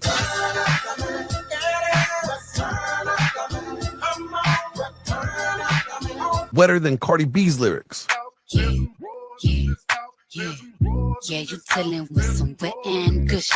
Even guaranteed to make you whisper things that you never thought you would say. Like, Take that, take that, take that. all of a sudden you'll be acting crazy, acting bad, like Diddy. Act bad, act bad. Yeah, come on. Act bad, act bad, act bad, act bad, act bad, act bad, act bad, act bad, act bad, act bad. So what are you waiting for?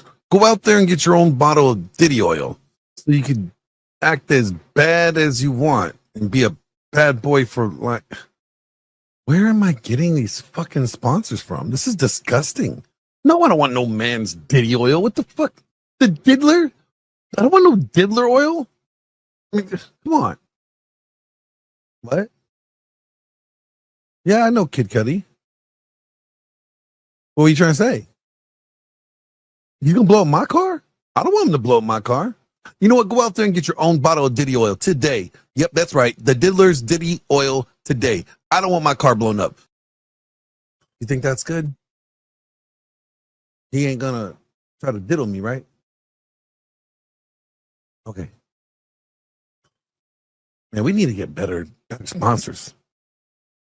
Yeah, I need better sponsors to make better commercials because I'm not trying to make more Diddy Oil commercials. Come on, you guys, help me out. But thank you, Ghost, for the $5 super chat. So what's on you guys' mind? What you guys want to chat about? See, Issa, I told you should be supporting my project. I have a whole podcast ready to go. But you want to do unsolved mysteries of that weirdo that was in Washington that ended up mapping out everywhere. That was hilarious. You guys, you have this. Let me tell you a story. All right. So I'm in this space. Issa's in the chat right here. This lovely lady. All right. She's a producer in LA, or well, in the LA area, right? She's talking about this upcoming project that it's about like ghost stories or whatever. Like this guy telling like ghost stories, right? He was like some spooky guy or whatever. And we're in this space where people like just like getting things off their chest. This motherfucker came up and said that he was a map, you know, male attracted minor or whatever, something like that. And I was like, wait a minute, what? And she's like, wait a minute, what? And she literally, everybody was like, what the fuck did this guy just do? Did he just say what we think he says? And Issa had him signed to a deal. A deal. Like, dude was about to get paid for telling ghost stories. And he ruined it by being a freakhead. You know, just nasty. Minor attractive person. Thank you, Ghost. That's what the Democrats call him. It was wild. It was wild. It was wild. I was just like, yo, that's a confession you go to your priest about. You just don't come into spaces with that shit. But I'm glad he did, because that now she immediately dropped him. She had to scramble, and I tried to help her out. I know my buddy JJ helped her out with that. It was a crazy case. You know, we don't have any maps over here. We have GPSs though. I'm drinking chocolate milk. Leave me alone. All right. So the link is pinned. If you guys want to come up, anybody want to come up, come on up. Let's chat. I would have no we're talking. Michelle, you're funny. Yeah, it was in Miss G space. It was in Miss G space. It was wild. It was Miss G she lost her shit too. She was like, what the she went off. She went off on him. It was great. It was a great opportunity. It was a great time. I saw the term sextinction crazy work. What? What are you talking about? Get up here, DL. Yeah, no, I think everybody was traumatized. I think everybody was traumatized, Issa. It was wild. Get up here, DL. Let's have that grown man conversation.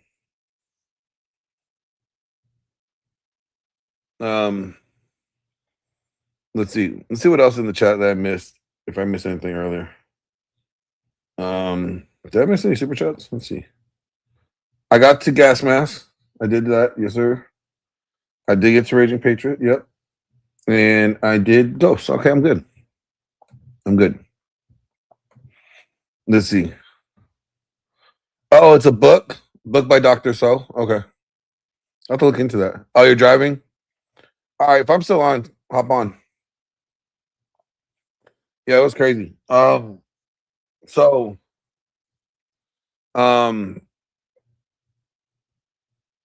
you guys want to talk about anything else? I can wrap it up. I've already been going 4 hours. So okay, Issa, I think you won the debate. Okay, because my position is it should be mandatory, right? Paternity should be mandatory if the name is going to be put on the birth certificate, because the birth certificate is a legal document, and legal documents need to be verified. And the best way to verify whether or not you're the father is by a paternity test. And then give me a minute. I can get you something real quick. All right, Ghost, give me something. I say you won the debate, personally. Now, Grid, he's an old man. He's an old man, he's my friend. Okay? So I don't expect him to concede. Because he won't concede to me on this debate. We've had this debate. You guys, how many years have me and Greta been having this one debate on paternity? Has it been 3 years now?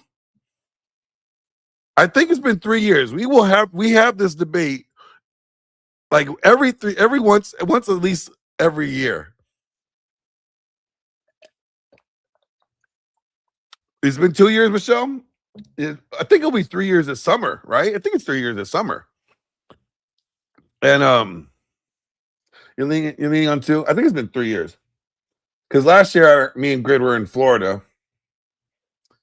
And the year before that, it's when I had the accident. So no, I didn't see Grid. Yeah, but you got the brain leakage, Michelle. You can't remember things. It's okay. I think this June. Yeah, I think you're right, Jack. I think this June will be 3 years. But yeah, definitely, you guys. If you guys want to go hang out with me and Grid, oh yeah, we are past June now, aren't we? If you guys want to hang out with me and Grid this July 24th, go to this link right here that Uncle Guns posted. Click on it. Join us at GridCon, where Grid is hosting a bunch of debaters debating. I'll be there emceeing and also moderating some of the debate. It's going to be a fun time. We're going to have a good get together. It's going to be great. I think the tickets are like $10, so it's really not that much. So come out, hang out. Good place to meet some people. Good place to get your debate topics done if you want it. We're going to have impromptu rooms. If you're not a big time debater, you want to work on your debating, you can go in there and do your debate. It'll be good times. And then the following day is DebateCon. So if you're there watching Andrew Wilson or anybody that's debating there, why not get your feet wet by coming out there the Friday before, do some debating yourself, and then join the game. Oh, is this? Hold on. Orthodox guy, is that you? Put a yes in the chat, or yes in the back chat. You know how I am. I'm kind of weird with randoms. All right, cool. Got you. My bad, man. I forgot. I'm sorry. I didn't mean to interrupt. How you doing, OG? I'm doing good. How about you, Mr. Glenn? I'm doing well. I'm doing well. I can't complain. I know. It's been a minute. Shit, I heard you out by my way. You know, I'm from Georgia. Oh, you know, I rode through Georgia. Like I rode a motorcycle from Virginia all the way to Florida. Damn, it must have been some good weather. Must have been some Oh, good bro, riding. it was fun. It was fun. I hit rain too. You remember that rain that we had about 6 weeks ago? Yeah, That almost pretty heavy flooded the rain? place. Yeah, I was riding through that, bro. I was like, what? Damn, you my best friend and his brother, they ride the shit. They have I think it was a Honda Nighthawk. I think it's. I don't know bikes very well. That might be. It was. I think it was a Honda Nighthawk or something. I don't know the name of it. But they ride, and they talk about some of the funnest time is when you go from very beautiful, clear weather to a random summer storm. It's exhilarating. I wouldn't know, but It was a lot of fun. I would just tell you that my lower back is still hurting from it though. Like, 'cause I rode it from Virginia to Florida, and then I'm back from Florida to Virginia. It was a long ride, and then I flew back to Virginia, or from Virginia back to Florida. Real quick, Smoking Spaceman. He said we could come to an agreement if I dropped the mandatory and replaced it made available and legally protected without obstruction upon request. We could also come to an agreement if the father's name cannot be put on the birth certificate until a paternity test is done. You know, if we just do it that way, then like dad doesn't have to sign a paternity test. And then if paternity only matters when it's in court, then who cares if the dad's name is on the birth certificate until the court case, until there's a divorce. are y'all talking about mandatory paternity test? Paternity test. We were talking about it earlier in the spaces on X. Me and Grid debated this topic years ago. He's against mandatory. I'm for it. Because I think that way, I think the birth certificate's a legal document. So before anybody's name could be put on a legal document, there has to be verification that this father is the said father of the child. The only way to do that is through paternity, right? So that's why I think it should be legalized, a legal document. If it's going to be illegal, the birth certificate is a legal document, then it has to be verified. Then it should be verified through paternity.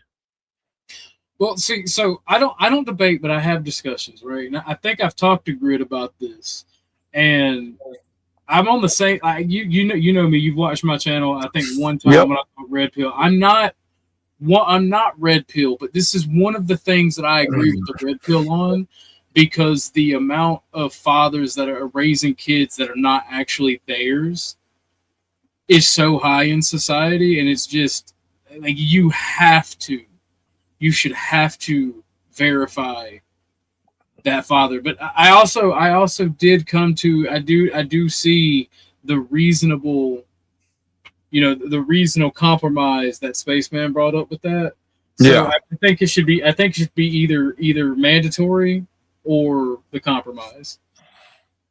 Yeah, no, I think that's fine. And I'm not taking away the father's rights. I'm saying before you could exercise your rights, we need to verify whether or not you are the right father of this child. I think it's not removing their rights. The child has the right to know that his birth certificate has his biological father on it. That it's a legal document that he could look at and resort to.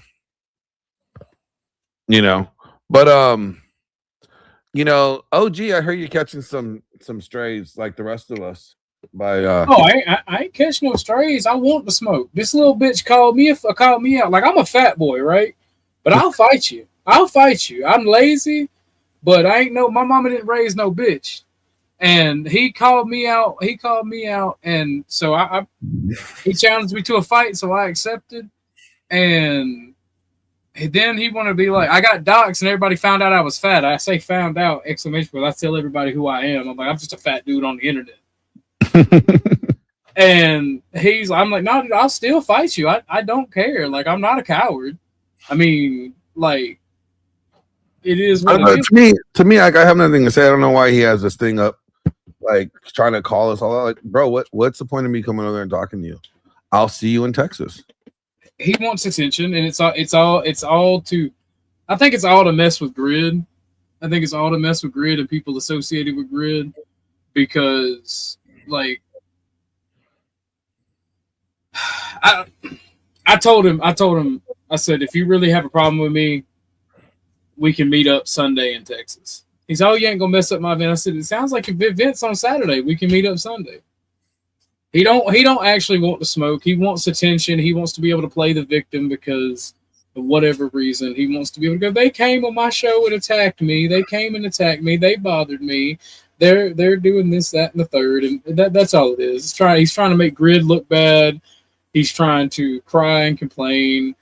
Or you could be trying to find a way to not host his event. Dusty said that. I think Dusty said that as well, you know.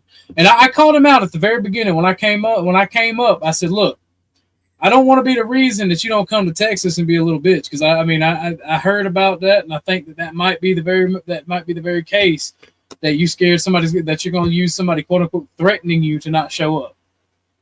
I said. So, hold on real quick. What Smoking Spaceman, we already complicating it by making the government involved in the collection of child support without paternity.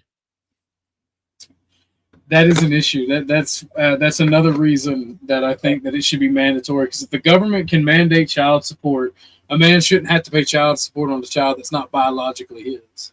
Yep. And the court can mandate you pay. They can know that. Yeah, they can even know you're not the father, and if it's the best interest of that child, mandate you with child support.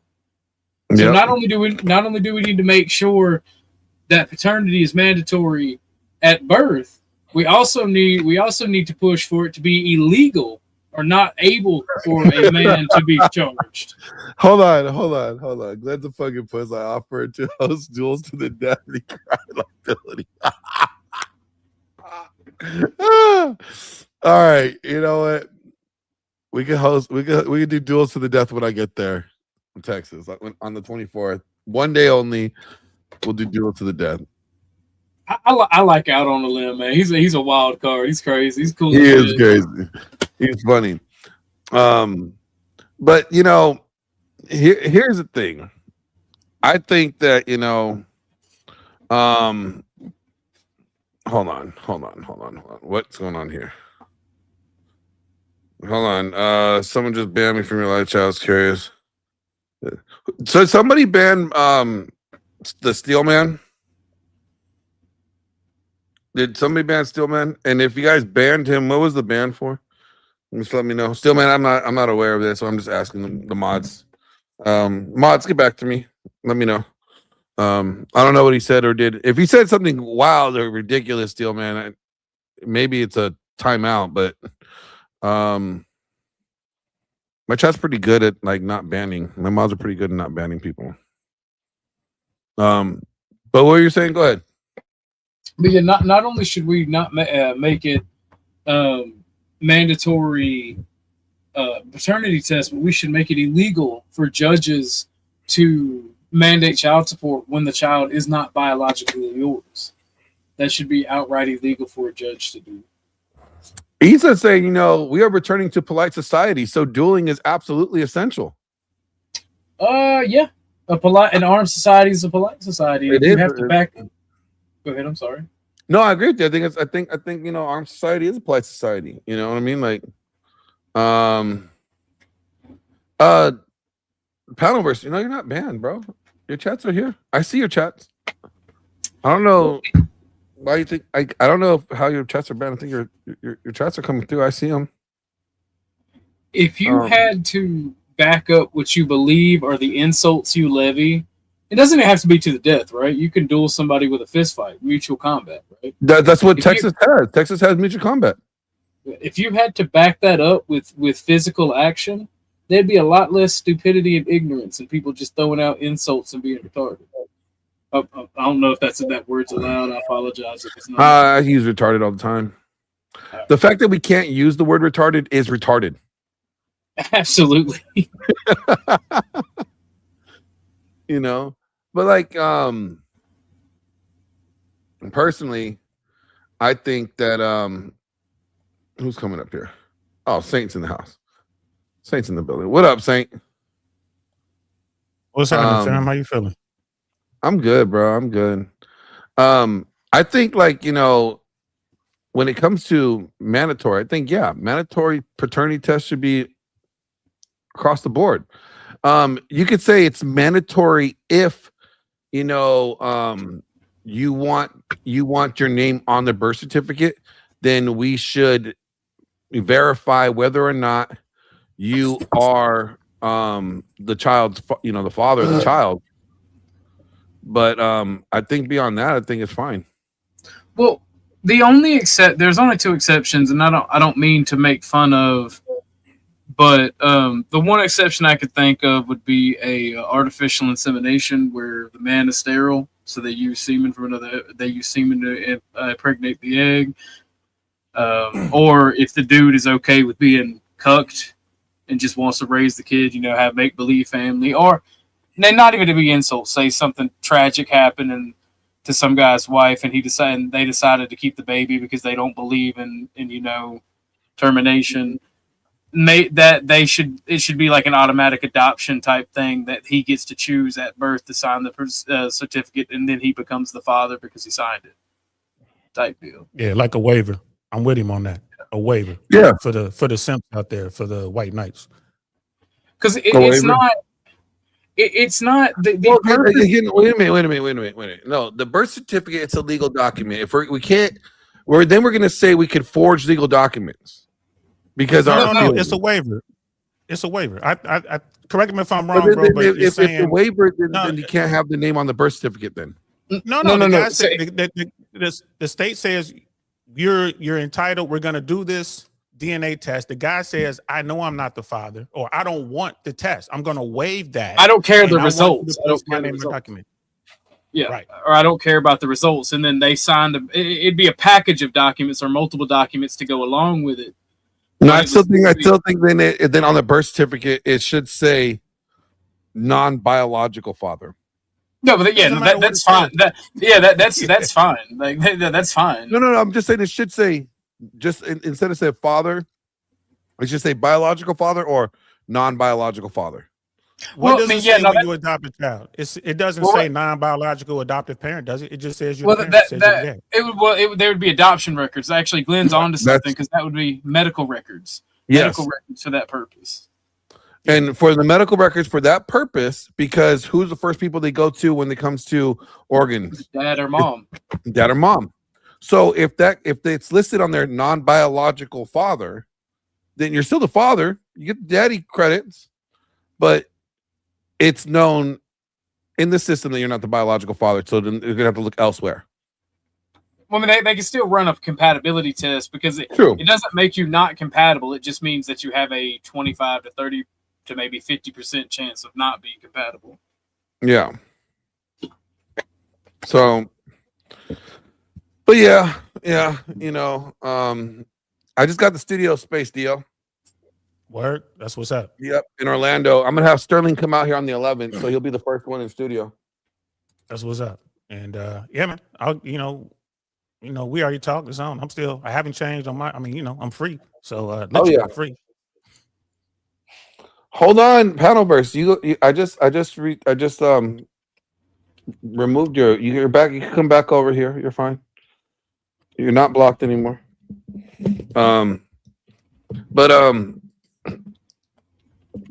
So Grid's doing this event. I think it's going to be a fun event.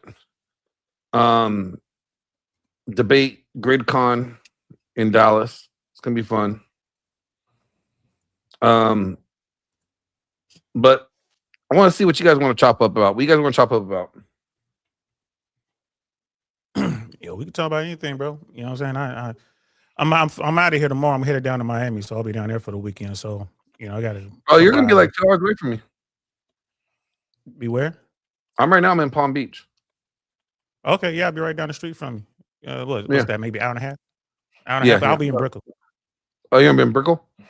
Yeah, I'll be in Brickell. So you can go see the boys. Nah, I mean they're hard to catch up with anyway. But Brickell is so small. Like if you out and about, you'll probably see Fresh, and Myron doesn't come out the house. Yeah, Myron turned into a hermit. He's always been that way. He's always been that way. But Fresh is always on the scene. Ain't no telling. But I'm there. I'm talking to other folks. Like I'm there doing something. different world, different bubble. Yeah. That's what's up. So, OG guy, are you gonna go catch all the smoke over there? Oh, I already went to Speakeasies. I bitched him out the very beginning of his stream. I told him, I said, hey, look, fuck all this talking shit. I can find my fat ass way to Dallas, bro. Do you want the fight that you challenged me that we agreed to do on July 4th? And he said, no, you ain't gonna fuck up my event. I said, your event's on Saturday. We can square up on Sunday. No. He backed down quick. He wants to run his mouth and fucking run his cocksucker. That is all he wants to do. He wants to go be very specific. Call me out, prove that I'm a liar on this specific thing. And then when you prove he's a liar, well, you didn't do it on the specific thing I asked you to prove. He's a fucking weasel, man. Like I already bitched him out. And there ain't no sense in you, Dusty, or Grid even going over there and wasting y'all's time. Because all he's gonna do is cry and whine. Like I said, I'll see dude when I see him, and when I see him, we could talk. Man, use sign language. Most of the dudes in this YouTube, in these YouTube trenches, man, they're cowards, bro. They're not trying to do that. They're keyboard warriors, man. And then when they see you in real life, I gotta take a lesson from my big homie DL. He just did some sign language with somebody, and he. Hey, were you signing with him? Were you giving them some sign language? Right. And these dudes think they about it, man, until they come across someone who is. I mean, that's our society today as a whole. No one wants to be held accountable. They talk about free speech and all that. I have the right to say this, I have the right to say that. You do. And you have the right, the government can't come and get you. But you know what I'm saying? Mr. Jones over there, Mr. Bobby over there, they're not the government, right? They can come see you. And then these people, they talk all this nonsense, they talk all this craziness, and then when it's time to, stand on it, they want to run. They want to run to the police, man. It is what it is. So I don't even take this serious. That's why, I don't even take it serious, man. It's like, I'm trying to help guys who. That's the thing that gets me, bro. I'm always about helping guys level up and do better. Right. And my thing is when I hear somebody dedicating a whole stream, putting me on the thumbnail, right? I'm just like, bro, I'll see you when I see you. That's all needs to be said. I'll see you when I see you. And that's the end of it. And then let bygones be bygones. Nah, bro. They'll take that to the prosecutor, to the police, and they'll be coming after you for terrorist threats. It's a whole new game today, man. These cats, man, they fight a different way. They don't want to stand on it. They don't want to put their body on it. They want to go get somebody. You know what I mean? Even the hate streamers. Look at Chud the Builder. Yeah. Right? Chud ain't about it. You know what I'm saying? I mean, he about that D. Seems like he's into Transformers. He's into another lifestyle. I ain't mad if that's what you want to do. Yeah. You ain't heard the rumors. I didn't know you about ain't that. seen the receipts. Yeah. Bro, yeah. you know me, I don't if it's not in my lane, I really don't fucking it ain't about me, then I'm good. I'll get in people's business. I have All some his shit came out. I don't believe it until I see it, and I ain't seen it yet. And I mean, honestly, I don't really care. The Chud the Builder and the training stuff, I keep hearing people talk about it, but I ain't seen nothing about it. I've seen a couple memes, and that's it. But I mean, at the end of the day, I don't care. Let me use that Chud the Builder example, and the example you used as because our founders knew private tyranny, right? They knew what the East India Company was. They said fight tyranny where you find it. It wasn't just the government. It wasn't just the government. That's why the Constitution applies. You can go to prison for false imprisoning somebody and violating somebody's civil rights. Simple fact of the matter is freedom of speech does mean freedom of consequence from both private and the government. But there should be a mechanism. Actually, it's not true. That's not true. Because a defamation case against you is based off of your speech. Slander is another way you get to so your freedom of speech. It doesn't mean without consequence. Well, there's limits to it. It does mean without consequence, but there are limits to the freedom of speech, right? You're not allowed to damage somebody, right? Just like you can't haul off and punch somebody in the face for no reason, because one of those limits to freedom of speech was dueling. At one time, dueling was legal, right? If if you accosted somebody with words, you could challenge somebody to a duel. Like if somebody was screaming in your face and dishonored you, you could challenge them to a duel. You know, you're giving out on a limb like reasons to have this argument that we need to start dueling again, right? You just gave. Well, no, I actually do agree with that argument, though. I think society should bring back dueling because I think it'd make a better class of man. It would make a culture thug, if you will. It would make somebody who knows when to talk and when to shut the fuck up, and it would keep a lot of people. It would keep a lot of people in their own lane. It would allow. Not It would to allow the death, you. though. Not to the death, though, right? That would be between the duelists. That would be between the people that would be between the challenger and challengee. He's like, look, I was about to say I'm in full support. I mean, I don't. Our society was better when these things existed. Yeah, because you know what? You had to watch what you say because your actions had consequences. Your words actually had you have responsibility over your words, and your words had consequence to them. Rights without responsibilities are a devil's trap. Are entitlements. Yeah, true. Entitlements. And entitlements always lead to negativity. And our founders and the people that built this country knew that. They knew that with every right comes a responsibility. And like you have the right to say what you want to say, but somebody has the right to challenge you to a duel. Not anymore, but they did at the foundation of our country. Well, in certain states, you can still mutual combat. Well, I mean, there even in modern mutual combat, there is several. It's not the exact same, but it's lesser punishments for things like fist fights. So I think that it should be a free and clear, two witnesses of reputable standing, and either you go out 20 paces and pop each other, or you waylay the fuck out of each other where you stand. As long as you got two witnesses of reputable standing. I think once a person is knocked down and dazed and confused, the fight's over. Well, like I said, that would be between two fighters, because some people are ignorant and some people take really huge offense to some things. Now, I would still say you can't sanction murder and manslaughter. I mean, as a government, you have to draw the line somewhere. I mean, if someone agrees to mutual combat and they get kimmed, they get hit so hard that they lose their life. But it's like, okay, they were boxing. This wasn't to the death, so you wouldn't. I think they would have to sign a waiver. But to say, oh, we're gonna like pistols at Dons or sabers, that might be a little too far. But I mean, I hear where you're coming from, though. I don't think so. I think it gives the necessary weight to a duel, because that could always be the possibility, and it's always running in your head. If I can't back up what I say or what I believe, I'm going to be wiser with my actions. Smoking Spaceman said that society with dueling existed because people had honor. Honor is almost non-existent today. Yeah, I agree with that. There's not too many honorable people out there. Because here's the thing: like you look at again, Chud the Builder, like dudes locked up, and you look at what society is doing, what the courts are doing, how law enforcement is dealing with these hate streamers. Right?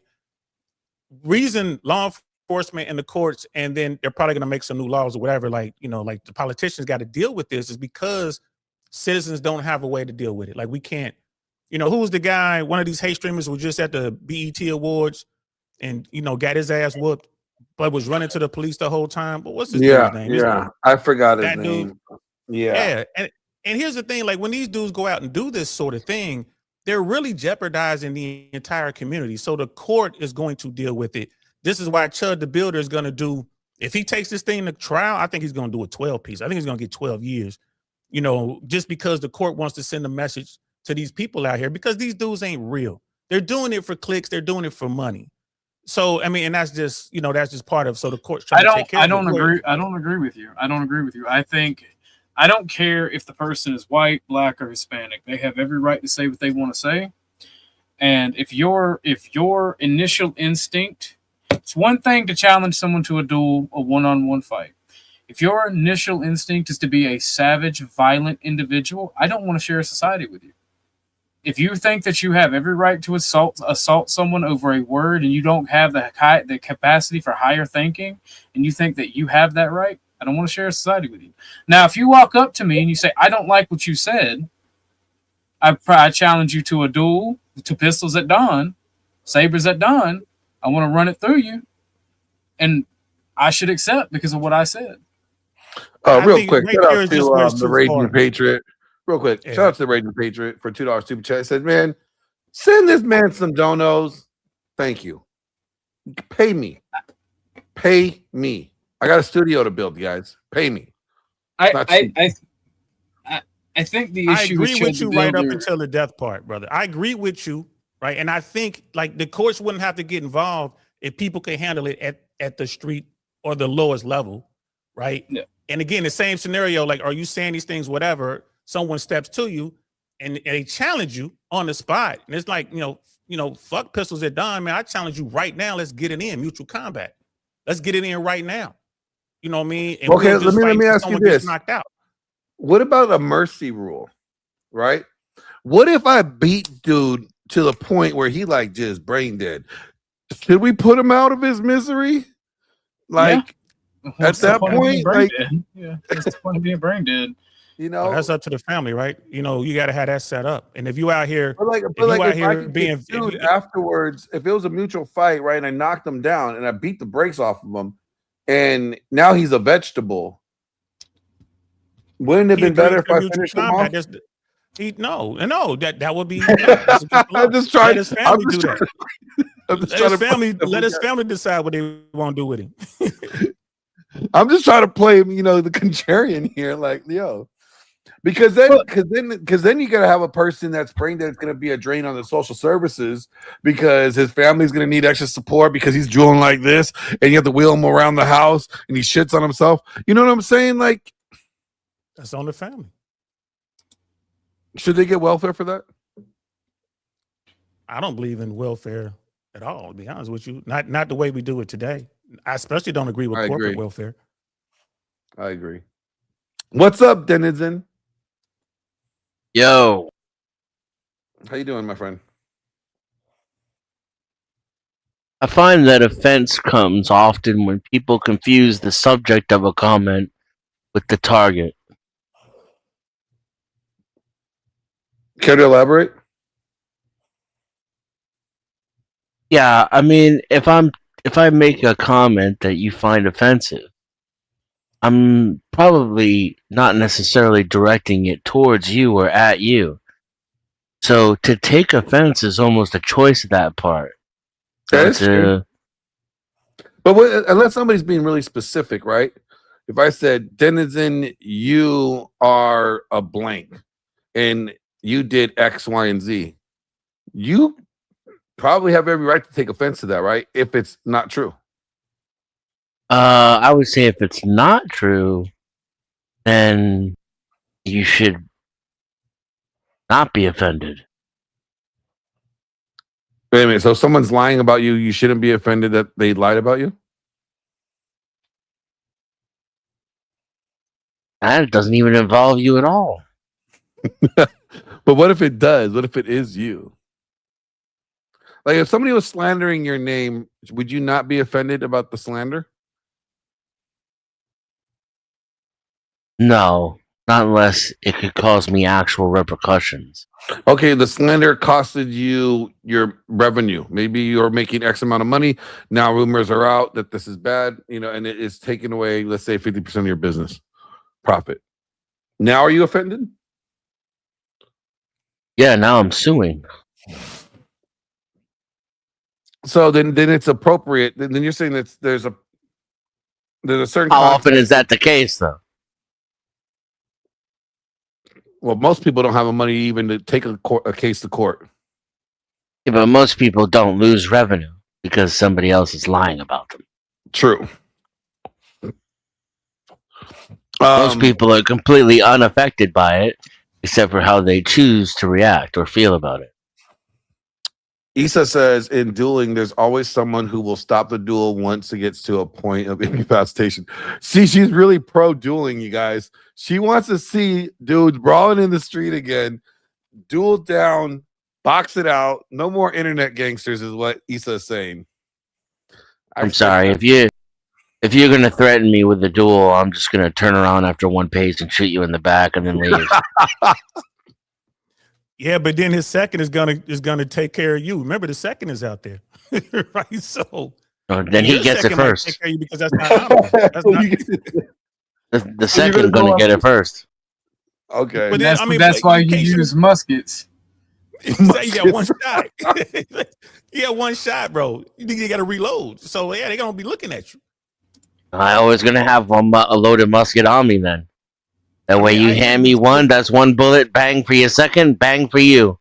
But you get the point, though. Bang, Like bang. that's not honorable. So they're gonna take care of you. That's not. You gotta pop everybody. You gotta pop the two witnesses because that's not honorable. There's That's no like honor in being dead. When are That's what men you'll gonna need. stop with this stupid shit? But I mean, we're just living in that. Ah, example. he That's- hurt my feelings. I need to kill somebody. I'm gonna risk my life over words. Come on. That's some gay shit. I do like what But Issa bro- says here. We need honor and integrity back. That is something true. And you know what? I we think need- only men could bring it back. I don't think you can expect women naturally to be honorable and integrable. And I hate to say that, but it's even biblical, okay? It says in what is it? Ecclesiastes like 7. It said, like, as I searched, I still cannot find one out of 1,000 men to be righteous, and I couldn't find one woman among them. Like it just kind of just goes to show you that, like, if we want honor and duty and integrity back, it has to come from men.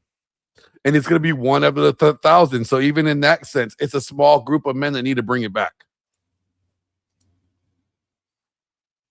So anyway, He said like, duty. you're talking about words and being willing to take life over words.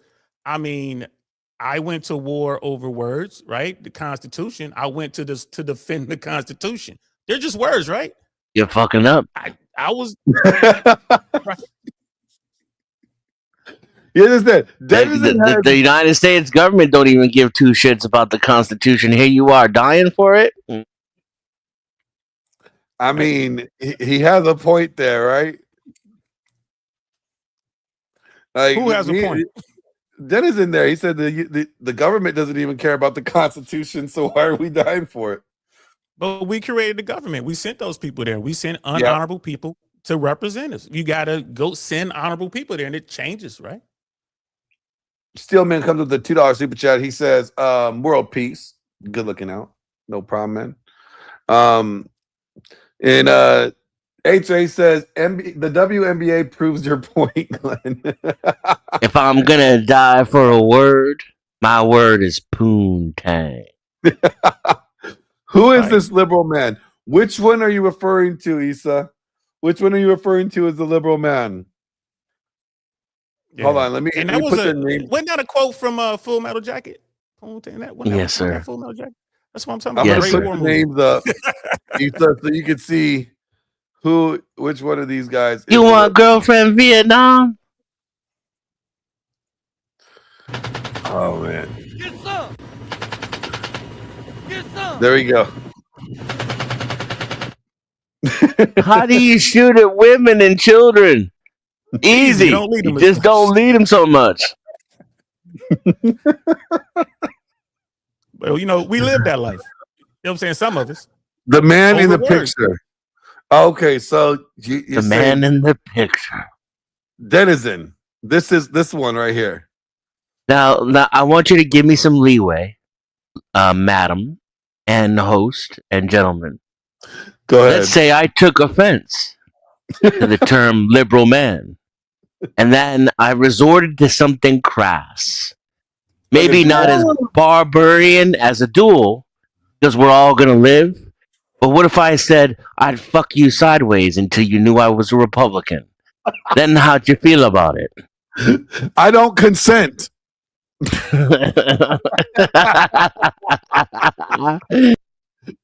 That's how I feel. Fuck a duel. That's a fight for survival. Then somebody definitely gonna perish.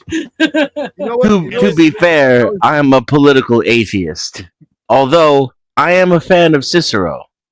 Take that how you will. So you do realize in medieval times, men and women could duel. They had a format for women and men dueling. Were they like mud wrestling? No, they dug a hole up to the man's armpits. They put him in the hole and they gave him a weapon that was lethal, but not like God spiked or damn. whatever. It's kind of like they gave him like a sock with a rock in it, kind of thing. And then she gets like a long spear or some type of weapon like that, and they would do. He was in the I'm hole. telling you, we've been Look getting it the up. raw deal Is that for how they far too handle- long, gentlemen.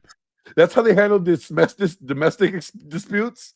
And that's how they handle it. I'll fuck you sideways until you know I'm a Republican. Like what? And she can you sir have offended my honor, and now I'm gonna dig a hole, put Dennis in the hole, give him a sock with some rocks in it, and then she gets a fucking blade, and they get to go at it. I'll be that dude in the hole buried up to his neck, and I look over to the other dude and be like, first time? Dennis would be like, I'm a veteran here. This is my hole. They don't re-dig up a hole. Yeah, this is my hole. There are many like it, but this one is mine. Oh, that's cool. It's the magnetic collars from the Wild West is what they're gonna put them in. Oh man. Like- Oh yeah. The thing zaps you back. That was funny. So all right. So grown man stuff. DL, what have you learned about some grown man shit in your, journey recently? What you talking about? Sitting down? Yeah, when you were sitting down. What did I learn? I learned that American crime and punishment, definitely needs some work. It's fucked up. I learned that, hey guys, if you get caught up in the legal system, you better go get yourself a real good lawyer. I don't give a fuck if it's a misdemeanor or a big boy felony. They're not playing because you can see the money in it. What I learned being on that side of it is how much money is being made by someone. And it's like, damn. And you can see them just taking advantage of folks. Like the way they do the homeless here in Florida, man, it's crazy. Because they're like, man, these homeless people are the batteries that are gonna, power this cash cow we got with these jails and prisons and whatnot. So yeah, man, it was definitely eye-opening. I think the way they see it is as brutal and as comprehensive as it is, it's still kind of easy to stay out of the system in America. You may have to. I agree, but I think it's getting tougher. You may have to sacrifice your rights. You may not be able to stand on principle. You may have to kowtow to a man who doesn't have real authority over you, but has a badge on. But it's relatively easy to stay out of the system in America. And so once you're in, you're in.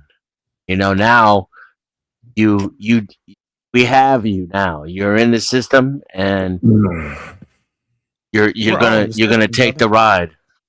We're all in the system. You got a social security number, you're in the system. You got a driver's license, you're in the system. You're online. I don't care what. I think I'm on a few lists. You're on a bunch of lists, Glenn. I know you're on a list, bro. I know I'm on a couple lists. Just saying. I know. I think TSA has bro. Here in America, man, anyone who's willing to give up freedoms for liberty deserve neither. Yeah. You know what I mean? Like, and again, people ask me all the time, like, so what are you going to do? Like, there's no one in this country that's about it. Everyone talks about watering the tree of liberty and all that. Ain't nobody going to do that shit. Ain't nobody about it, man. I'm leaving. As soon as I get my, oh, go ahead. I want to agree with you, but I see when I see you gentlemen, right? I see men that are tired from dealing with the system, and I see what I see when I see that. The men who cam up, the men I see in my everyday life, right? When we talk about these things, I see men who are tired and their heads are hanging low, right? But I don't see men that actually give up. I see men who talk about giving up, but I don't see men who actually give up because we're still pushing in this system. And when the time comes to do something about it, when it truly becomes unbearable, I think American men of all walks of life and all stripes and all backgrounds will stand the fuck up and actually do something about it. I keep checking your temperature. Like, I'm not going to do something about myself because that's just retarded. then that's a waste of what this is. I'm way too pretty. But if y'all want to fucking do something and actually work together as a team, I will fight beside you. And I think that time's coming because honestly, gentlemen, if you can talk about fleeing, you still got it too good. If you still got the money to leave, you got it too good. If you like, you know what? you know, I think this is an interesting. America's about to hit its 250th birthday, right? That's crazy. And you think about how like young that is compared to other empires that came and went. It seems like this empire is on a decline faster than previous empires. Yeah. You know, Like, it's slow and then all at once. I think we're getting to that. We're getting real close to the all at once thing. Yeah, to all at once point, because it's like, you know, like Rome was slow and then all at once, right? But it took hundreds of years. I wouldn't say at least 1,000 years. Well, didn't Rome have a reign for about 1,000 years? Yeah, but here's the thing. It also went through its up and downs, right? So there's a misnomer where they talk about the average lifespan of an empire is 250 years or 300 years. No, that is a cycle within an empire. An empire can last until now. China is a group of people, a group of ethnic groups that are an empire that has existed in some form since the beginning of human history. Right? Yeah, it's had bits and pieces that broke off and got reconquered. It's had to reincorporate some people to it. It's and this, that, and the third. But Rome fell more than once. Rome fell several times throughout the empire's history. It started out as an imperial republic, then it became an actual monarch. It started out as a monarchical nation. Then it started out as then it was a republic. Then it was an imperial monarchical nation. Then it started out as a viceroy, which is basically more than one monarch taking a triumvirate. Actually, is the name for the official Roman. And then it went back to being a republic. Like it had these cycles, and that's the thing. And a nation never dies as long as the people exist. That's the problem with America. We don't have the people. Go ahead. Right. I see America as the Magnificent Seven. I'm pretty sure most of you guys can hear my voice. Oh yeah, you're talking about the Denzel Washington version? I'm the original one. Okay. But it doesn't matter. The Magnificent Seven, you know what I mean? I see America devolving into that village, that pathetic village. They were afraid to fight their own fight, and they had to go out and go get warriors to come fight the fight for them. Why? Because that village, which is America, has made it to where all the warriors left. And I hear what you guys saying. That, you know what? This is a cool conversation. I asked Glenn. Some of the conversations on Glenn platform be just bullshit, and I just leave. So I'm here because I'm really feeling you, brothers, man. Thanks for having a good conversation. I'm one of those. I love this panel. I'm one of those warriors that will leave, right? And it's kind of like what Dennis is saying. It's like, well, shit, y'all on some bullshit anyway, right? And I do have it good, like Hooligans was saying. I do have it good. I got it good enough where I can go. Fuck it, I'm out. Right. And it's, you guys don't know this, but I came from Hollywood. I was an air traffic controller by day, but I was a Hollywood kid by night doing stand up and making movies and writing and doing that shit. Glenn, I have a script. I got a script. It's called The Last American. Huh? That's the deal. Man, hold on, man. Your timing is fucked up, bro. I really need to work with you on your comedic timing. We need to sit down and work that out. I'm glad you're in Central Florida so I can teach you comedic timing. But I got this idea for a movie called You Still Fucking Up the Timing. Hush. Your script. My bad. Your script. Yeah, like the script. It's called The Last American, and it's basically that story. It's kind of like a big version of the Magnificent Seven when all of the sheep in America, after they realize they got rid of all the warriors and they're about to be conquered by some bad people, go out all over the world looking for Americans to come back and help defend America. It's like the last Americans. Like we're looking for the last Americans. And, and it's kind of one of those things. Like if something like that would have happened, the real warriors would say, nah, fuck you. I'm over here now. We're over here with real people building something over here, man. Fuck you. You had me. And then y'all did all this bullshit.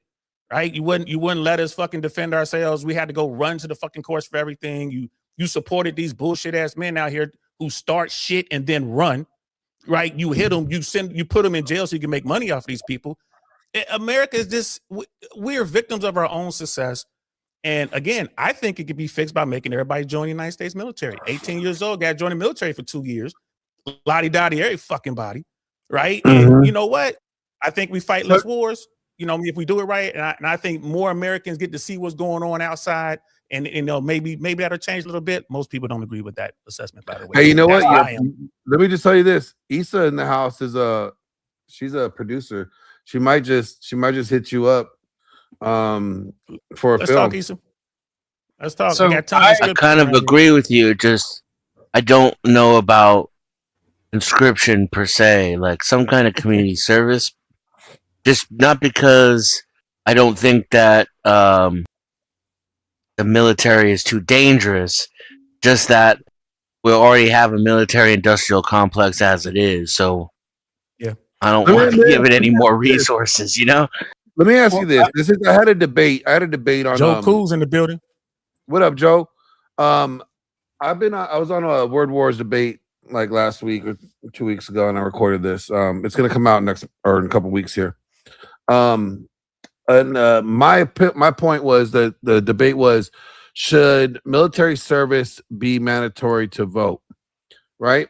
And I moved it to military service and I would say national service, and military service is a form of national service. So you can work in FEMA, the Peace Corps, National Guard, National Guard, Coast Guard, that's military. Yeah, it's military. Though. Yeah, all those. So that would be good.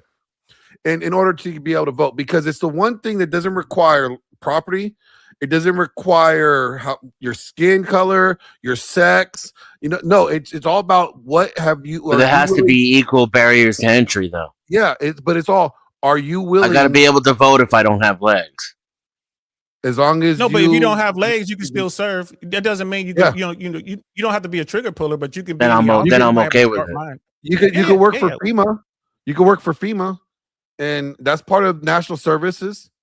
Disaster relief, that's national services, right? You have to be working in national service for a minimum of 2 years in order for you to be able to vote. Well, I got an even better one for you, right? Have STEM fields and trade schools folded into that, and train those people for those things. And I think I agree with a little bit of what everyone's saying. I do think it should be under the military, though. I think that every man, woman. I was gonna say man, woman, and child, but every man and woman should be taught to defend themselves. I mean, I even think we should have that as children, but maybe at 18. I think it'll be better for boys. I think we should go back to teaching them how to control violence. Learn how to be violent and master violence. Learn how much damage you can do. Like if you know how much physical force you could do, you know how to de-escalate a situation. And then we'll just take the Austin Metcalf and Carmelo case, for example. I don't think Carmelo Anthony ever was taught how to master violence. That's why he escalated to such a high extreme of violence for a push. Like, it literally, a push does not equate to I need to stab you in the heart, right? If someone pushes me, what would be a reasonable escalation in violence would be either I push him back or I punch him in the fucking face, right? That's going to be the escalation. If they push you, you push them back. The punch is an escalation. Yeah, but that would be a reasonable escalation compared to stabbing him in the heart. Stabbing him in the heart is lethal force. Me punching you in the face is less than lethal. He already wasn't acting reasonably, though. Yeah, he was. He should have. He had an ability to retreat from that situation, and he should have. It would have been the smartest thing to do. If we taught our kids back in school that if they could box it out and it's okay, they can live and take a punch in the face, they wouldn't rush to such extreme levels of violence. I mean, that kid, he didn't go in there with the intention of murdering someone. But the fact that he brought a knife to a track meet, that just shows me you 100% bitch made. Bro, really? You at a track meet and you need a weapon? Now, here's the thing. No, I Had he had not my had that knife with weapon, me everywhere I went in Texas. I didn't. And I mean, in Cincinnati, I had my pistol when I thought I needed it, but I never. What's going on at a track meet, bro? Ain't no thugs at a track meet. You there to run and talk to chicks. Like, you know what I mean? But my thing, Texas, you're gonna use your knife for everything. nah, bro. If I think I'm gonna have some drama, I'll take my pistol. You know what I mean? And that's No, when I always back have a then, knife on me. You never know when you have to cut something loose. I don't Like I don't. I'm on a Okay, I get motorcycle you. I'm not. sometimes. I'm just letting you know I don't move like that. If I think I'm gonna have a problem, a real problem, I'm gonna bring a firearm. But my point is this: he shouldn't have had anything. And if he was about that life, he should have just been there, like you said. He should have been ready for the fight. You over there under their tent. I don't care what the grown up said. Yes, he should have went away. To me, sounds like he was bitch made, listening to whatever, watching too much violence on TV and in the movies. And, he got in over his head. He didn't mean to murder that kid, but hey, he still got to do that time. And he got lucky. I'm surprised they didn't hit him with like 65, 85 years. You really shouldn't have to do that time, though, if you don't mean to murder somebody. We have delineations for that. I think he should have pled guilty to negligent homicide. Well, I mean, which is not 30 years. That might was be the 25. That was the choice that I think his defense team thought that they were going to win based off of, like, we're going to use racism. We had the whole George Floyd movement thing going on. We'll protest. People get behind you, right? And I think that's why they're trying to get a deal. I'd have been trying to get a deal if I was that kid. And that's another thing. They ain't from. Yeah. They're not from that world. They're not. They didn't understand where they was in the system. Kind of like you say with the grown up talk part. Understand the court system, any court system, family law. You know what I mean? Like criminal law. Think of it as a shark, man. A great white shark. When that shark comes up on you and bites you, it doesn't give a shit about you. It's like this soulless, massive thing coming at you, and it just wants to eat. And if you haven't, like Carmelo Anthony wasn't from the street. That wasn't a hood dude. I'd have sat down with the family like, yo, I got to take a deal. We're going to try to get you, 8 to 15 and cross our fingers and hope they fucking take it. Because if we take this thing to court, bro, you might not see sunlight again. Like, we won't see you until you on Social Security. And here's the problem. Like, if like people in the chat are saying, like, Smoking Spaceman was saying, like, well, his defense was to throw the case to win on appeal. The problem with that is if you go try to appeal the case, and let's say that there's other evidence that comes out that makes you look worse, you could actually get the max. Yeah. They could change it from You 35 to rolling the dice. 99. You rolling the dice, bro. Yeah. And there's always a tax. If you take something to trial, the judge is going to put that trial tax on there. So they're going to give you more time than they would have had you have taken a deal. Same thing with the appeal court, the appellate court. You go there, bro, they might really stroke your ass. So that and the same thing with Chud the Builder. If I don't like Chud the Builder, I don't know him. I don't like the personality. I don't like the hate streamers, right? I'm not a fan of that. I'm not big on hate streamers. I don't like anybody that's a supremacist. Right, on that bullshit. And he's in a real world situation. If I were Chud the Builder and they offered me 5 years, I would really get that consideration right now. I'll be thinking about that. If they offered me 3 years, I would take that shit. Like, hurry up and take that. Give me the 3. I would consider the 5. Issa, everybody on the internet is internet gangster. They're not in the street gangsters, okay? We grew up in the same neighborhood. We know the barrios, okay? We know East LA very well. All right, we've been there. So does DL. DL knows the hood really well. We know a lot of these people are snowflakes, and it's funny. I don't know anything. Judge. I don't know anything, prosecutor. I'm a nice guy. I am a nice guy. I don't do that stuff. Your Honor, he's lying. Throwing me under the bus, bro. Bro, all you got to go do is read your Substack. Your first Substack post threw you under the bus. Look, man, I didn't kill that dude. Someone else did. I just saw it. Say you told the story about it. You in the streets. You in the streets. PTSD. That was my PTSD acting up. Hey, if you guys are not go reading DL Substack, you guys go check him out. Go read his Substack. He has some good Substacks. I'm about to start writing some more on my Substack. I only did a couple. I'm gonna get back busy with it. I'm surprised you don't have like a whole draft ready to go. Well, you were down one, bro. You should have been writing like Tupac writing lyrics. You should have been writing Substack. I was down one, and then I caught the case. So it was like almost done, and I caught the case, so I had to pause. But it's a misdemeanor, guys. It's not a felony. I'm not a felon. It's a misdemeanor. No, he's not a felon. So look, DL is a grumpy old man. He took the movie literally, like the movie Grumpy Old Men. You know, some grumpy old men don't need their naps, and if they don't get their naps, they're likely to smack a motherfucker when they're getting out of line, and that's all DL did. Yeah. You know, DL, did you have a nap that day? I did not. See, it would all been resolved if you had your Did nap. Didn't have a nap, and my PTSD was acting up. That dude just caught me on the wrong day. And that's Man. yeah, that's all that military stuff. But anyway, we're just joking around, having fun here, guys. But seriously, like Chud the Builder, if he takes this thing to trial, I think the court is going to make an example of him, and he might wound up with 12 years. I think he should. Like, I think he'll be fine. I think he should. As much as I saw, again, use of force escalation. I didn't see anything that warranted raising the threat level that far. Because, like in Texas, the only way you got allowed to use lethal force is to stop an unlawful use of lethal force at you or someone else. Right? So I don't think that there was an unlawful lethal force being used at him. yeah, he fired first. I mean, he fired before they tangled up. So allegedly, that according to the investigator on the scene that was talking to the judge. And if that's true, bro, that's attempted homicide. Yeah. It's not premeditated. It's not murder one, but it's definitely murder two. Definitely murder two. Attempted murder two. Yeah. I mean, no, I don't think that. Joe, come on up here. I don't think Chud the Builder should get away with attempted murder.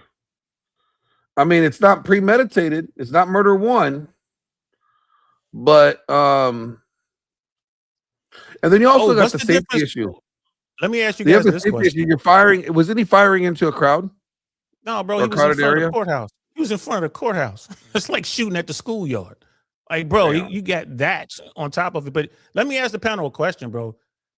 If Chud had killed that guy, would that be the same as Carmelo Anthony thing? I don't know any of the facts. So I would say in principle, yeah. Because my question would be, and this is the same question that had to be answered in the Carmelo case. Was the escalation of force reasonable? Right? And the answer, in my opinion, insofar as I see in the Chud case, no. No, it's not reasonable. Somebody's running at you doesn't mean you get to shoot them. What if they just happen to be running past you? So I think Chud, in this case, should get the same, maybe not the same penalty, if not the same, but a similar penalty. Now, if the facts of the I got the facts wrong according to AJ, so let me read the text message here he sent me. The facts wrong about which case? Oh, first degree murder. There's no first degree murder in Texas. Yeah, it's just murder. Yeah, yes, just there murder. is. No. You got capital murder. I know you got that. It's under this. It's all under the same statute. Oh, okay. Yeah, I said there's no Texas law primarily classifies homicide as capital murder, manslaughter, or criminal negligent homicide. The main difference between each offense. Okay, no. Texas law primary classifies homicides as capital murder, manslaughter, and criminal negligent homicide. So there's no murder one. So it's either a capital murder or it's murder. Right. Capital murder is the equivalent of murder one in other states. Yeah. But like, I mean, all the states are real similar when it comes to that. Yeah, but if all the scenarios the same, Chud escalated to lethal force, which was unnecessary, in my opinion. Right? Even if someone punching me, to me, does not warrant me pulling a trigger. Now, if somebody pulls a knife out on me, I'm going to escalate that shit, and I'm pulling a bleak, and we're going to be seeing some fireworks. But yeah, see, that's how it is legally. I won't argue that, but I don't think it should be. I think we allow people to come into our personal space way too much. Once you come into my personal space, it's on like Donkey Kong. So here is what Smoking Spaceman said. Glenn, you're a corrections officer. If Chud was legally carrying and he feared great bodily injury or being incapacitated, his got to respond to maintain possession of his firearm weapon. Could it be used to harm himself or others? Wait a minute. If Chud was legally carrying and feared great bodily injury or being incapacitated, he got to respond to maintain possession of. Okay, so that's different. If he's carrying, right, and someone's attacking him, he could easily pull it out. Hey, stop! Don't move. Stay right there. Right? I have this firearm here. I'm now trying to de-escalate the situation using the firearm. Come closer, then I will shoot you, But there has to be a warning given, I think. Now people are going to jail now for brandishing for doing that. Yeah, we got the shit all twisted. I think that's stupid. Brandishing a firearm is dumb. There's since you out here in Florida now, in Fort Lauderdale a couple days ago, some woman popped a dude. I saw in a that Walmart parking lot. Did you see that? Yeah, I heard about that. Yeah. Yeah, I watched a little bit of coverage on it. I'm still trying to find some print on it. I haven't seen anything, but apparently they didn't arrest her. They didn't take her into custody at the scene of the crime. She's definitely standing your ground. That's what they're saying. And I guess the state is just looking into the case. But wow, I mean, that's just one of those things. Like you stand your ground, no duty to retreat. You follow someone and they can do their thing. This is a woman versus a man. See, and here's the thing. I wonder if all things equal, if the roles were reversed, if the man would not be locked up. Well, the woman isn't as lethal. I would say, yeah, he would be locked up. I can see a woman making the argument, I feared, for my life, grave bodily harm, because this man who outweighs me by 100-something pounds, if he gets a hold of me, I mean, you kill somebody with your hands, especially a woman. Choke her to death. You don't know what she has. She may have a syringe. But you get my point. Like, if it's the other way around, if you're the guy with a firearm, you got some woman coming at you, I don't think that the law enforcement on the scene, I don't think that the courts will agree that you were in fear for your life. So then here's a good point. Then because you're pointing out natural law of force.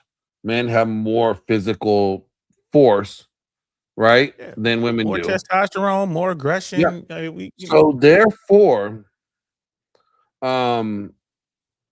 you're saying that there should be a responsibility with that force, but it doesn't mean there shouldn't be a lack of responsibility for someone weaker than you just because they're weaker than you. But if they're weaker than me and they have no weapons and I have a firearm, I mean, I just think that's how the court might look at it. I don't know. I agree with you, but I'm saying that just shows that where we're off on principle. That would be the principal problem there. Because if you're saying it's okay for a woman to shoot an unarmed man because she feels a certain way. I'm not saying that. This woman tried to get away. You saw the video. Okay. She was trying to get away and the gate was okay. It's reasonable.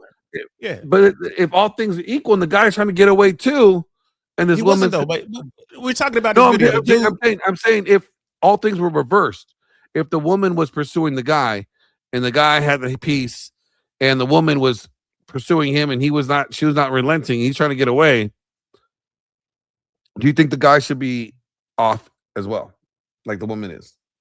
I personally don't think he should be off. I think they should have taken him into custody and hashed it out in court. But I don't know what the court would do. Come on, bro. You big. So you don't think the strong, you a women should man. be I'm charged? sorry. I'm sorry. You a man, bro. Like you don't even need a pistol. What are you doing with a pistol, man? Like what you do? Just shake her to the ground. Like I ain't saying hit her, but shake her like Chris Rock said. Shake her, like, Baby you know shaker? what I mean? Baby shaker? Put her there and leave. Like stop, lady. Call the police. But you don't need your weapon. Come on now. Really? I'm sorry. I can't. Okay, so what if the woman came on, like was attacking him, and he assaulted her back? He can do that. Like she's gonna go to jail and he's okay. Like, but if he draws his weapon, like it's just that escalation, I don't think is necessary. Disagree. I agree with Raging Patriot. He said Chud wouldn't go into Detroit on 6 or 7 Mile and say the shit he was saying. No, you're right. Like I know people Chud that wouldn't go want to Memphis. He wouldn't go to Orange Mound. If Chud want to be gangster with it, he wants to earn my respect. Go to Orange Mound. If he beats this case, says Chud, go to Orange Mound and talk that shit and see what happens. I think he will if he. No, I don't think he's gonna beat this case. This is, to be honest with you, I don't see it happening unless they could prove unless they could prove that there was reasonable like the situation would quantify reasonable doubt, like a reason to believe that he thought his life was in deadly. I agree with you. I think Chud's gonna do some time. I think he's gonna do more time. I think they're gonna max him out because they're trying to send a message to the hate streamers. But Dennison, going back to the situation with the woman pursuing a man and he has a weapon, you were saying that he should be able to pop her just like the woman did? Yeah. All things equal. All things equal in the law, I would say yes. Yeah, if because that was for Dennison. We heard your point. Oh, that was for Dennison? Fine. I'll be quiet. Dennison, go. It's twofold for me. You can't have different standards for men and women. And also, once you violate my personal space, that's Donkey Kong. I am not required to fight you. I want to say some words against Toss when you say that. You are not entitled to these hands. You're not entitled to a fair fight. You're not entitled to mutual combat. None of that shit. That shit is some DSF, Toss words. I'm not cool with that. As soon as you come into my personal space and you threaten me, I gotta assume the ultimate escalation, and I'm gonna pew pew pew. Now I can't in this society, right? Because for some reason the court thinks random strangers on the street are entitled to a fair fight. I don't know why. I don't know what possible principle that's based upon. You need to keep your hands to yourself. You learn this shit in fucking kindergarten, in preschool. Keep your hands to yourself. Once That's your the hands, same argument though that Carmelo people are using to. I agree. But I don't Dennison, believe that kids him today- using the knife is the reason why he should have went to jail. I don't think it was that disproportionate use of force. The question becomes whether or not he was actually in threat of grievous bodily injury, and also he should have just walked away. Under the circumstances that he was in, he was surrounded by adults in a public place.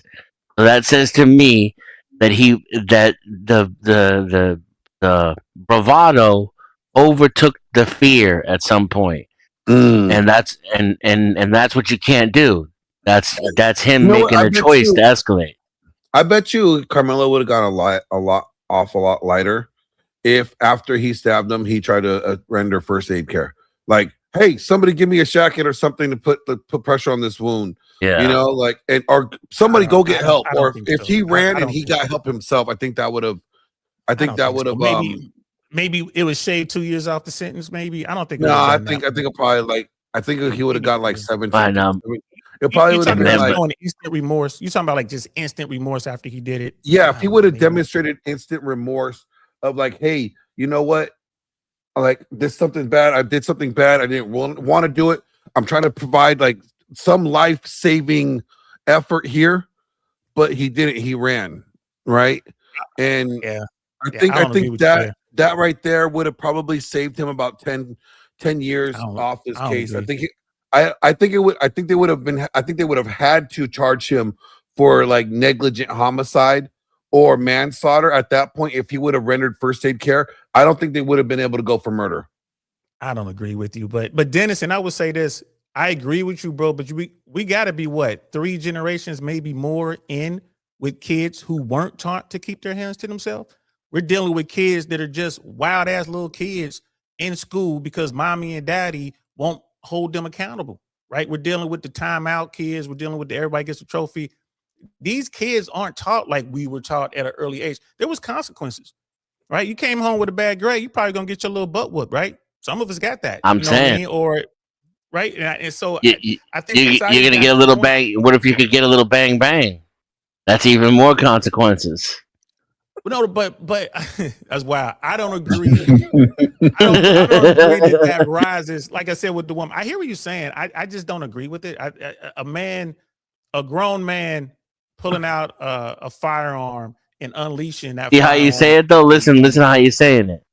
A grown man. You see what you're doing to yourself already. Yeah. You're putting extra responsibilities now. Now, because you're grown, because you're male. Now you got all these extra legal duties that bitches don't have, and murderers and thieves don't have. Well, my thing is this, man. That woman doesn't have the same amount of testosterone as you have. She doesn't have the same bone density. She's not as big. Which as is why, if she's attacking me, she's already committing a deadly offense. Hold on. We're already talking about a bitch that is not making a good decision. I want to point out something. Issa said, look, she beat up a guy once. She's like, I was 40 years old and you didn't know I had that judo. Oh, I always hear these fairy tales, Glenn. Yeah. Issa, I don't know you, babe, but I can't wait to see you in real life so I can Yeah, we always hear about these women taking on 3 guys at once.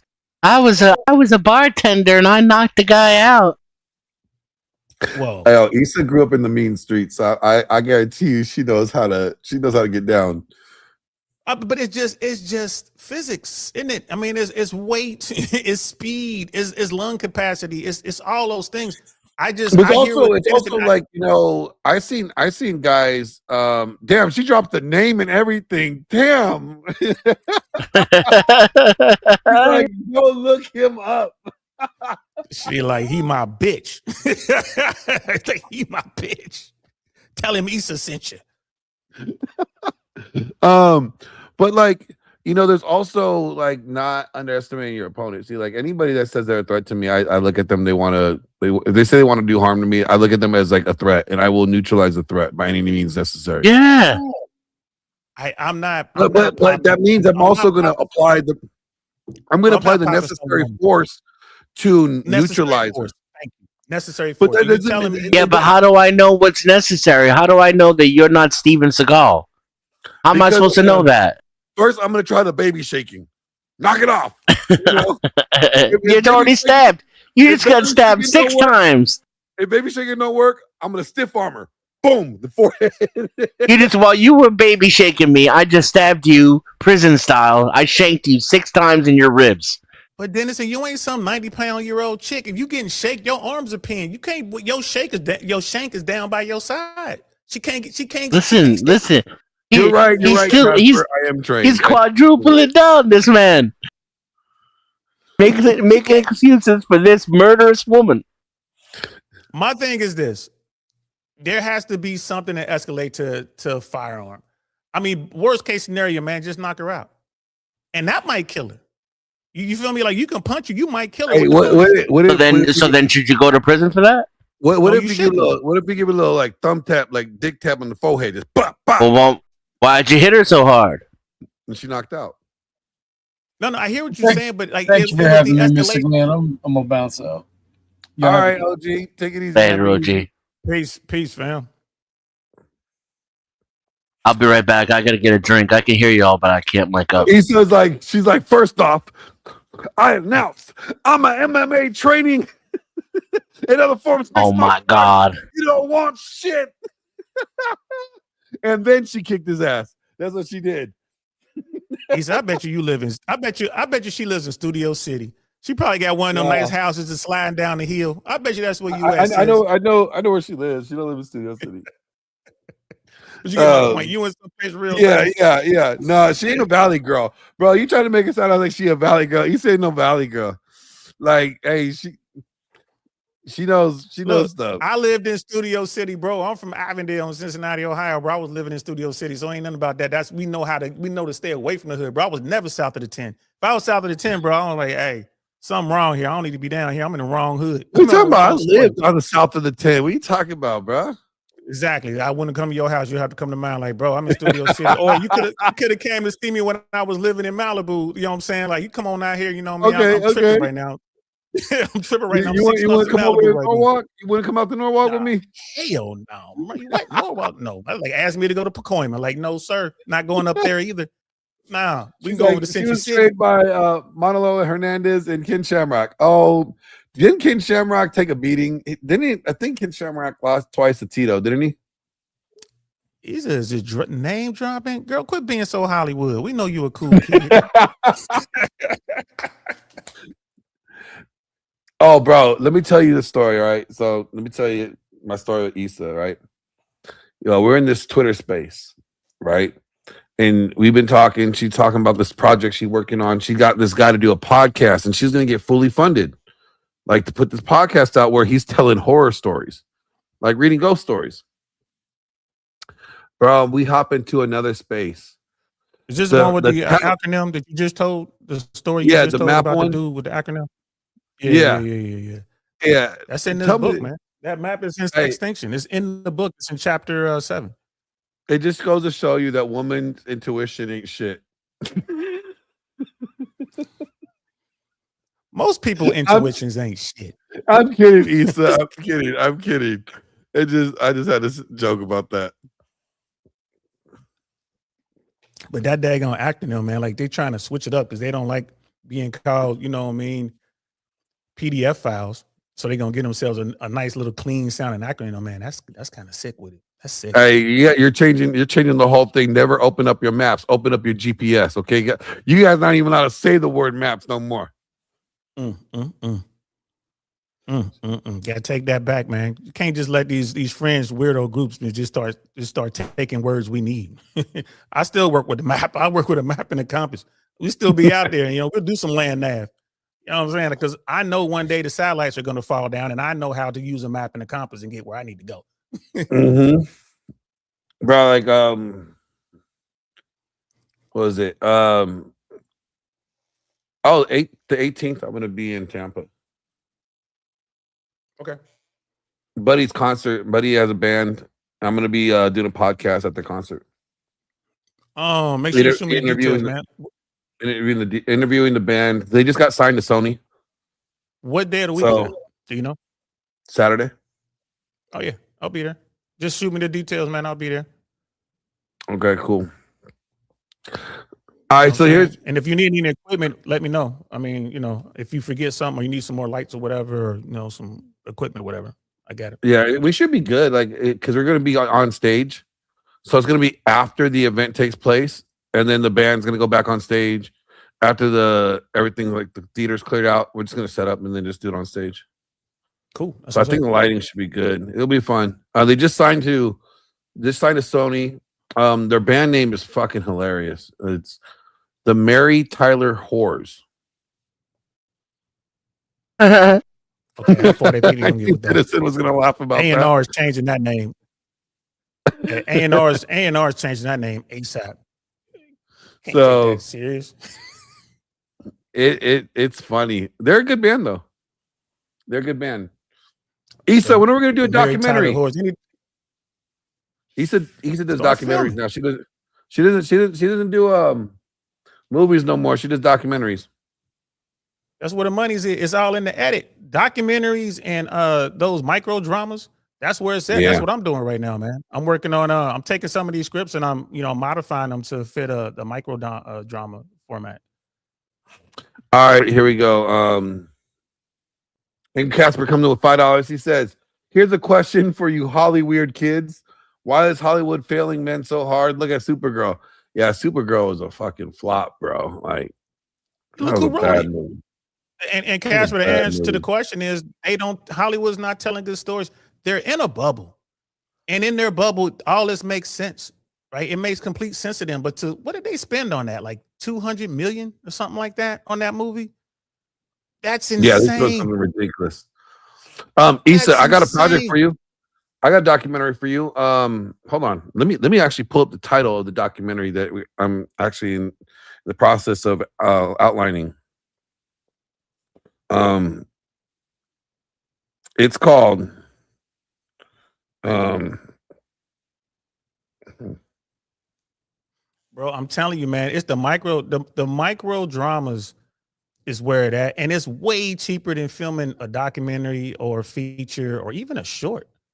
Like, I mean, you just to do if you're trying to do a short just to get in, you know what I mean, to submit it and get into the festivals. I mean, bro, to do a decent short today, I mean, on a cheap, you need what? Minimum 80K on a cheap? Yeah. You know what I mean?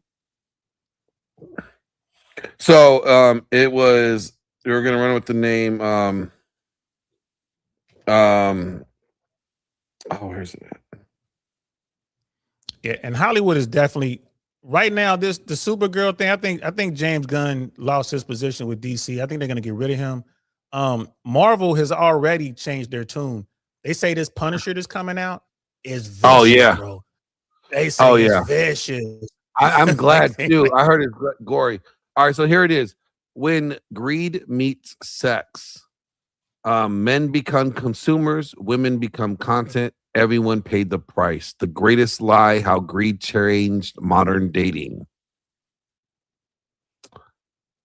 What you think about that, Issa? Let's get on that documentary tip. I got some people's. I don't know about that one, bro. Greed to change modern dating.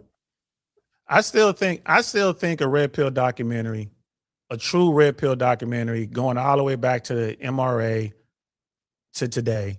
I think that'll be a really good documentary. I think the window is about to close, but I think it's still open. That Louis Theroux shit was bullshit, but it's got people curious now, like what's really going on over Well, there. he exposed Like something if you want what a lot of people didn't realize. Louis did expose something, and I called it out. What he exposed is a lot of these people that are their content creators or the grift or the influencers don't give a shit about the people that they are influencing. You know, and now let it come out, but there are guys out there who do give a shit. You see what I'm saying? Yeah, and I think no one is. Yeah, go ahead. No, I was saying, like, I think that's what it exposed. It exposed the grift in it, and I think that it would be really good if there was a documentary about the whole thing, the totality of it. No, there is a space that are here to help men, right, and highlight that aspect of it, not all the bullshit. Because I think you follow the grifters too. You follow the grifters too. You go back. I would love to hear what Cassie Jane has to say about all this. Right? Like, talk to her. I haven't seen anything on her. Like, I think she's kind of left it alone, but like her movie, and you see they fucking crucified her for that shit. But I think there's space for that. I think there's space for that. I think that someone can do a real documentary about the space to just kind of show, like, people don't understand what these invisible men go through every day. That's the thing. That just dude, when you got motherfuckers paying these grifters all this money, I figured it out. Like, they're doing it because it's like, oh, you see me, so let me give you money. It's crazy. They want to get the money. It's literally the OnlyFans but flipped for men. You acknowledging me, you validate how I feel, what I'm going through. You understand my pain. I'm gonna give you money. It's all on emotion for all these guys. I think I'm basically that, Glenn. I think it's like you a cool motherfucker, and you actually talking to me. Tate made all his money up front by just talking to these dudes. Like, before people really knew who Andrew Tate was, when he did the War Room, when he first put that together, I think it was like 1,500, 1,200, something like that. And he was getting the money, and these guys were just showing up and just happy to be around someone they thought was cool and talking to him. And Tate's charming. You know, Tristan's charming. And they were paying for the access. Like you said, that's the OnlyFans thing. I'm paying to be with a jock. I'm paying to be with a top tier guy. And I'm gonna put on my glasses and have my beard. Yeah. This is what Uncle Gunn says. The documentary did the same thing the last 4 documentaries did. It was free advertising, made the space bigger and more popular. But what do I know? No, you're right. You're right. It did, and it highlighted it all for the wrong reasons. There should be a documentary that highlights it for the right reasons. I'm saying a documentary that shows all of it. No, but I agree with you. I just don't think you could. I think that's like a docu-series. If you're going to do a docu-series, then I think you could do that. But like a documentary, no, I think a documentary has to be a little bit more. You have to tighten it up. Here's the thing: you shoot it, and then if you can't tighten it up, then you go get more footage and you make it the series. You can make it a 5-part, 6-part, and Netflix will jump all over it. Prime will jump all over it. Come on, Issa, you know what the deal is, girl. Like we can make that happen. Hit me up, Issa. We got a whole project right here ready to go. Ready for it. Stop playing. Stop playing. Let's make this documentary save men's lives. Well, my thing is this: I'm not even trying to save anyone's life. I just want to show you the world. I was fascinated by this red pill world when I got into it. Bro, you just sounded like Aladdin. I could show you the world. I was fascinated, bro. Like, this is crazy. This shit's insane. Right? But I try to always put myself in the other guy's shoes. And I'm like, okay, I see it. I never thought about people being invisible because I'm not invisible. But I started paying attention when I go out. I'm like, damn, these chicks really don't see these dudes. Mike Certain, when he does this thing with all them girls, those girls really don't see the bus boy. They really don't see the janitor. They really don't see, you know what I mean, some of the security guys. It's if women don't find you attractive, they really don't see you. I thought that just blew my mind. I'm like, damn, I never noticed that before. So Andrew did a video, I guess, breaking down the Chud the Builder thing really good. Who did? Andrew Wilson. Somebody just somebody messaged me the link. He just did it? Yeah. Pull that shit well, up. not he didn't just did it. I'll send you the link. Why don't you pull it up? Let's look at it. All right, hold on. Or you can text me the link too. Like text me the link. You know what I mean? Yeah, I'll pull it up. Let me pull it up and go to Discord real quick. For those that know, like, if I'm on Discord, like I'm just responding to messages. And it's like only a few people's messages that I respond to. I'm horrible. Here we go.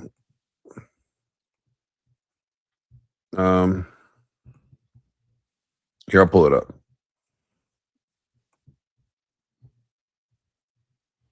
And Glenn, you gotta read Sextinction, bro. This book encapsulates every red pill talking point with the corresponding data. Like, bro, this book right here, like Dr. So did a good job. Shout out to her. I gotta give it to her. There's some stuff in there she was saying that I don't agree with, but it's crazy. But anyway, here's the this is 2 hours long. To have Ryan around is because well, he's a you know what's crazy? Who is this guy? Who's the lawyer? Hold on, Ghost. Who is this lawyer? Because he was the moderator. Does he have for my debate? He was my moderator on my debate on World of Wars. He's the one that moderated the debate I just did. That's crazy. I crossed you over from features to documentaries. Okay, perfect. Let's do this. All right, I'm gonna play a little bit of this. Lawyer, and so he's really good at breaking this stuff down. So I'm glad to see you here. Does it have Ryan, chapters, bro? Pleasure to be here, Andrew. No. What up, Crucible crew? Very glad to be back. Always a pleasure to see you. I'm gonna speed it up. Jump to the middle. Hang on, let me turn the chat window off here real quick. You got to think, what is the Tennessee jury going to like better? Do you mind if I tell you a story? It's off topic. Yeah, very briefly, sure. It's a good one. A mentor of mine once lost a trial on the first day. He knew he lost. He had no chance. And here's why. He was this fancy New York lawyer, and he showed up in this kind of like backwater trial, and he had this beautiful Rolex on, this beautiful goddamn Rolex, because he's a rich lawyer. And the first day of trial, the local boy he was litigating against, right before he did his opening argument for the jury, stood up and said, "Nice watch." And the whole jury looked at the watch and then looked at my mentor and was like, "Fuck that out-of-town Yankee." and he was cooked. He was so yeah. Sophistication's good, but you also got to win over the jury. Is what I'm saying. So I don't, maybe having a local boy helps. Okay, gotcha. $20 comes in from Justin. He says, I have a similar stance to Asmongold. Chud is a nuisance streamer. He's a disorderly man who goes around shouting fighting words to provoke response.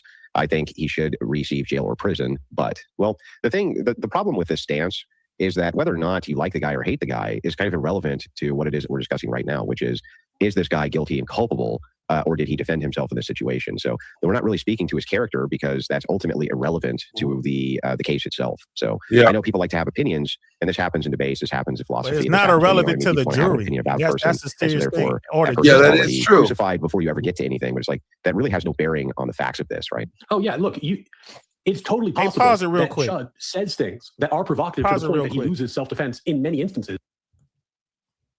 Now, I don't know if Andrew's ever been in criminal court. He's probably had to deal with the family law system, but too many people underestimate the judge and the jury.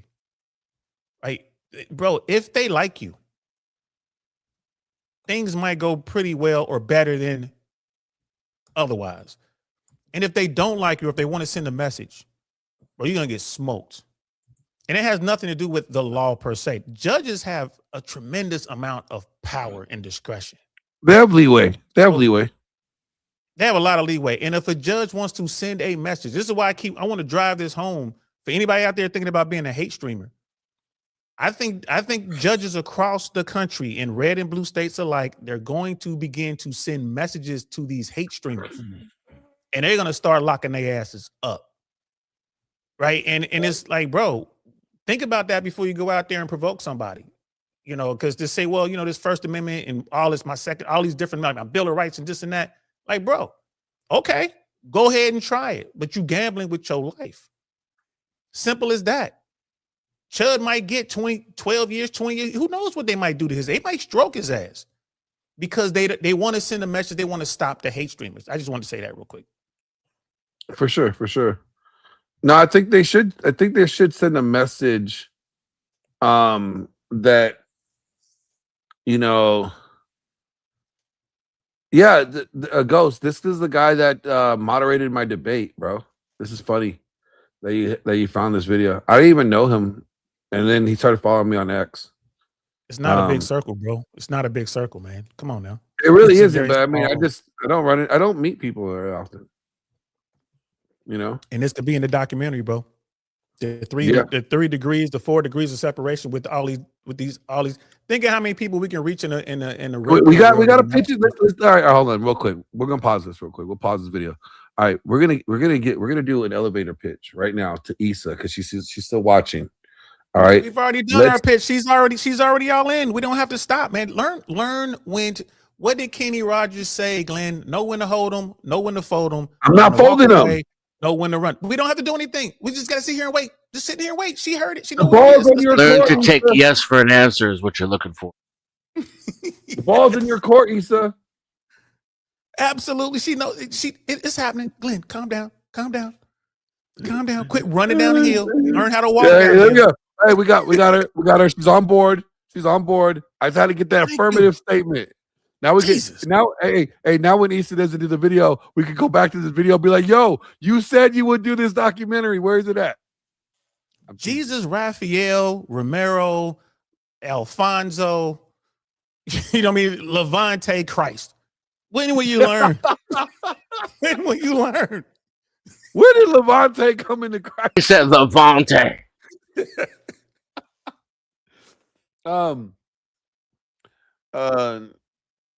Okay, Charlie's kids now have to grow up without him.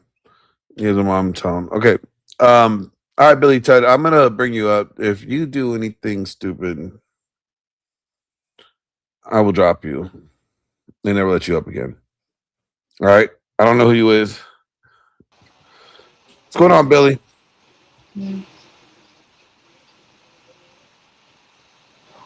Goodbye, Billy. I gave him an opportunity to speak. He didn't speak, right? Sorry. That was a way too long of a pause. You know, people be doing porn bombing. Yeah, you way better than me, man. I don't even do all that. But yeah, man. All right, Issa said she'll do it. She said she'll do it. She said she'll do it. 100%. Told you we it's game. In there like swimwear. I am curious to see where Andrew stands with the Chud the Builder thing. I'm gonna go back and watch that video. Here, I can pull it back up. Okay. Let me go back a little bit because I think they're going into questions from the chat. Yeah, jump in wherever you want. That was a long ass video. What was it, 2 hours or something? Yeah, it was 2 hours. I'm not watching it all tonight. I'm going to bed tonight. Yeah, I got things to do. I got to get ready for the studio and start getting things passed on. I got Angry Casper's video too, and I'll send it to you as well. All right.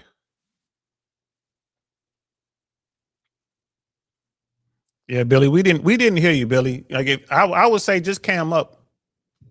Come up and cam up. Probably let you talk a little longer if you cam up, bro. I don't know, man. It's a little suspect. Tell who's who, and I don't think anybody could tell who's who from this. Like, this is impossible to see, but you can see retreats. Hold on. You can't retreat when you're in a. Billy, I'm sorry. I didn't hear you, and I didn't want to get porn bombed. You're more than welcome to come back. All right, here we go. His device. All right. What's up, Billy?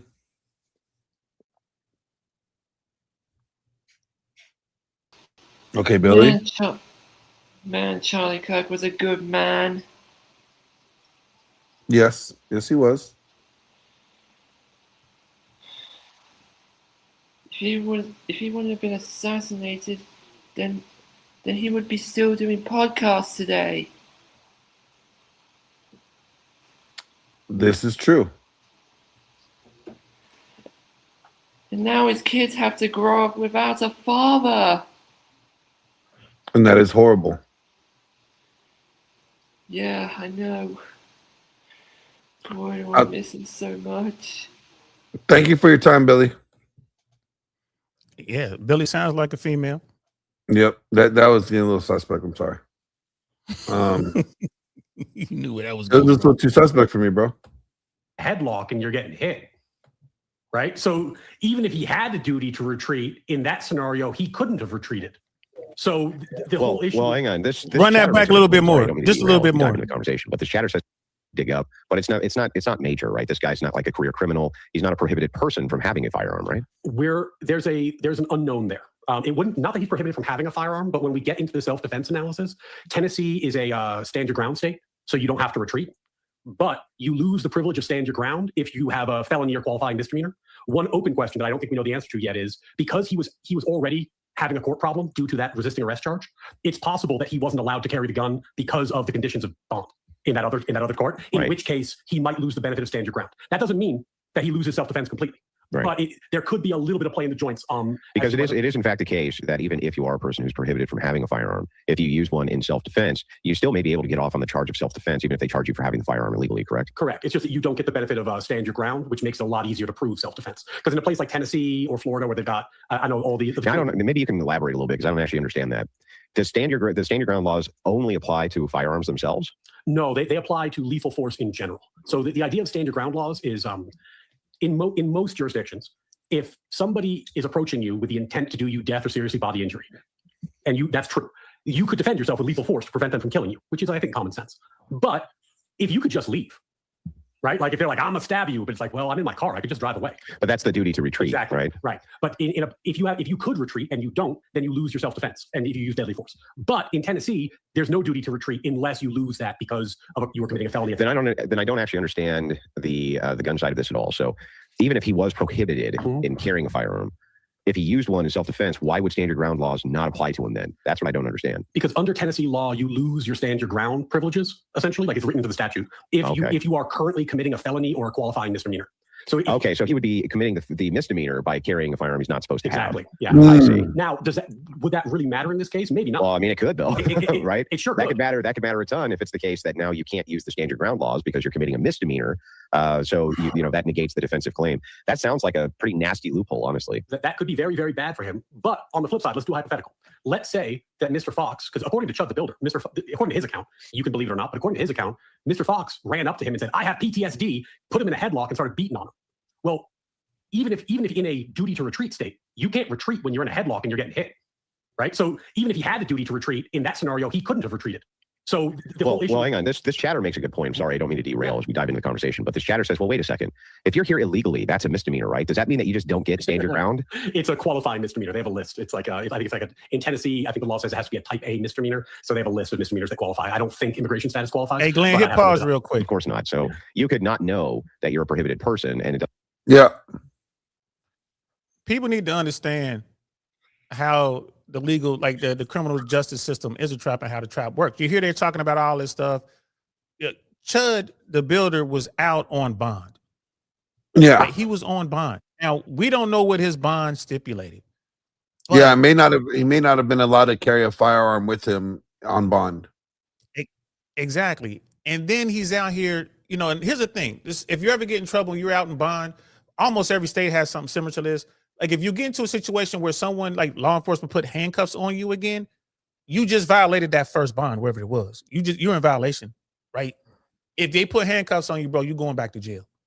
So, and then they put handcuffs on you for something this violent. That's going to be a problem. And then people talk about like a system, right? Family court. I'll give you a perfect example. You might be a dude who met some chick and y'all was in a relationship and y'all had a baby, right? And then you found out that she's in the country illegally, right? So when they talk about statutes, well, in almost every state, I know in California for sure, in most of the states I looked at, you cannot be awarded, according to the law, you cannot be awarded custody of a child if you are committing an ongoing criminal act, or words to that effect, right? You being in the country illegally is an ongoing criminal act, right? Yeah. I brought that shit up in court, and the judges told me to shut up. I'm just reading the statute. Bond makes this- a good point here. You can't say somebody violated bond conditions unless you know what they are factually. That's true. Potentially, he may have violated bond by having the gun on him. Well, not getting into trouble again is almost certainly part of his bond. Yeah. It realistically could end up in a scenario though where he gets off for self-defense, but then still has to do time on the bond violation for the other thing.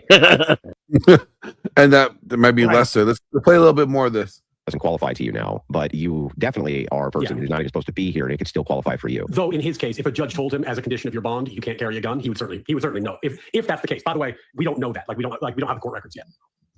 Yeah, this guy in Rumble, his name is Rocco. This is what we're trying to figure out, right? He says, but you can use a gun in self-defense even though you aren't allowed to own one, I thought. But in this particular case, that may not be the case, because written into the statute, what Ryan is saying is that if you're in the commission of a misdemeanor, then you don't have the same qualified immunity from stand your ground. And if it was the case that he was prohibited from having a firearm, then he was technically committing a misdemeanor. That's a really fucked up loophole. It's a pretty bad one. It's a pretty bad one for Mr. Etherly. Now, that said, even without the benefit of stand your ground, he could still have a good self-defense argument.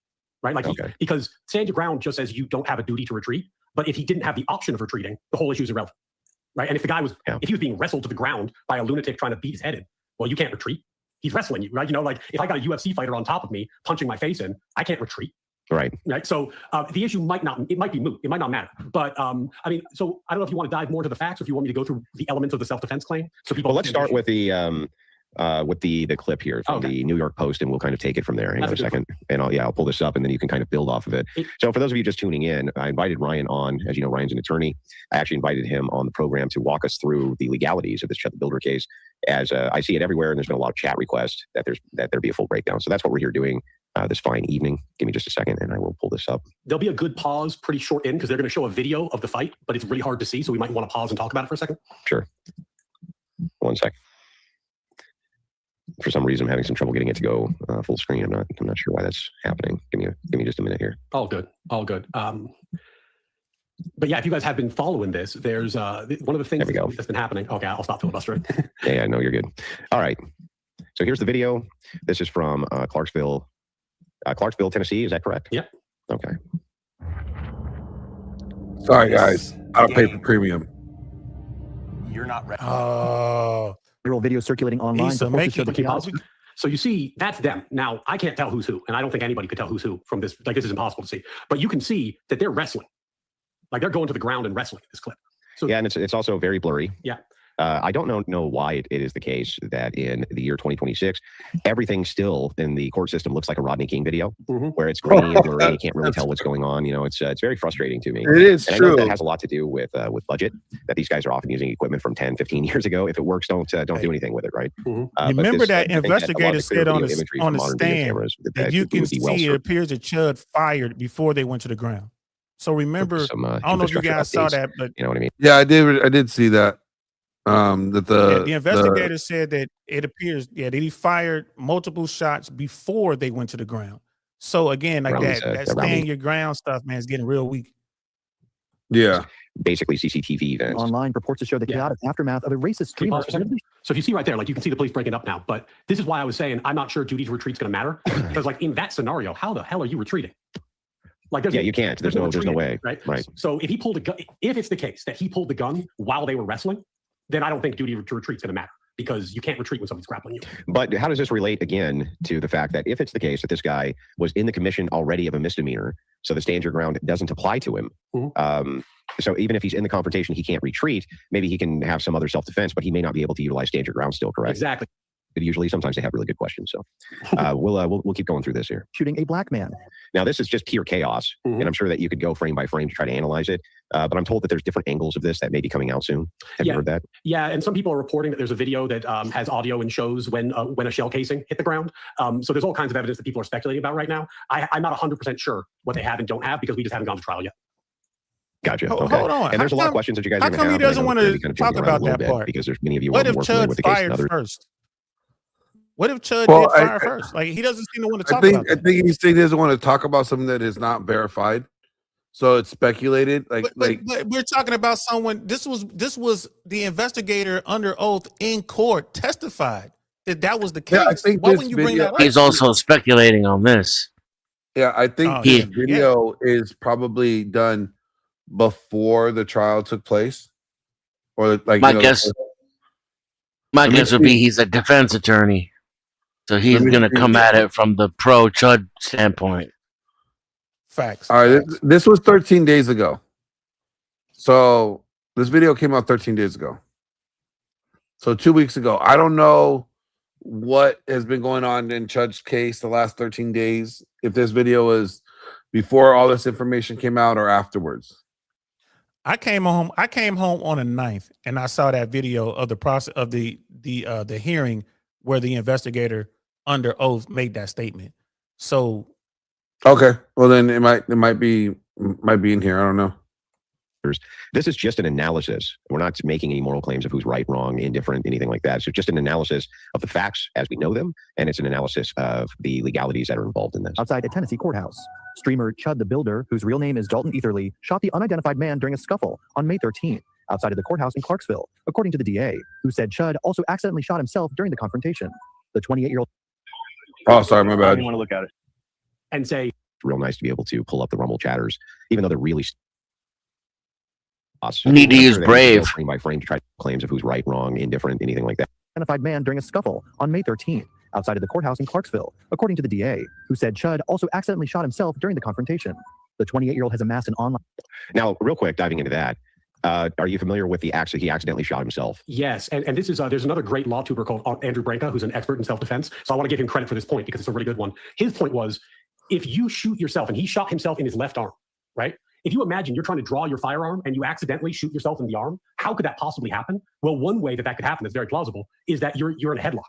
You're getting wrestled and you're trying to shoot a guy who's grappling you and you accidentally hit yourself while you're hitting him. So Branca's point, which I think is fair, is that the fact that he shot himself implies a likelihood that at least some of the shots were fired in that during the course of that wrestling match.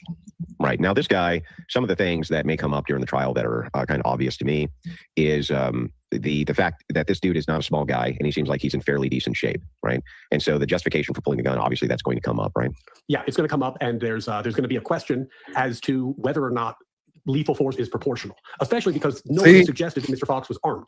Now, proportional. Combat can be lethal, right? Like back to my example, if an MMA fighter has me pinned on the ground and is beating my face in, Yeah, this is one of the worst legal precedents in our country, in my mind. They are rifles in the United States. That's how much more common it is to die from hand-to-hand combat than it is to die from even a long arm, right? Yeah, but and I think that's right. And this is why it's going to be a cultural war point, though. If you remember the Carmelo Anthony case, in that case, Metcalf gave Carmelo Anthony a shove, and Carmelo Anthony stabbed him. That's disproportionate. A shove is not lethal force, and it doesn't justify a stab. Now, if all that happened here was a shove, and then Dalton pulls out his gun and shoots him, he's going to lose. He's going to lose. On the flip side, if the guy grabbed him and is beating his face in, and then Dalton pulls out his gun and shoots him, he has a much better self-defense argument. And don't get people don't get angry. I'm trying to give you unbiased legal analysis here. I'm not picking a side. I want to give you good facts. So hopefully, if you get triggered by that, I see what's going on here. This lawyer, well, now, a little bit of this lawyer's trying to me appease here. the crowd. He doesn't want to. He doesn't want to give him the real. He's trying to appease the crowd. He's probably assuming that there's a lot of pro-Chud guys in that chat. Maybe it is. I don't know. But this lawyer isn't really. He's not really trying to give him the truth, and that sucks. You know what I mean? I think he's trying to give him the best. He's trying to give answer. a pro-Chud. He's trying to give a pro-Chud answer. Is what he's trying to do. That's how Well, I see it. I could be wrong. I think he's trying to like not. I think about this because let's say he's not working on a officially capacity. Could Chud then sue him for poisoning the well by going on such a podcast like Andrew's and saying that he's guilty, and then that changes? You know what I'm saying? Like, so I think he's trying. If he did, yeah, I think if he said he was guilty and then he got acquitted, he could sue him for that. Yeah, I think he's trying to walk. But a he's fine not line. really. Yeah, I don't think that's what he said. I think he's trying to walk a fine line so he doesn't have to worry about any lawsuits afterwards. I think he's trying to walk a fine line because he doesn't want to piss off Andrew's viewers. He doesn't want to piss off the Rumble things. That's like if I went to the Shade Room and they asked me about Carmelo Anthony, and I'm like, yeah, Carmelo was wrong for what he did. Yeah, he should be locked up for what he did. That doesn't make any sense, right? Like there was major failure there. The Shade Room is not going to want to hear that shit. Their audience is not going to want to hear that shit, right? And then therefore, I'm not going to. You're saying like, so he's tailoring his answers for the audience, so you don't think he's being as truthful or forthcoming with the information as possible? I think he's doing his best to do that. I think he's going to dance away from anything that really makes Chud look like blatantly guilty, and he's going to try to hover in that space where Chud looks like he has a defense for standing your ground, self-defense, and he was wrong. Like he's saying, oh, how can you shoot yourself unless someone is like tangling your arms up? It was like, well, Chud shot himself because he's not properly trained with a firearm, and people don't understand. Like if you've ever been in a fight and you wrestled, shit's everywhere. Now add to the mix, you got a weapon and you're pulling the trigger. You don't know where them rounds are going. Like if you don't get training on how to get distance from your target, even close in like that, and keep that weapon stable and on away from you, that comes with training and a lot of practice. Chud doesn't have any of that. That's It's funny. He's currently the lawyer. Well, maybe he was in a headlock. The lawyer is currently live right now. He's discussing the Charlie Kirk case. Yeah, but he's probably got a whole bunch of new viewers because those like, oh, he's base guys. Yeah, he's all about Chud, man. He's a base lawyer. He only has 113 watching him right now. Just saying, maybe last time you went live, you had 4. That's true. Hold on. Let's see. Ghost says. By the way, I'm not mad at him. I'm not mad at him. Ghost says go to 1 hour, 31 minutes, 3 seconds. All right. There you go. Make it happen. Appreciate that, Ghost. And I'm gonna have to break contact here probably in about 20 minutes or so. I got to do a couple things and then I'm gonna have to go to bed here soon. So yeah. All right. Dennison, man, it's always a pleasure, man, to be on the panel with you, man. You cool people. I saw you when you got mad once, and I was like, damn. I jumped off the panel, but I kept watching. I was like, damn. And he wouldn't let you talk. Dennison does get mad sometimes. Sometimes he gets mad at me, but barely. But he's always fair. Have a man who was attacked, and he responded with force, lethal force. That's unquestioned. Here it is. That's in the video. Oh shit! He was attacked first. He was approached. Testimony. He walked away. There's no legal provocation. Listen here. Oh, this That's is opening. Chud's attorney. That's Chud's attorney. This is a motion. Let me go back. And Chud said This no. is a hearing from, or at least that's what this he's is a representing. hearing. Struck by somebody who's a self-proclaimed combat veteran who says he was having a PTSD episode. That's for a jury to decide, but there is a strong self-defense here. Proportionality is going to be a question for the jury to decide. But we have unquestionably, we have a man who was attacked and he responded with force, lethal force. That's unquestioned. That's in the video. But he was attacked first. He was approached after he walked away. There's no legal provocation that justifies Mr. Fox's behavior. That would be another key fact. If let's say they had a conversation and then Dalton walked away, even if you provoked the fight, if you de-escalate and you say, I'm not fighting you, and you walk away, the fight's over. Even if you say something offensive, then you go, I'm so sorry, I'm walking away, I'm not going to fight you. If they then escalate, even though you're de-escalating, that's like a separate fight. That's a separate analysis. So if he did that, if he actually de-escalated and walked away, that would greatly strengthen his self-defense argument. All witness accounts say that too. We do have 23 to go. You're just telling me what we need to do. All right. So we'll leave it there. We'll take a second here to pull up. Hold on, they left it there. So before we do, let's get your analysis so The state far. brought on that just what you've prosecutor seen. to talk about Chud firing first. I can't believe they didn't show that. Wow, same hearing. They brought the prosecutor.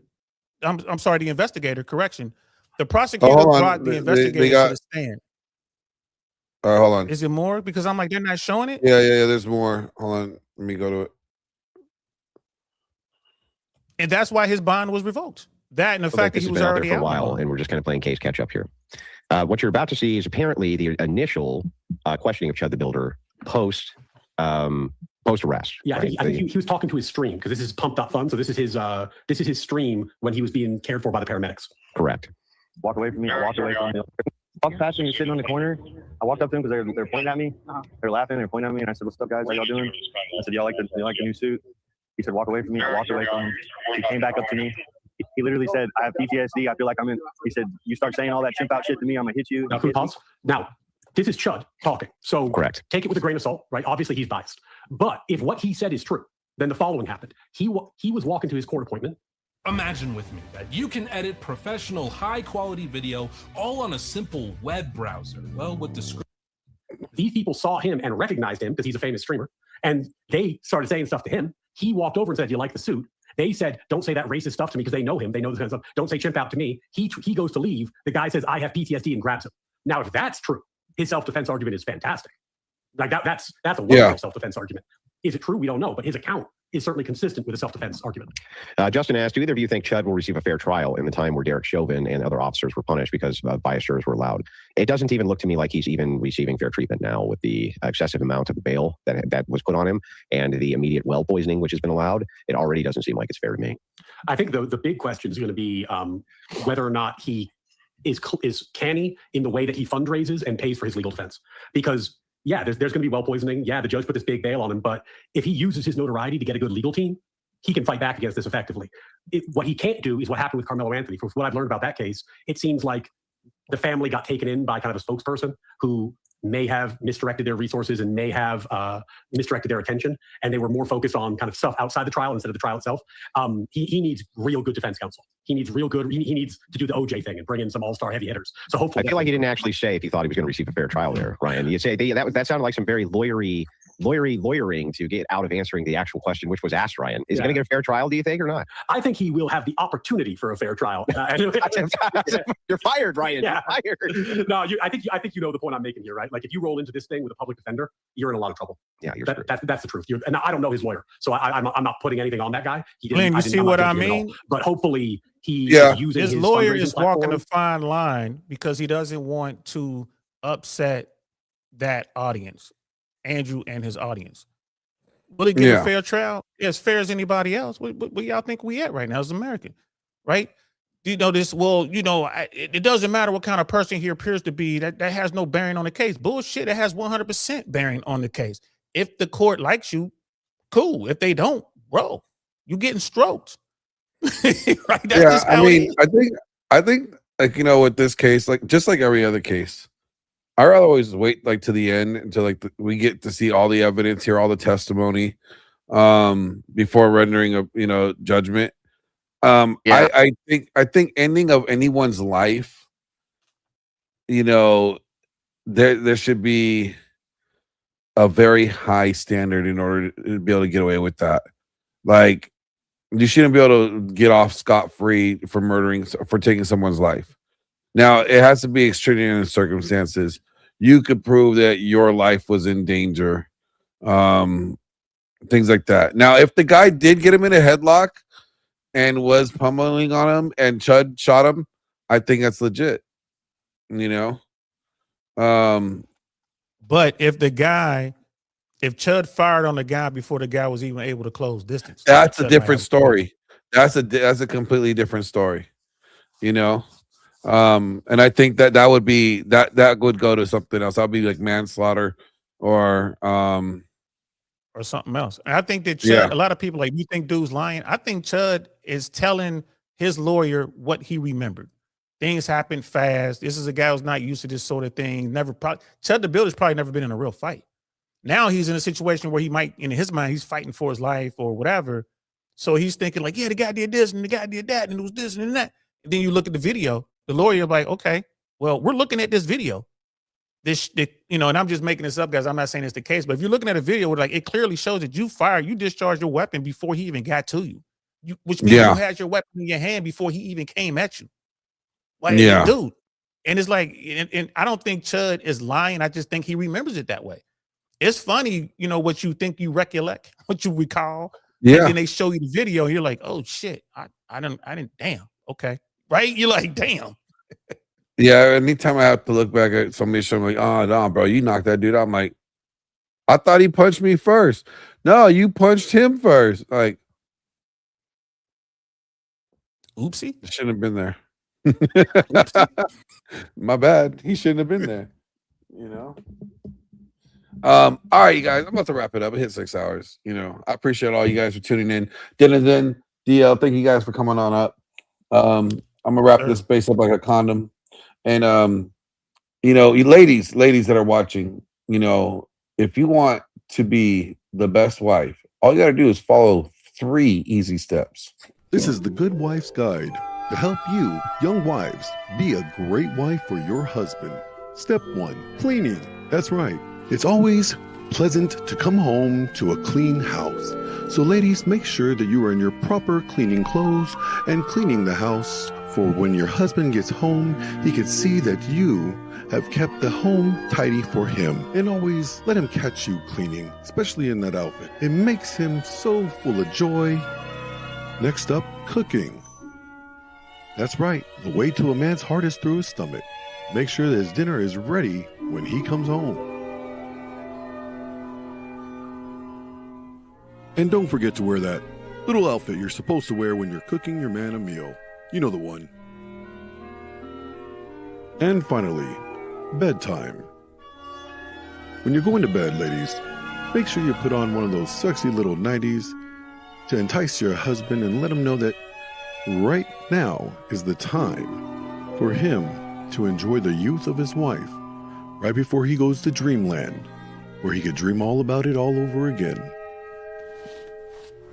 And that concludes the Good Wife's Guide. That's it, ladies. If you just follow those 3 simple steps, you will have the most.